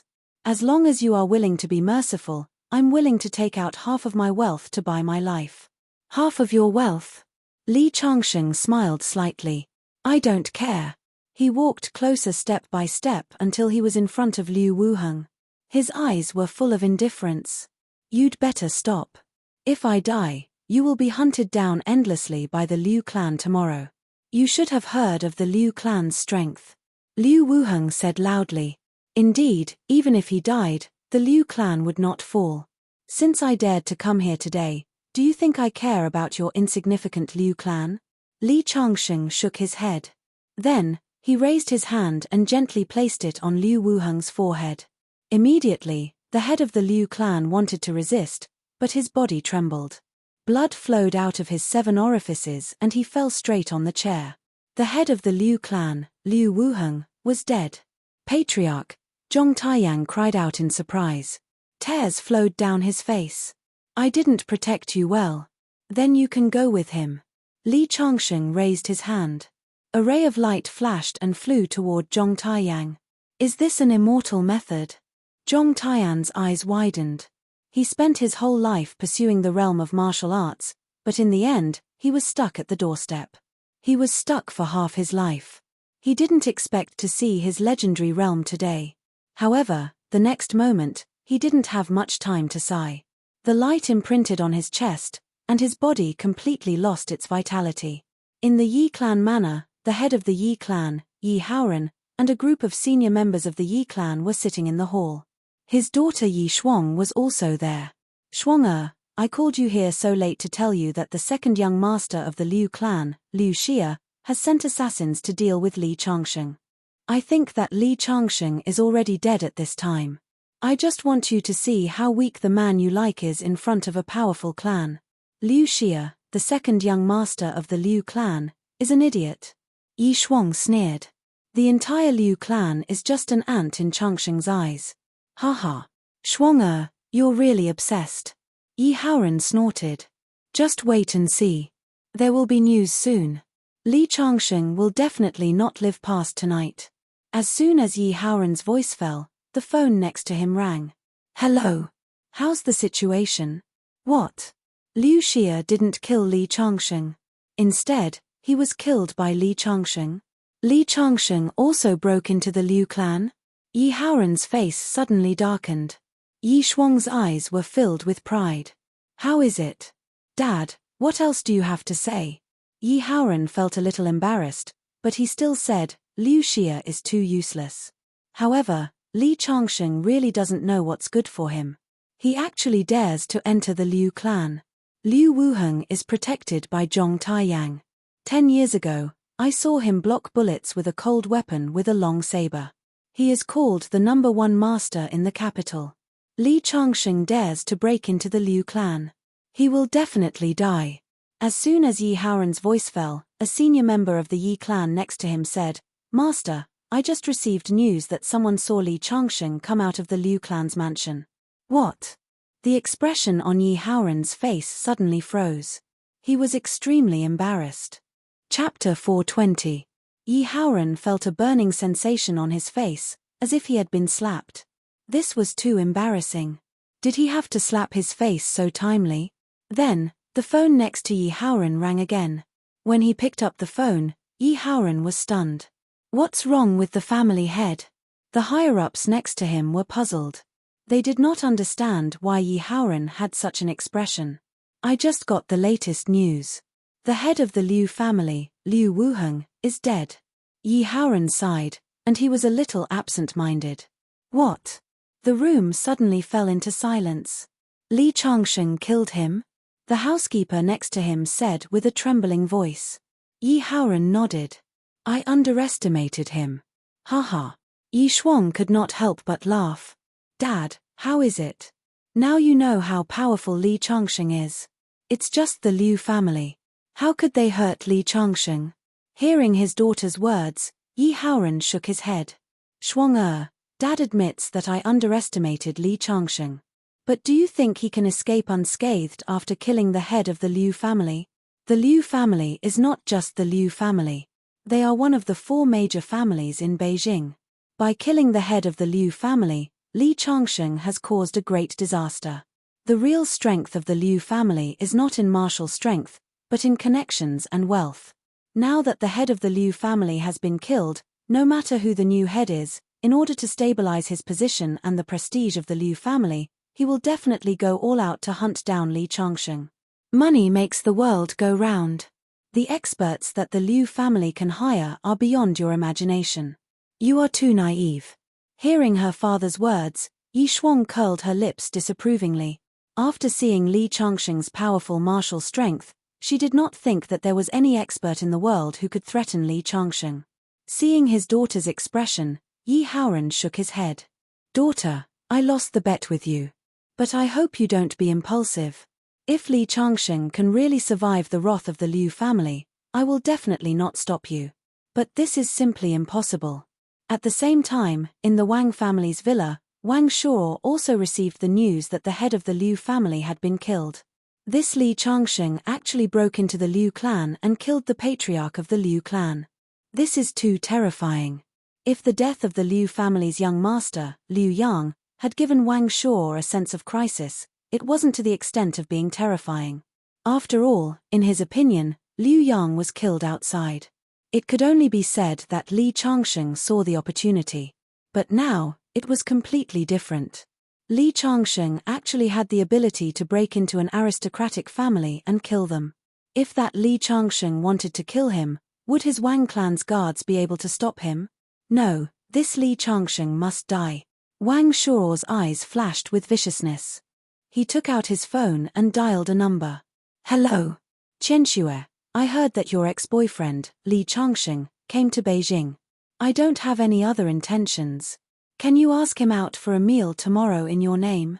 Yes, don't worry, I won't do anything to him. Don't you know how open-minded I am? After hanging up the phone, Wang Shuo pressed another string of numbers. Hello. Uncle Liu, I'm Wang Shuo. I heard about the Liu clan's incident. I think we can cooperate. Because today was Saturday, Jiang Dao's house was very lively. Tang Bo, several of his friends, Zhong Ting, Lin Yin, and a few other girls gathered at his house. Everyone was resting today, so Tang Bo proposed to play golf. Zhong Ting wanted to go to the arcade. A rich second generation next to her asked Lin Yin for her opinion. Lin Yin looked at Li Changsheng, who was sitting there and reading a magazine. Changsheng, where do you think we should go later? Lin Yin asked. Li Changsheng shook his head. No, you guys go ahead. I have an appointment with someone to go to the racecourse in the suburbs today. He looked at his watch. The other party should be arriving soon. In the morning, Bai Qianxue suddenly called him and said that she wanted to meet and talk with him. Li Changsheng asked her if it was Wang Shuo's idea. She shook her head and said no, so Li Changsheng nodded and agreed. Last night, he had just broken into the Liu clan's house and killed the head of the Liu clan. Today, Bai Qianxue wanted to meet him. In fact, Li Changsheng knew that this matter must have something to do with Wang Shuo. I hope you don't know Wang Shuo's real intention. Li Changsheng sighed in his heart. He didn't want to destroy the white lotus in his heart with his own hands one day. Ring ring ring, his cell phone rang. Li Changsheng stood up. The person who came to pick me up is here. I'll go downstairs first. Walking down the stairs and out of the corridor, he saw Bai Qianxue looking at him with a complicated expression. She was as beautiful as always. Thinking of that day on the steps of the Blue Light Hotel, Watching Li Changxing's figure smoking one cigarette after another, she felt a slight headache. I didn't expect you to pick me up personally. I'm honored to have the young mistress of the Wang family as my driver. Li Changxing's words made Bai Qianshue's cheeks slightly unnatural. Just as she was about to say something, Li Changxing had already opened the car door and got in. Bai Qianshue was a little uncomfortable with his cold look. But then she smiled bitterly and got in the car. Soon, the car drove out of the neighborhood. Upstairs, everyone watched from the window as Li Changxing got into the car and left. Tang Bo couldn't help but be surprised. Jiang Dao, this Li Changxing is not simple. Such a beautiful girl came to pick him up, and that car is a limited edition Maserati. Jiang Dao's other friends were also surprised. Only Lin Yin's eyes flashed with a trace of sadness. She is Changxing's ex-girlfriend, Bai Qianshue. Now she's going to marry the young master of the Wang family in Beijing, Wang Shuo. Jiang Dao's face was also a little emotional. Thinking back to when he first saw Bai Qianshue in Qingju, he was also shocked. He was amazed that Li Changxing managed to win over such a woman. Now, in the blink of an eye, she had become the young mistress of the Wang family and was going to marry the young master of the Wang family. I remember now. I saw the news a few days ago that the young master of the Wang family is going to hold a wedding. I didn't expect the bride and Li Changxing to have such a story. The young master of the Wang family is handsome and rich. If it were me, I would choose him too. A girl next to him said. Yeah, it's not embarrassing to lose to the young master of the Wang family. Hearing the discussion around him, Jiang Dao snorted and wanted to refute, but he didn't know what to say. Indeed, Li Changxing's identity was also very special. He was the famous Mr. Li of Qingju and many people looked up to him. But he was the young master of the Wang family. After coming to Beijing, he realized how terrifying the Wang family was. Every industry had the shadow of this family behind them. It seemed that there was a certain gap between Li Changxing and them. Chapter 421. The car drove all the way to the racecourse in the suburbs. On both sides of the road were trees that stretched as far as the eye could see. Although it was winter, it was a different kind of scenery. Li Changxing and Bai Qianshue didn't speak. Life was so strange. The two people who once wanted to be one were separated by thousands of mountains and rivers when they met again. The scenery in the suburbs is nice, right? Finally, Bai Qianshue broke the silence. It's also a good place to commit murder and arson. Li Changxing's lips curled into a cold smile. Bai Qianshue frowned. On this quiet road in the suburbs, there are 30 cars in front of and behind our car. Miss Bai, no matter how stupid you are, you should be able to see something, right? Hearing Li Changxing's words, Bai Qianshue's expression changed. She said, okay, I admit that it was Wang Shuo's idea to invite you to the racecourse in the suburbs. He wants to talk to you. He means no harm. Haha. You're Wang Shuo? No harm. Li Changxing leaned against the back seat and closed his eyes. Bai Qianshue wanted to say something, but she didn't. Half an hour later, the car arrived at a place called Royal Horse Park. It was decorated in Chinese style. As soon as the car stopped, the manager of the racecourse came to greet them. Li Changxing walked into the racecourse and saw that Wang Shuo had been waiting for a long time. Qianshue, I want to talk to Mr. Li alone. Wang Shuo smiled. Bai Qianshue nodded and looked at Li Changxing inquisitively. Li Changxing didn't say anything. Instead, he walked forward, making his intentions clear. The two of them came to the other side of the racecourse. There weren't many people in the racecourse today.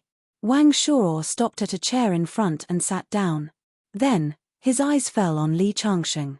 Mr. Li, you're really brave. You knew that today might be a trap and you still dared to come. I don't know if I should admire your courage or lament your recklessness. Hearing Wang Shuo's words, Li Changxing was expressionless. He just said calmly, how much does Bai Qianshue know about today's matter? It seems like you still care about Qianshue's feelings. Wang Shuo chuckled with a hint of playfulness in his eyes. I told her that I just wanted to ask you out for a chat, and she agreed without hesitation. Qianshue is still a little naive, but I had to lie to her. Otherwise, How could I set up such a trap to kill you? Even the #1 master of the Liu family, Zhong Taiyang, is no match for you. If you don't die, I won't even be able to sleep well. If you want to blame someone, blame yourself for pushing me too hard." As soon as he finished speaking, Wang Shuo retreated step by step, widening the distance between him and Li Changsheng.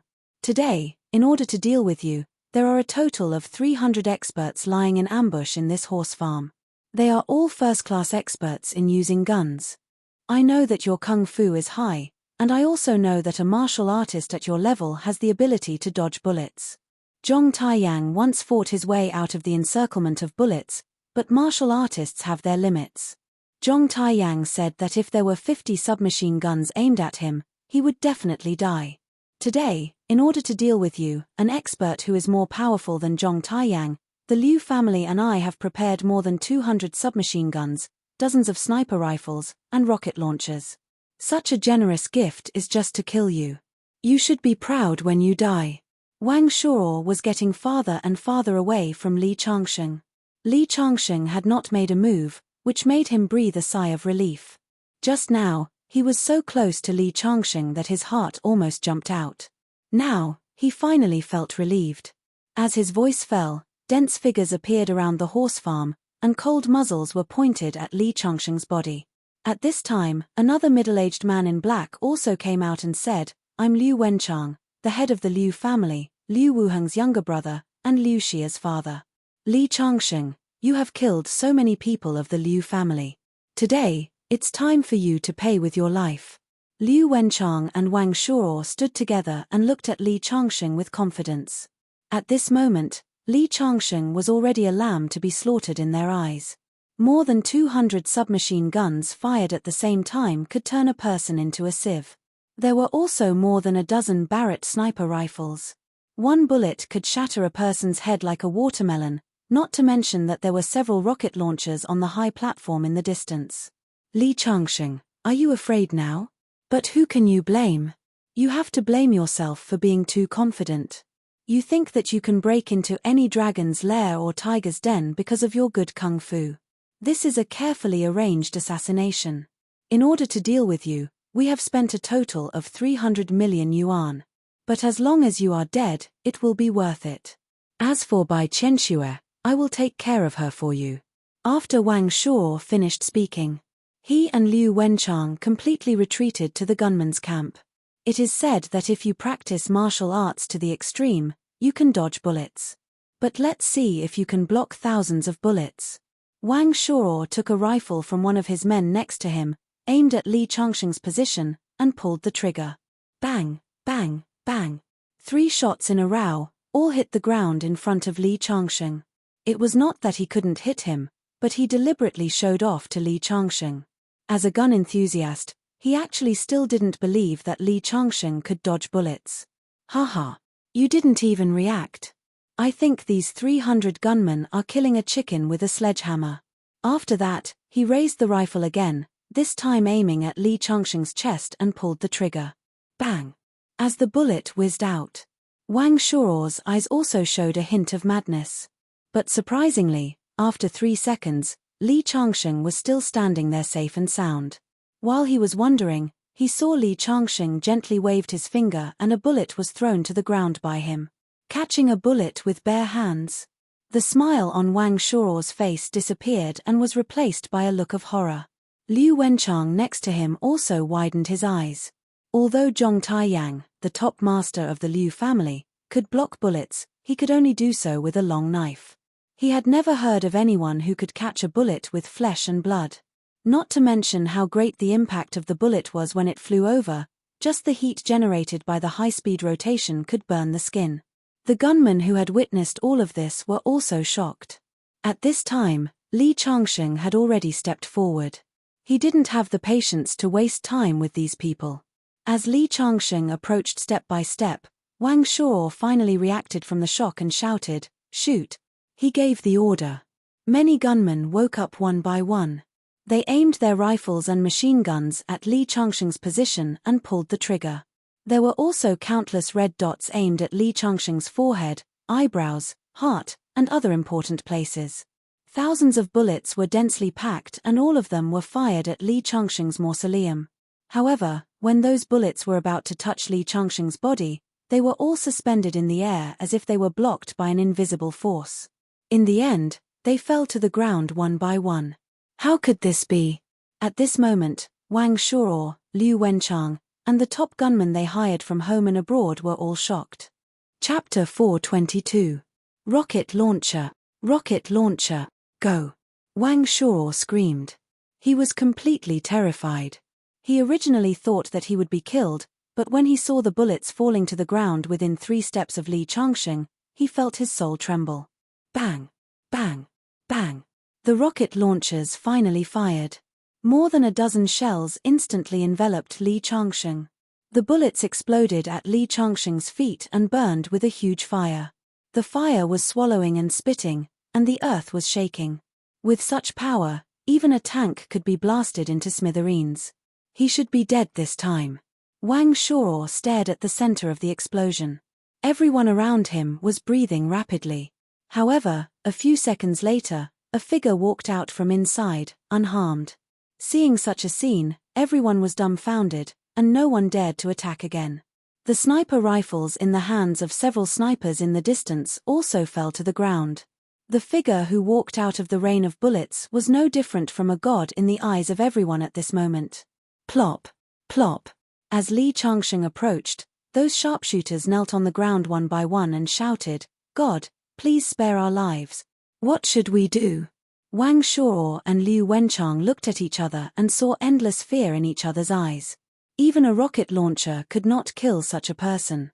Who could stop such a person? Thump! Thump! Thump!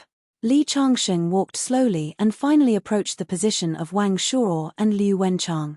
The two could no longer hold on and knelt on the ground. "Mr. Li, I was wrong. Please spare our lives," Wang Shuo said with a trembling voice.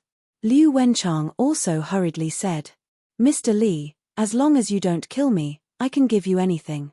"I killed your son. Didn't you avenge your son?" Li Changsheng asked coldly. Liu Wenchang hurriedly shook his head. "I promise I will never do it again." "Really? But I don't trust you." As soon as Li Changsheng finished speaking, before Liu Wenchang could react, he saw Li Changsheng gently point his finger. A bloody hole appeared on Liu Wenchang's forehead, and then he fell limply to the ground. "Ah!" Wang Shuo let out a scream and went up to hug Li Changsheng's thigh. "Mr. Li, please don't kill me. I beg you." "What a piece of trash." Li Changsheng kicked him aside. "If it wasn't for your identity as the young master of the Wang family, you would be nothing more than trash in my eyes. Mr. Li, I was wrong. Please don't kill me." Looking at the tearful Wang Shuo who was kicked to the side, Li Changsheng's interest suddenly waned. He sighed, "Forget it. I'll spare your dog life on account of Qianxue. Within 7 days, I want your Wang clan to completely disappear from the capital. I don't want to hear the words Wang clan of the capital anymore." Hearing Li Changsheng's words, Wang Shuo, who originally thought that he was going to die, had hope in his eyes. "You're really willing to let me go? Okay, I'll definitely make the Wang clan leave the capital as soon as possible. I'll never set foot in the capital again and won't cause trouble for Mr. Li," Wang Shuo said hurriedly. Li Changsheng had already turned and walked outside. At this moment, at the entrance of the horse farm, Bai Qianxue was looking inside with a worried expression. She wanted to go in, but she was stopped by Wang Shuo's subordinates. Seeing Li Changsheng come out, she couldn't help but let out a long sigh of relief, but then she became worried again. "Where's my Wang Shuo?" She knew Li Changsheng's strength. "Don't worry, he's not dead." After saying that, Li Changsheng walked out of the horse farm. A few minutes later, Wang Shuo walked out with the help of his subordinates, his legs trembling. Seeing Wang Shuo come out, Bai Qianxue hurriedly went up to him. "Hubby, what's wrong?" The moment Wang Shuo saw Bai Qianxue, he immediately hugged her tightly, his face full of tears. "Qianxue, your hubby's life was saved." When the news of the death of the Liu clan's new head, Liu Wenchang, spread, all the major forces in the capital were shocked. In the Yi clan's mansion, Yi Haoran's face was filled with disbelief when he heard the news. This Li Changsheng killed 2 heads of the Liu clan in a row. This person is really not simple. Father, I've told you before that the Liu clan is not worth mentioning in front of Li Changsheng. Yi Shuang's eyes were filled with pride. Shuang the power of an aristocratic family is not as simple as you think. He might have been lucky to be able to kill the head of the Liu clan. As soon as Yi Haoran finished speaking, a high-ranking official hurried in. Head of the Liu clan, I just received news that the new head of the Liu clan has brought people to look for Li Changsheng. See, I told you. Even if another head of the Liu clan dies, this Li Changsheng will only anger the Liu clan even more. He will be hunted down by the Liu clan until he is dead.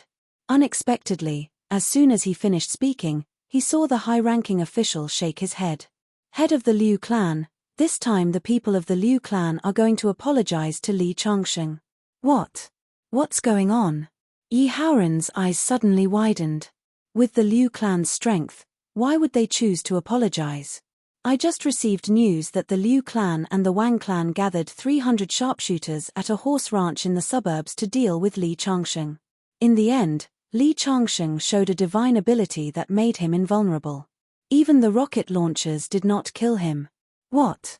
This time, Yi Haoran was completely shocked. Is there really an immortal cultivator in this world? He could not help but look at his daughter, Yi Shuang. He remembered Yi Shuang's description of Li Changsheng's ability to fly in the sky and burrow into the ground. In the past, he only heard it as a joke, but now he finally understood. It was not just the Yi clan. Almost in a day, the news about the horse ranch spread. In particular, the actions of the new head of the Liu clan almost confirmed the authenticity of the rumor to everyone. Whether the rumor is true or not, this Mr. Li can make the Liu clan bow their heads. We can't provoke him. All the major clans in the capital reached a consensus. At this moment, the new head of the Liu clan, Liu Haifeng, was respectfully kneeling in front of Li Changsheng. Fortunately, Jiang Dao was not at home. Otherwise, the heads of the 4 major clans in the capital would have to kneel in front of Li Changsheng. Such a scene would have frightened him. Get up. I don't want to pursue the matter of the Liu clan anymore.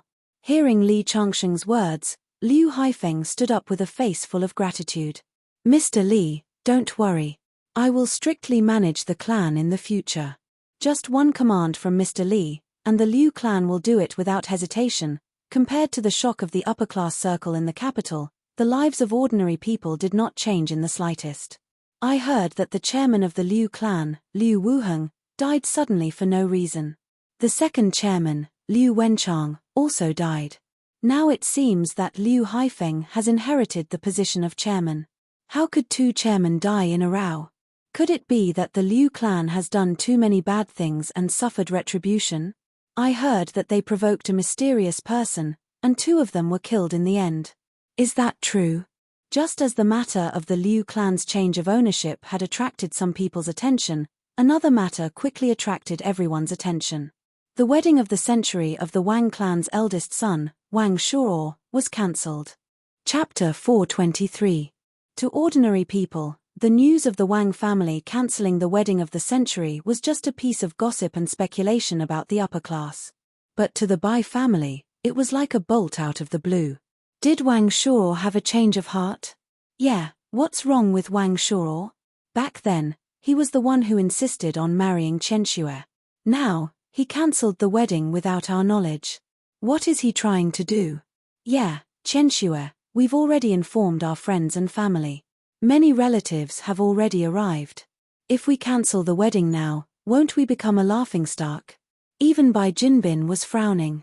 Bai Guangyuan's face darkened. I called Wang Shuo several times, but he didn't pick up. I don't know what happened either. Bai Chenxue was about to cry. After returning from the racecourse yesterday, Wang Shuo told her that they would be together forever. How could it change in the blink of an eye? At this moment, in the Wang family's villa, Wang Shuo was pleading with a middle-aged man. Dad, Chen Xue and I are truly in love, and our marriage was approved by you. How can you announce the cancellation of our wedding so easily? Why? You still have the nerve to ask me why? Just because you wanted to marry by Chen Xue, You offended Li Changsheng and forced our Wang family out of the capital. 3 generations of our Wang family's foundation were destroyed by your hands. I can't afford to have a daughter-in-law like you. But Li Changsheng has already forgiven me and stopped pursuing the matter between me and Chen Xue, Wang Shuo argued. That's what he said, but what if a godlike figure like him attacks our Wang family again on a whim? Even 300 sharpshooters couldn't stop him. What power does our Wang family have to fight against someone like him? This is like a sharp sword hanging over our Wang family's head. No one knows when it will fall, so the best solution is for you to cut off all ties with Bai Chenxue. That way, our Wang family might have a chance to return to the capital in 3 to 5 years. But Wang Shuo still wanted to say something. However, he was interrupted by Leng Leng. There are no buts. If you don't agree, that's fine too. Leave the Wang clan and give up your identity as the successor of the Wang clan. Go and live together with Bai Chenxue. Anyway, there are many people who want to be the head of the Wang clan. We don't need you. Hearing his father's words, Wang Shuo fell silent. Although he wanted to be with Bai Chenxue, he couldn't give up on his identity as the successor of the Wang clan because he loved beauties more than his empire. At this moment, his phone rang again. Needless to say, it was Bai Chenxue calling. Don't answer it. The head of the Wang family said coldly. Wang Shuo struggled for a moment before he finally picked up his phone. Chenxue, let's break up. It's impossible between us. On the other end of the line, the phone in Bai Chenxue's hand slipped and fell to the ground. She called Wang Shuo more than a dozen times, but she didn't expect the result to be like this. What happened to Chenxue? Little Aunt Bai Ruolin asked with concern. Wang Shuo said it's impossible for us. What? Everyone in the Bai family was shocked. This result was already expected when the Wang family cancelled the wedding. But when it was confirmed, the Bai family still couldn't accept it. This Wang Shuo is heartless. Bai Mingtang stomped his feet and cursed. But what do we do now? Little Aunt Bai Ruolin frowned. It's just the Wang family. If Chenxue doesn't marry him, she can marry someone else. With Chenxue's appearance and our Bai family's status, is there a need to worry about not being able to marry? Bai Guangyuan snorted. He was also infuriated. But as the head of the family, he still had some courage. At this moment, Bai Chenxue shook her head with a pale face. I must marry Wang Shuo. Why is that? Although Wang Shuo is the young master of the Wang family, you, Bai Chenxue, are more than enough for him. Are you afraid that you won't be able to find a husband? I'm pregnant with his child. Bai Chenxue's voice was filled with tears. What? Everyone in the Bai family felt as if they were struck by lightning. Old Master Bai was so angry that he slammed the table. Even though his hand hurt, he didn't care. What should we do? The Bai family panicked. Hey, doesn't that Li Changsheng like Bai Chenxue? Go find him and ask him to marry Chenxue. Although he's not as good as Wang Shuo, his status is enough to match Chenxue. And I can see that he really likes Chenxue. With Bai Ruolin's suggestion, everyone fell into silence. In the beginning, Bai Chenxue had chosen Wang Shuo between Li Changsheng and Wang Shuo. Now that she was abandoned by Wang Shuo and was pregnant with his child, it was too shameless to go find Li Changsheng. Changsheng is indeed much better than that Wang Shuo. He is affectionate and righteous, and his personal ability is also strong. If Qian Xueqing can marry Li Changsheng, it will undoubtedly be the best choice. Bai Jinbin also said, but will Li Changsheng agree? Bai Guangyuan let out a long sigh. He loves Chenxue so much, he should. At this time, Li Changsheng was answering an unfamiliar phone call. Mr. Li, I'm Yi Haoran. It doesn't matter if you don't know me, but you must know my daughter, Yi Shuang. I'm Yi Shuang's father, the head of the Yi family. Yes, I want to treat you to a meal at the biggest hotel in the capital tomorrow. This is mainly Shuang Er's idea. I haven't seen you for a long time and miss you a lot. Originally, we, the older generation, shouldn't be involved in the affairs of you young people, but I really admire Mr. Li and want to see Mr. Li. Okay, I'll be there on time. Li Changsheng received several phone calls today from the first-rate families in the capital, but he rejected them all. But this Yi Haoran was different. He was Yi Shuang's father, and since he came to the capital, he didn't see Yi Shuang. This made him feel guilty, so he took this opportunity to make up for it. Hanging up the phone, Jiang Dao next to him was curious. Changsheng, did you do something big in the capital? Why are there so many phone calls all of a sudden? They all want to invite you to a meal. It's not a big deal.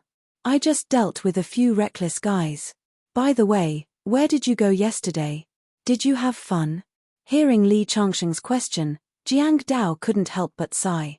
Originally, it was quite fun, but who knew that halfway through, Lin Yin left. It said that something happened at home. What happened?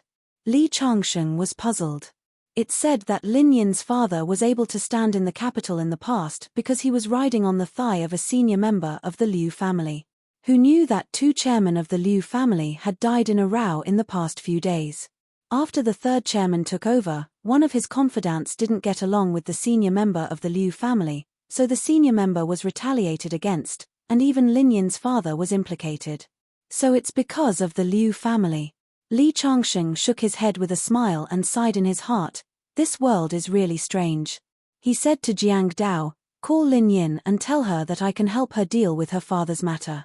Jiang Dao was quite happy to hear this. Changsheng, I knew that you were resourceful, but I didn't expect you to know someone from the Liu family, one of the 4 major families in the capital. Now Lin Yin doesn't have to cry anymore. Chapter 424. Jiang Dao couldn't wait to call Lin Yin and tell her that she didn't have to worry about her family anymore. Li Changsheng and the Liu family's higher-ups knew each other. Lin Yin couldn't believe it because she had asked her father if he wanted to ask Li Changsheng for help. At that time, Lin Zhenhua shook his head and said that although Li Changsheng was very powerful in Qingju, he couldn't get involved in Beijing. He didn't expect to receive such a call in the blink of an eye. Wait for me at home. I'll come to you right away. Lin Yin hurriedly hung up the phone. Not long after, the doorbell rang. Li Changsheng, can you really help my dad settle this matter? My dad has asked all his connections for this matter, but he couldn't find a temple door with a pig's head. As long as you can help us this time, any reward is fine, including myself. When Lin Yin said this, her cheeks were already as red as the sunset. Jiang Dao was stunned as he listened. He thought to himself, Lin Yin usually looks like a pretty girl from a humble family. I didn't expect her to have such a side. Li Changsheng couldn't help but be speechless. Lin Yin, I'm helping you because we're friends. Lin Yin also seemed to feel that she was a little emotional just now.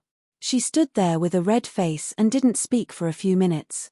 Jiang Dao suggested that they go out together to relax. However, Lin Yin said that she was in a hurry and forgot to bring her phone. She was afraid that her father would be worried if he couldn't find her.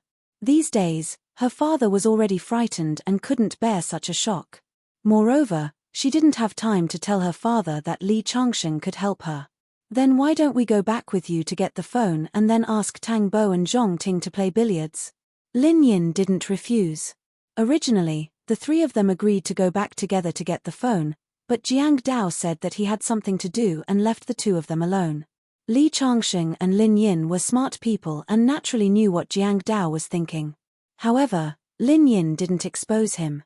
The 2 of them came to Lin Yin's house. As soon as they got out of the car, they saw a black Mercedes-Benz and a young man leaning against the car door. When he saw Li Changsheng, he could not help but frown. Lin Yin, who is he? Li Changsheng could clearly see the nervousness in Lin Yin's eyes. Her hand suddenly grabbed Li Changsheng's sleeve, as if she was very afraid of him. Li Changsheng suddenly understood something. He patted her hand and gave her a reassuring look before looking at the young man. I'm Lin Yin's boyfriend. Who are you? The man's face darkened as he looked at Lin Yin. Lin Yin was also a little stunned, but she quickly reacted and nodded. The other party was instantly enraged. Lin Yin, don't forget your family's situation. Yesterday, I asked you to consider whether you wanted to be my girlfriend. Today, you brought a man to me. Why? Are you trying to infuriate me so that your father will be finished sooner? Come with me right now. Otherwise, I will send your dad to the prison to eat peanuts. As he spoke, he impatiently reached out to grab Lin Yin's arm. He relied on the fact that his father was a high-ranking member of the Liu family. In the past, because Liu Wuheng was the head of the family, he had long coveted Lin Yin's beauty. However, he did not dare to do anything overboard.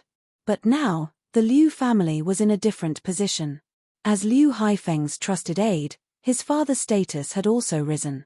Originally, the battle between the Liu family's high-ranking members would not affect a small figure like Lin Zhenhua, who was just an errand boy for the Liu family. It was precisely because of his secret instigation that the Lin family's disaster had happened. Never underestimate these playboys. They might not be able to accomplish anything, but when it came to harming people, their brains were full of schemes. Seeing the other party's hand coming at her, Lin Yin was so scared that she hurriedly hid behind Li Changsheng. The young man missed and could not help but point at Li Changsheng, who was blocking in front of him, and scolded, "Get the F***ck out of my way, or I'll beat you up." However, before he could finish his words, Li Changsheng suddenly raised his foot and kicked him in the stomach. The kick sent him back 5 or 6 steps and he sat on the ground. The young man, who had been kicked in the stomach, was about to call for help. Li Changsheng had already kicked his phone away. Then, he stepped on his cheek with his other foot and kept ravaging it. The other party howled in pain. Soon, his screams attracted attention.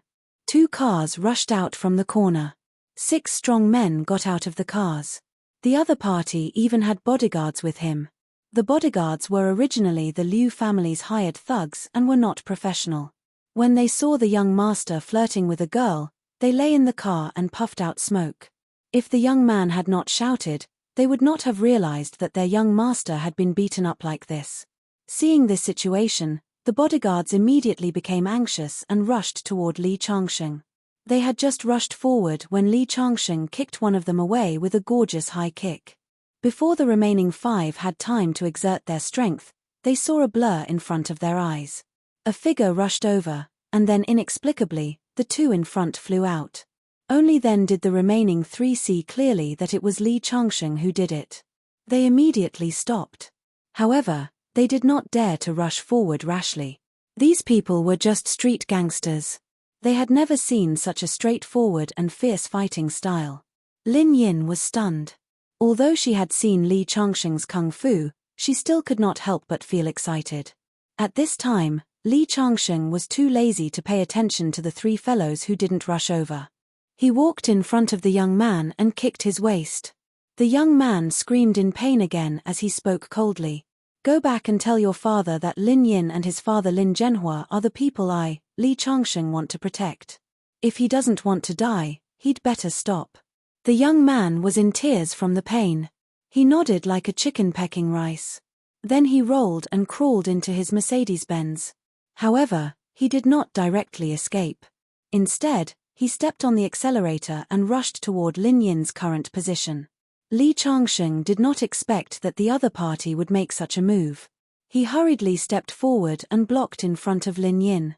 When the car was close to his body, he suddenly kicked out. The front of the car was kicked to change direction and directly fell on the next street lamp post. The glass of the street lamp above broke with a crash. The youth, who had already sunk into madness, was frightened by Li Changsheng's kick to the point of quivering. He wanted to turn the car around, but he saw Li Changsheng had rushed over and kicked the car door into pieces. Then he grabbed his collar and pulled him out of the car and threw him to the ground. The other party was stunned at this moment. In his eyes, Li Changsheng was no different from a devil. You're tuning in to the Celestial War YouTube channel. Don't forget to subscribe and join us on this journey to catch the most captivating stories,